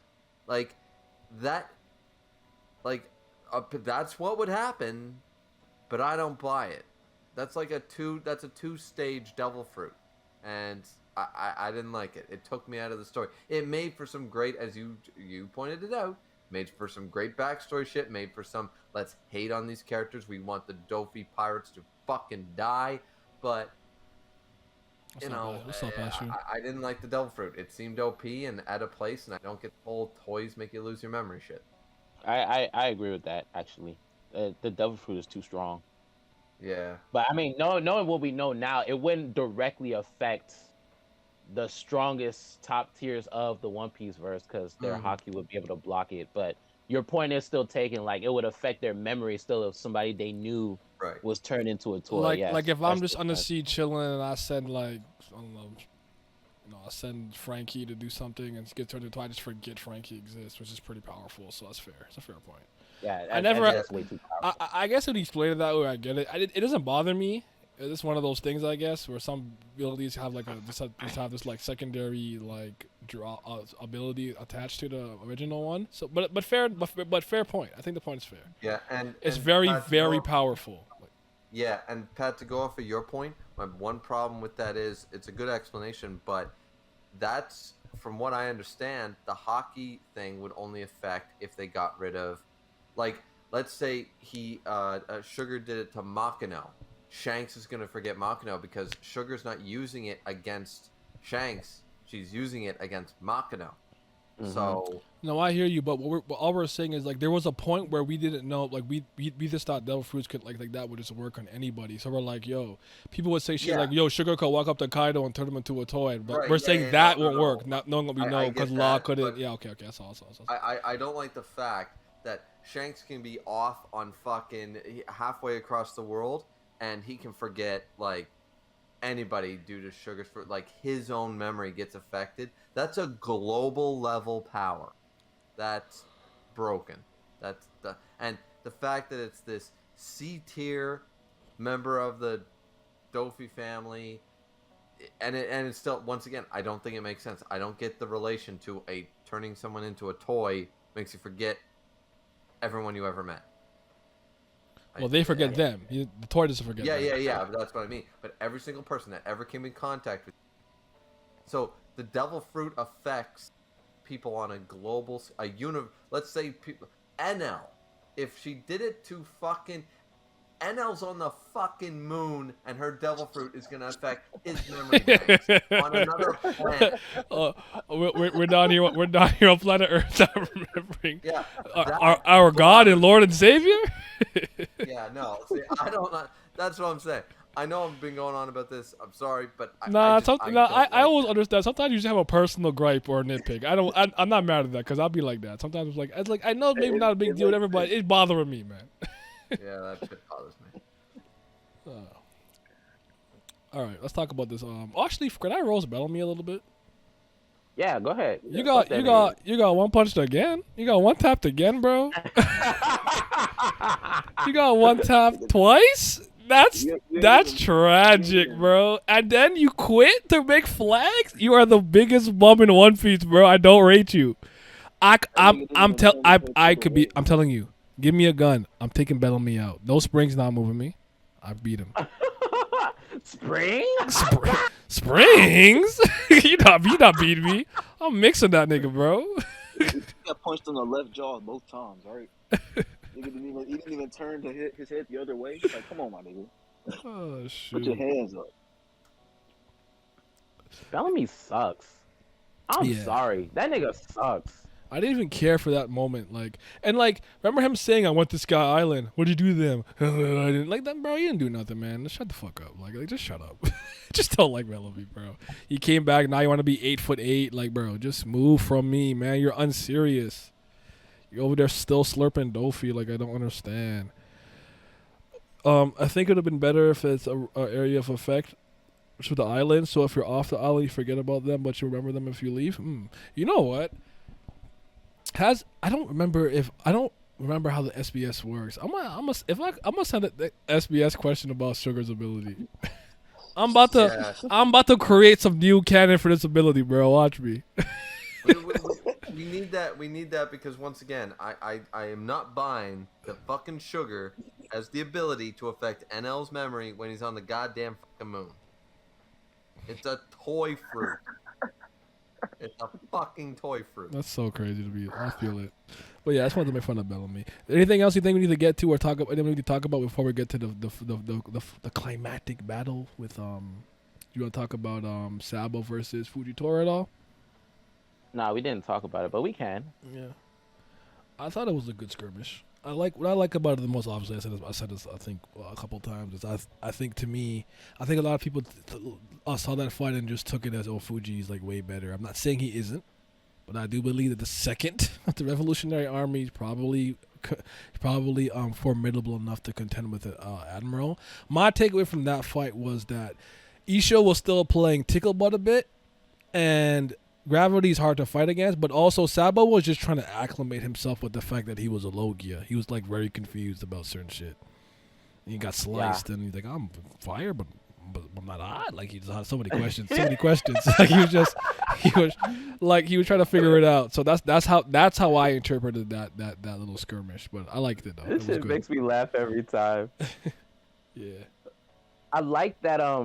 Like right before that, Sabo comes fresh off of like the shit that he did in the Coliseum, and then Bastille and the rest of them niggas pull up on Sabo, and Sabo's like, "Bro, get the fuck out of my face!" Like, I will crack your skull with these dragon fangs, baby. He grabbed that nigga by the face. It was like, "You see these claws? They can crush anything." And then he's like squeezing that shit. I'm like, "Yo, he kind of sadistic a little bit. I'm liking this." And then like Fujitora pops up and he's just like, "Yo, you can't be doing that to my subordinates." They start fighting, and then like he gets on fire. It's like, "Whoa, I'm on fire, but I'm not hot." Then they start fighting, and then like Fujitora hits him with like the gravity sword, and then he was just like, "Oh shit!" Like he kind of surprised him a little bit. But I like that Sabo was like able to contend with the Admiral, and he was like, "No matter where I am in this world, if my brother needs me, I'll come running." Go. My boy. Hey, Go, Pat, I'm shit. surprised you didn't mention anything about Sanji winning over Viola. Well, I was gonna talk about Sanji a little bit later on, but yeah, we can do that now. Yeah, go ahead. Sanji and Dressrosa. I know Myles talked about the fucking Doflamingo thing. I mean, I thought it was cool. I didn't read too much more into it than that. I like that Oda continuously shows that Sanji has a really big heart, not just for women, but like for women in particular. He can always see through their intentions. Like he could tell that Viola was under distress the entire time, but there was something that she was holding back. She just couldn't reveal it. and he really had to test her mettle by letting himself like get captured and like abused to the point where Viola was like, nah, I can't like let this nigga get beat up like this. Like he's a genuine person. I like that shit, and I also liked when after he recovers from his skirmish with Doflamingo and shit, the Big Mob pirates came to Dressrosa. That shit was fucking crazy, my nigga. Like, we're in the middle of dealing with Doflamingo and all this other shit. Law just got fucking shot. And then all of a sudden, Sanji's on a fucking transponder stand. He's like, yo, Big Mom Pirates here. I'm like, nigga, what? I'm about to shoot back, though. Yeah, I'm he was shooting like, back. I got one question. I need permission to fire back at them niggas. I said, yo, hold on. Sanji, cojones. I can't let them niggas pull up on us like we just some bitches. And I want this for people that say, oh, Zoro is the vice captain of the Straw Hats. No. The Straw Hats do not have a vice captain. It is a role that can be filled by anybody who is competent enough to take charge at the time. And most times, those people are Zoro, Sanji, or Nami. Those are the three people that normally step up and fill that role when they need to. I actually always like, if you put a gun to my head, I agree with you. It's a kind of rotation, but I actually always give it to Nami, personally speaking. Am I doing a separate one for Zoe? Am I gonna combine that with Whole Cake? Zoe, Whole Cake, and Wano and stuff are part of the Four Emperor saga. They'll all be done together. Sorry, go ahead. Yeah, I'm just gonna go out and disagree. Zoro is the first mate, always will be. Doesn't need First mate and vice captain are the same thing to me. Captain. First mate is literally. Well, Zoro is the Rayleigh, the Ben Beckman, the Katakuri, whatever you want to call it. We're not disputing that, but we're saying there's not a clear defined role. Zoro is on the Straw Hats. Everybody knows that Zoro is the first mate. He's the right hand man. All that stuff. But as far as like a position, the vice captain role, it's open. Anybody can step up and fill that role. 100%. Nami's the most in charge. Nami's more in charge than Luffy. Oh, Myles, I thought you were asleep, bro.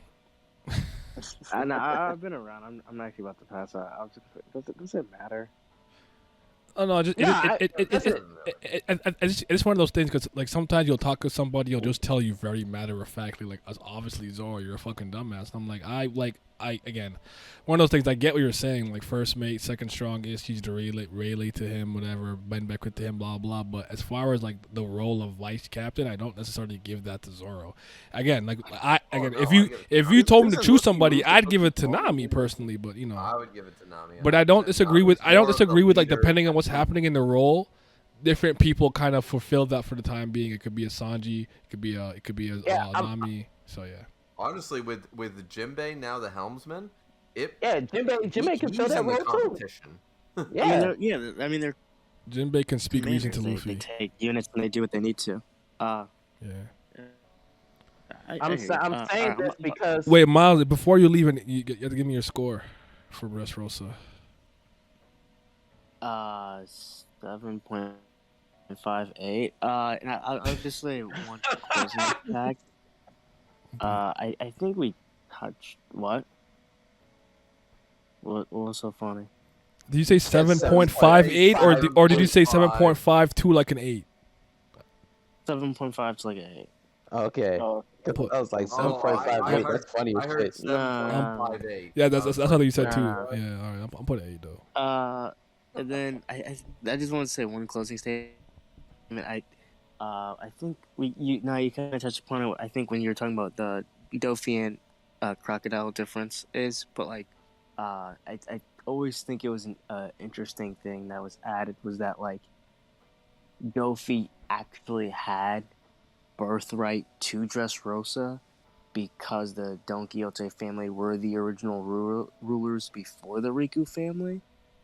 I just kind of wish Dressrosa touched on that more of like what it means to be the proper ruler and like the proper placement of like you guys were here before, we're the ones that took care of it and like who should be the rulers based off of that. But that was never really touched upon. And I kind of think that was a missed opportunity.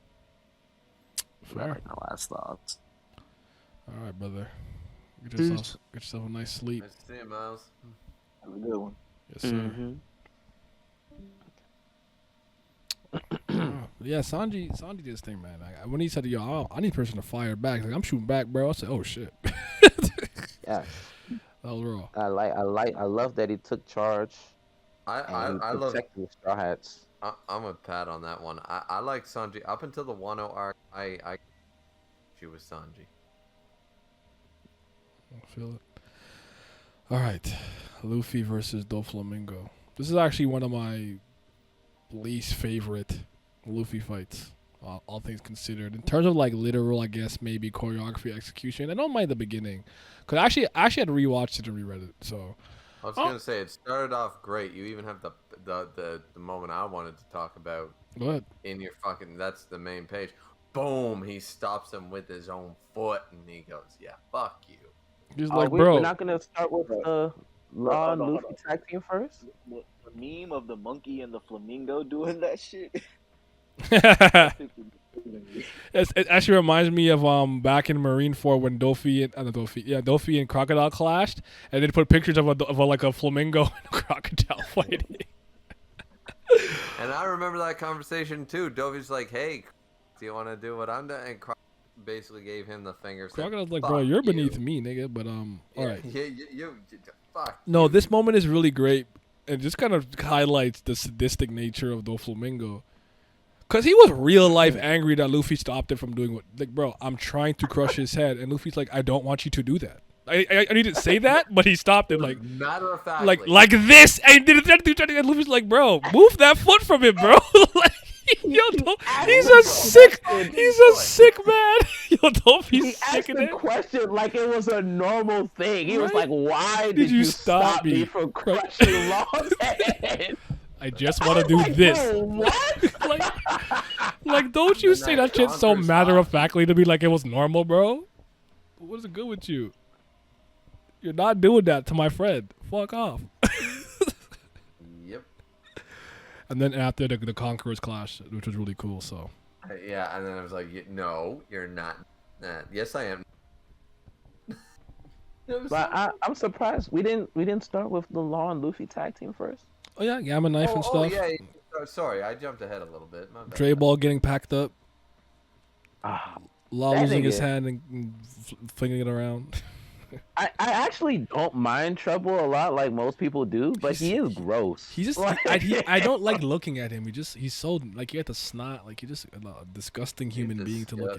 disgusting. That's my problem. Like the anime kind of like makes me like him a little bit more because his voice is funny because he's like bitter bitter, and I'm just like, bro, that nasally ass voice is so fucking Actually, funny to me. we're frauds. Did we talk about Frankie and Senior Pink, or was that, did I miss that? We did not. Yeah, we we're did frauds. not. We You missed. see how long this fucking arc is? Yeah, there's so much shit going on, bro. I'm sorry, but Senior Pink, the ultimate, a better simp. man, Fucking Sanji, the man, the myth, the legend, the man who simps for his wife so fucking hard that he dresses like a goddamn baby.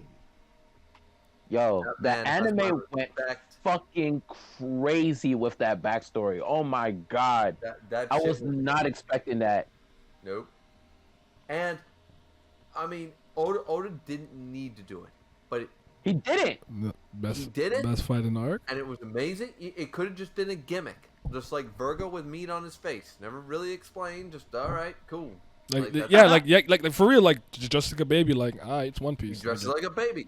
That's his thing. He gets bitches. That's his thing. But this fucker, Oda decided I'm gonna double, quadruple, and triple down on this motherfucker. I'm gonna make you guys absolutely love. And you know what I love also? You complain about Wano all you like, guys, but in Wano cover page, we get the cover request of Frank and Senior Pink actually having that goddamn drink. Yes, sir. That So was dope. I mean, That was fuck it. dope. If nothing else, Wano gave us the drink we all wanted. Was to that the see. chapter? What the chapter I saw that made me be like, I think if I remember correctly, when I saw that, I'm like, that made me want to see. It made me wanted to see Wiper, and I'm Cricket. Share a glass. I'll shock Yeah. a glass. I would love to see that in real time, like the descendants of Nolan and Kagura meeting and sharing a cup of sake. I would love that. Actually having it, yeah, exactly. And see, Oda knows how to sell that shit, man, because Frankie respected the hell out of Senior Pink and all that shit. Ooh, that shit was so good. I actually like that. That's probably my favorite fight. Only as my favorite fight in Dressrosa. Yes, Dofi and stuff was more epic, but I think that's my favorite fight because It just meant more, and then the emotional beat just hit for me better, I guess. Yeah, the emotion behind that, because I won't lie, kind of rooting for Senior Pink. Like, this poor fucking man. I feel that, but I have to rock with Frankie though. But I feel No, that. I'm not mad at Frankie. that. Like I'm just saying. Like, no, I'm just saying. Yeah, I know. I get you. It's one of those things where it's sort of like if you're watching, like, if you have two boxers that you really like and like they've been following their career and all of a sudden they're in a match together. Do you really know, like, who you're really voting for? Who's your favorite? You know what I mean? One of those things. Like that's how I was feeling. Okay. So we could not have gone past that without talking, but yeah, that was really good. Hard boiled. That's what's up. Yeah. I guess I'll bring this up because it's a talking point that I always bring. I'm sure we're not gonna care to that degree. Maybe you might grieve, or I don't know. But were you one of those people who are like going crazy about the Gamma Knife? It's like, yo, the Gamma Knife it's like the greatest move ever, and Doflamingo stitched himself up, and yo, he's the fucking baddest. Like, I'm like cause the Gamma Knife broken and him repairing his fucking organs with strings makes no goddamn sense. That's all I gotta say. Once he made a string clone that was colored the same way he was, I just stopped overthinking it. But stop thinking it. But it was some goofy. Listen, Dofi's like sugar. The whole Don Quixote family has these goofy ass double meaning fucking devil fruits. I swear to fuck, because this man, right, he's flying with string. If I tried to jump up in the air holding a ball of yarn, I'm gonna crash land in 2.5 seconds. So first off, flying with that shit makes no goddamn sense. Second off, I'm okay with the flying. This man decides, okay, like, I could believe if he was Law. If he was Law and he had the string food, he could, okay, I can, like, stitch my organs back together, blah, blah, blah. But he's not a fucking doctor. How the fuck does he know? Didn't he just say it was patchwork, though? Like, he knew, like, I don't know, I don't remember. Maybe. I hear what you're saying. Yeah, he said my point wasn't the really... fact that he could do it at all is ridiculous to me. Listen, if you were to open up my chest cavity right now, I know that I've got, kidneys and lungs and fucking a rib cage and a heart somewhere. I don't know where the fuck anything goes. Like, I'm not a doctor. Never for the operation, dog? Yeah, exactly. I know there's intestines. Never played on Trauma Center under the knife? Somewhere. Dr. Styles. Doctor. I'm just saying, I didn't buy. I thought that either, like, the Gamma Knife's broken, but I thought the idea that he patched himself up with his string powers was sort of like, no, I'm not buying that. I didn't buy it. It sort of took me out of the moment a little bit, but the fight was still raw. So okay, fair enough. Because my actual, the point I was trying to get to was, like, I remember it being a huge a talking point. I remember what stream I was in. It might have been a Brago stream or something, where they were like, yo.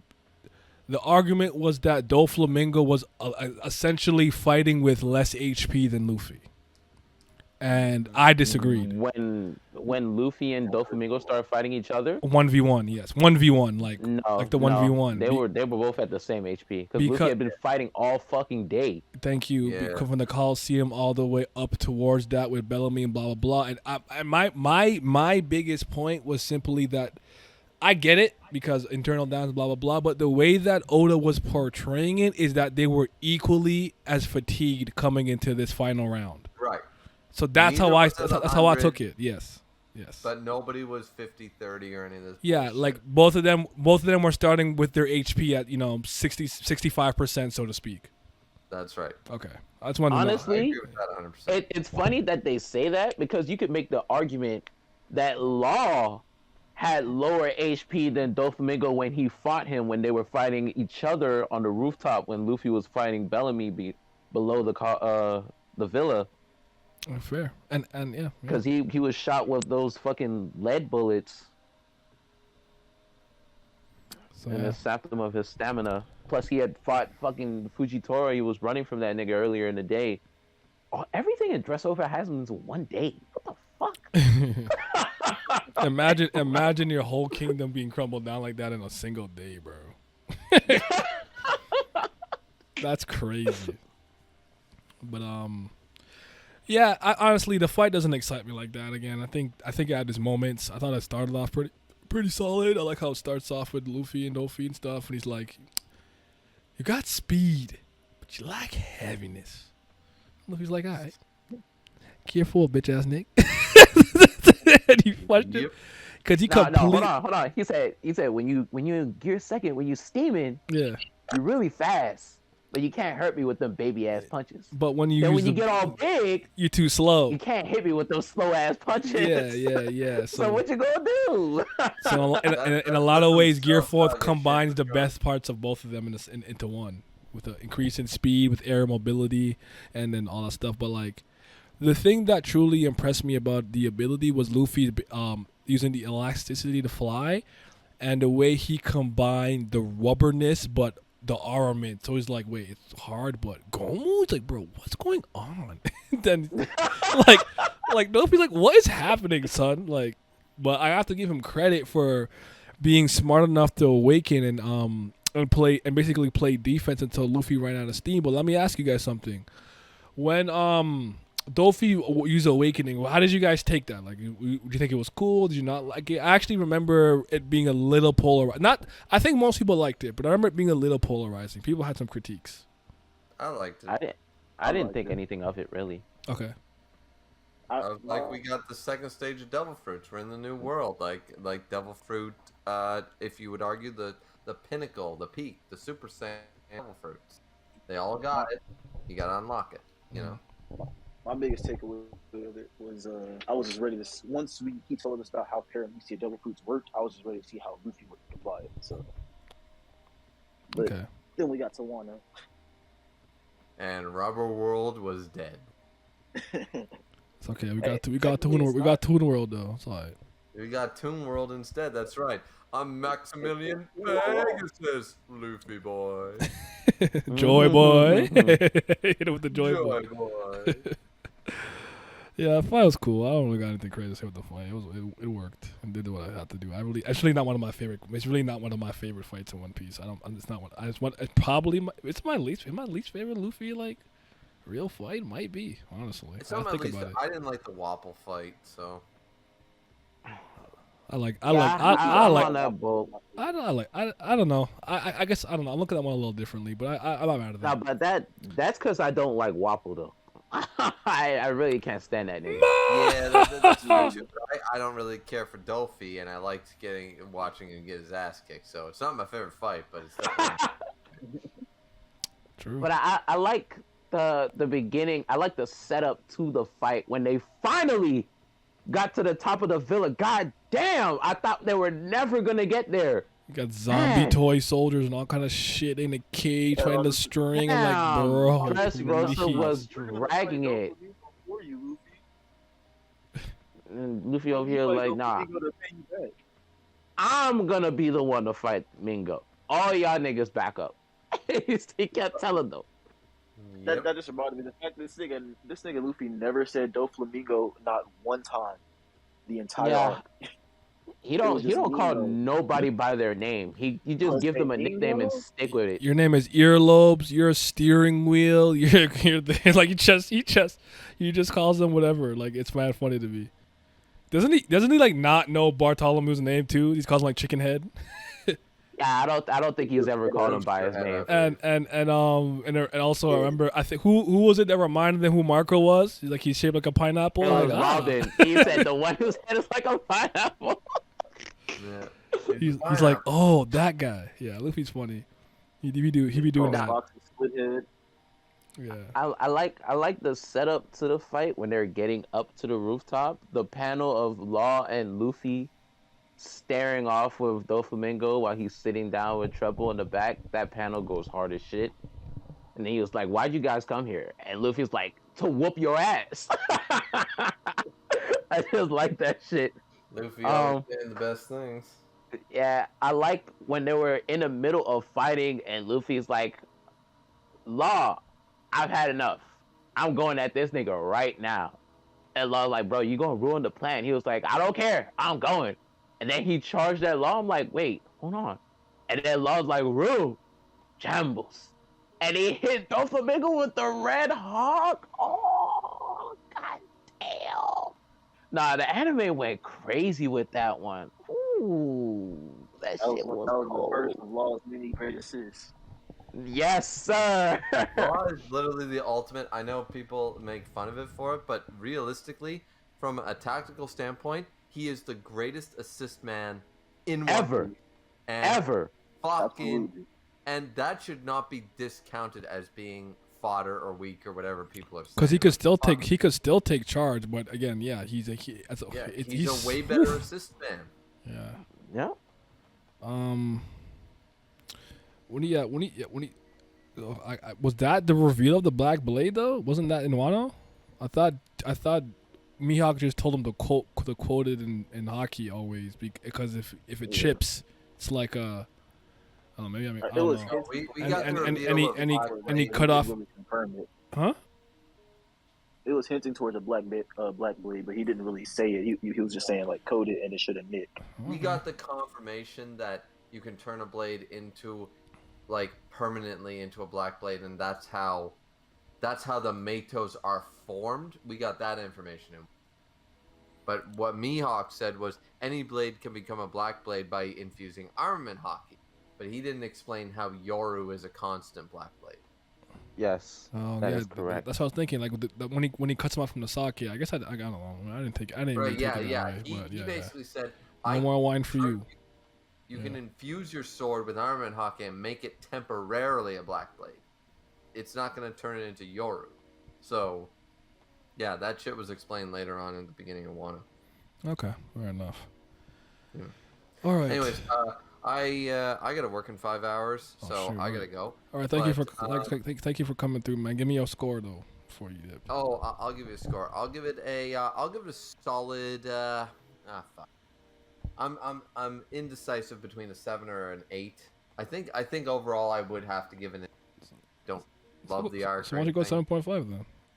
Yeah, it's 7. Yeah, we'll go 7.5. 7.5. And before I leave, I just want to say, fuck the bird cage. That shit sucks.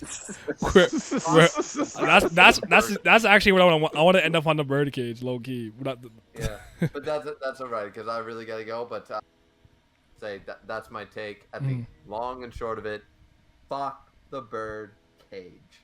All right, we'll see you guys later. All right, bet. Have a Take good care, one.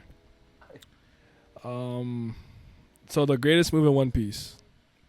Oh wait, is that gonna be the last thing we talk about? Yeah, you're right. We probably talk about Sabo and the post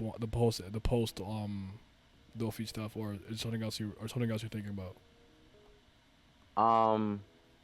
Fuji Wow, having it all just the left gravity, my head. all the gravity stuff. Thank you for the follow, and people were like trying Usopp?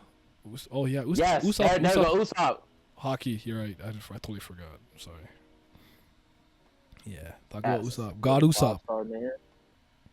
I hate that the anime dragged out such an incredible moment over the course of an entire episode.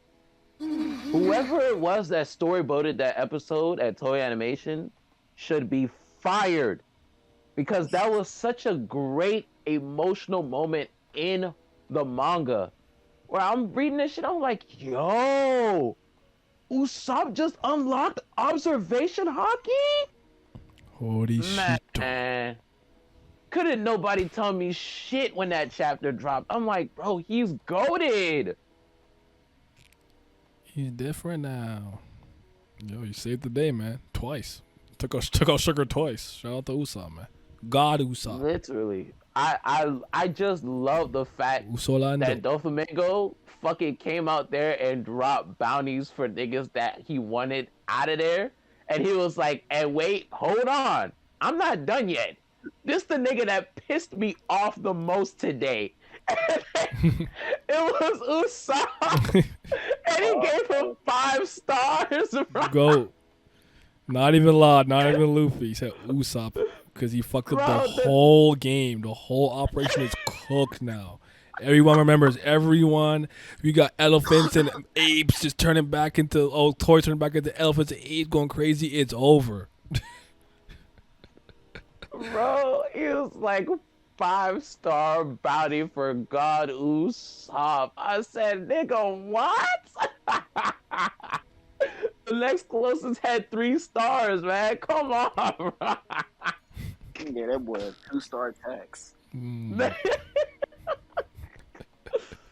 But nah, man, Usopp was doing his thing at Dressrosa. The way he took charge of the Tontadas, unlocking observation hockey, stopping Sugar twice.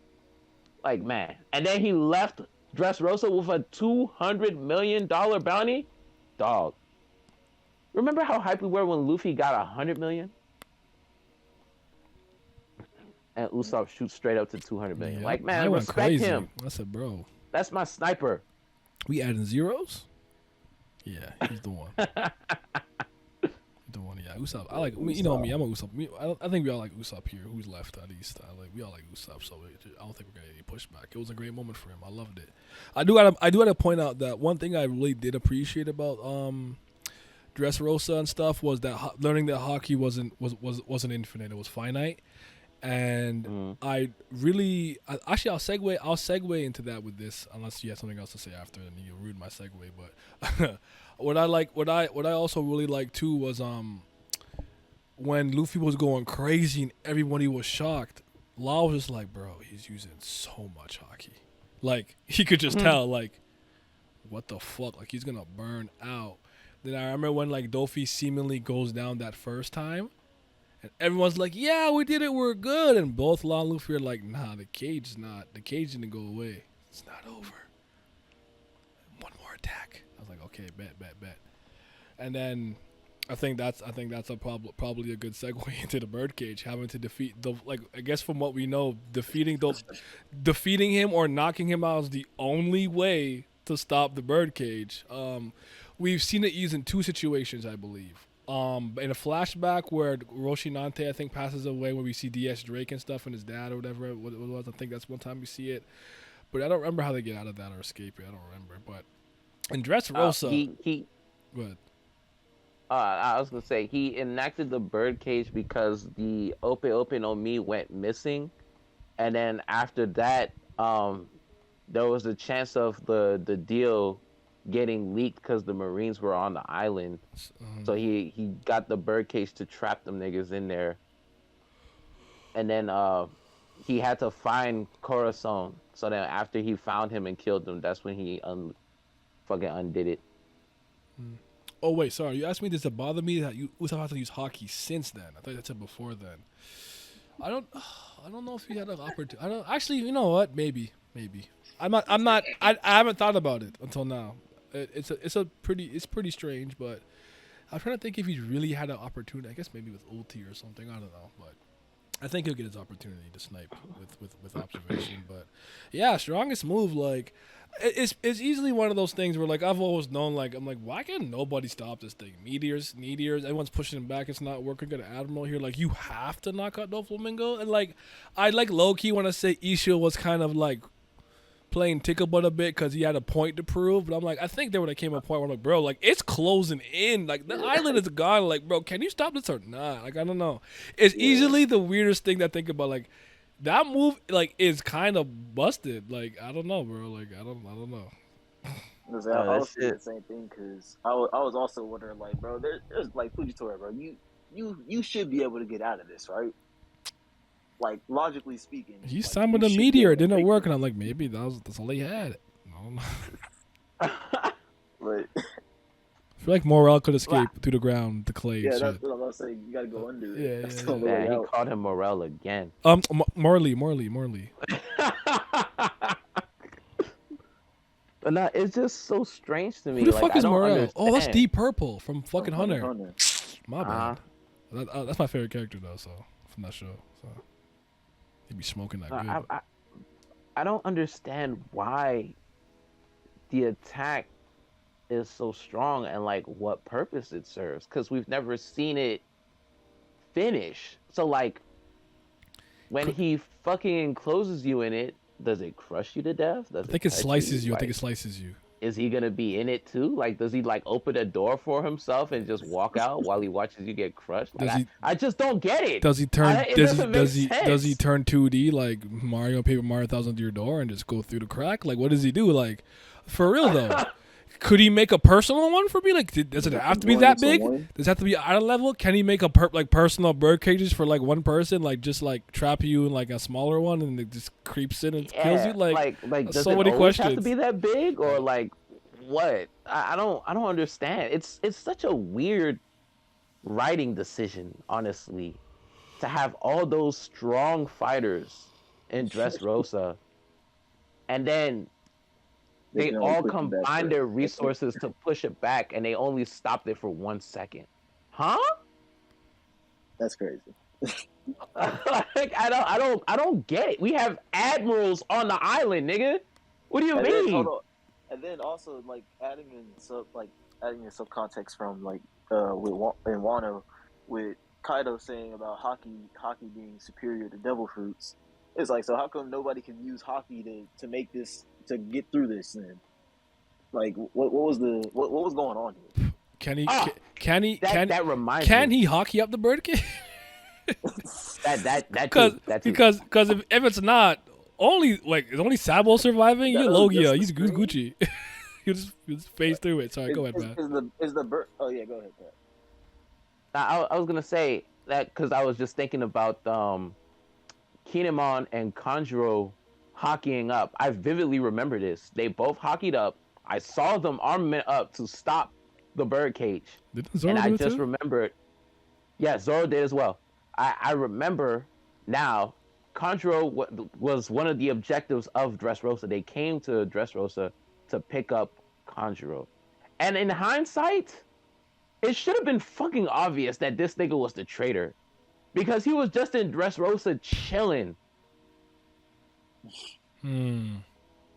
Yeah, it's one of Like, those there things. was Yeah, nothing hindsight. wrong with Yeah, him. hindsight 50-50. Yeah, it is one of those things. Like when it came out, I'm like, yeah, maybe that was kind of off. Because I never thought it was Raizo personally, but I thought the only reason why I held off the Raizo, because I'm like, that makes that Raizo with safe scene crazier. They did all of that to protect the Yes. trader. That's If- why. if- That's if he kind of was the why I traitor, was yes. like, there's a part of me that wanted it to be Raizo, but I'm like, one of those conjuring, like, yeah, that's probably what made the most sense. So. Cause they was looking for him up and down Dressrosa, and then they went into like a basement or whatever the fuck, and he's just over there having a jolly good time, not a care in the world. I'm just like, wait, something's not right here. Like, why is he just over here by himself, chilling, having a good time? With his fake mid drawings. That's crazy. Nigga Picasso with the god. Nigga Bowser Jr. with the paintbrush. So And is the the oh, go ahead, Alan. No, go ahead. Is the bird cage made out of the same, like, is all of Dofi's string made of the same material? So like That when he too. shoots out like his strings for, like when he's like shooting it through people or whatever, or like making his clothes, is that made out of the same material as the bird cage? Like, I'm pretty sure it's all string. It's all his ability. but like is the bird cage made out of like a stronger string? I don't know because Like like a you stronger because you material. want to argue that his was it 16 holy threads off white stuff and Luffy punched through Yeah. it. Yeah. Like All like his like threads like are like different substances. like is that weaker or stronger than the bird cage? I don't know. we know he has his string bullets with mosquito, and then he has overheat when he's sending Yeah. out the string so fast that it's on fire, and then he has the He fucking like birdcage holy on fire? threads. No, you're Yeah. saying. I mean, why not? Like, why couldn't he make a firebird cage? Shit, like I don't know. If it came out fast enough, he probably could. Shit, Like, I want to know, like, does he have different versions of this shit? it moves too slow. Oh man, yeah. But shout out to the bird cage, the greatest move ever in One Piece, I guess. The last thing that I want to discuss before we wrap it up, Okay. Luffy versus Danchin Chao is an underrated fight. Oh, I think it's actually like I was actually gonna say when I was thinking about like when I the senior pink thing, I was gonna chime in and say I actually would maybe give it to Don Chinja versus Luffy. from at least from a, like I guess a spectacle standpoint, I enjoyed it a bit more, but I didn't want to. Yeah, we didn't get a chance to talk about it because Miles is convinced that Danchinjao sucks for whatever reason. Yeah. But that fight actually goes hard, like in the anime and the manga.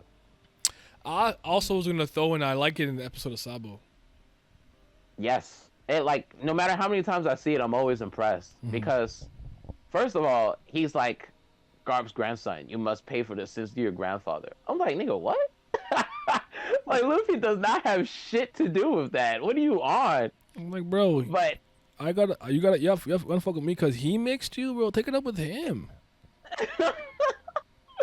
but when I was watching the fight, I remember like the first time I saw it animated, that Conqueror's Hockey Clash. I'm like, yo, why is it going extra hard right now? What's going on? And then the fact that Luffy used Gomu Gomu no Thor, and he has never used it before or since. I remember. I don't understand that move. I remember because I always said that to me, the like impact, like electricity discharge looked different, and in the anime I remember it being yellow, but don't quote me on that. So I'm like, yes, it is yellow in the anime. I've like, seen it a bunch of times. Because I remember at that point I was starting to think, for whatever reason I was obviously fucking wrong as hell, but I'm like, if you have conquerors, can you like hockey up with elements? So like that's why I thought maybe you could use Red Hawk. I thought the Thor was like electricity discharge. I'm like, oh shit. Then I remember thinking like, okay, Dofi used it, and I can't remember. I know Katakuri did later, but I was like, one thing that's consistent about some of these attacks, Sanji, of course, being a little different, was that they were all Conqueror users. So I was like convinced that maybe hockey had an elemental component to it, but I was wrong. But yeah, I remember that. I remember always looking at like at Gomu Gomu no Thor like this move is different. So. It's very different because he's never used it since. There's some, like, I was just like, bro. Yeah, there's some moves he pretty much uses at once. Eh? Has he ever used UFO or Hanabi ever since? I know he's used Hanabi twice at the very least, but I don't think he's used UFO since Punk Hazard. Mm-hmm. And well, Gomu Gomu no Bo and Taco Hanabi were specifically made to try to deal with Eneru on the fly, so that's different. But yeah. Mm-hmm. You thought it was static electricity? Oh, okay. So I'm like, okay. I guess I can. Okay, but how though? Like, how would he generate the static charge from what? And can Luffy do that? Because like, I don't know science enough. Stop. Before I sound dumb. But yeah, but that fight's good though. I like it. I do. Anime, manga, and in the episode of Sabo flashback special. That was good. He caved his head back out, my nigga. Like bro. Shit's so funny to me. Gyatso was like,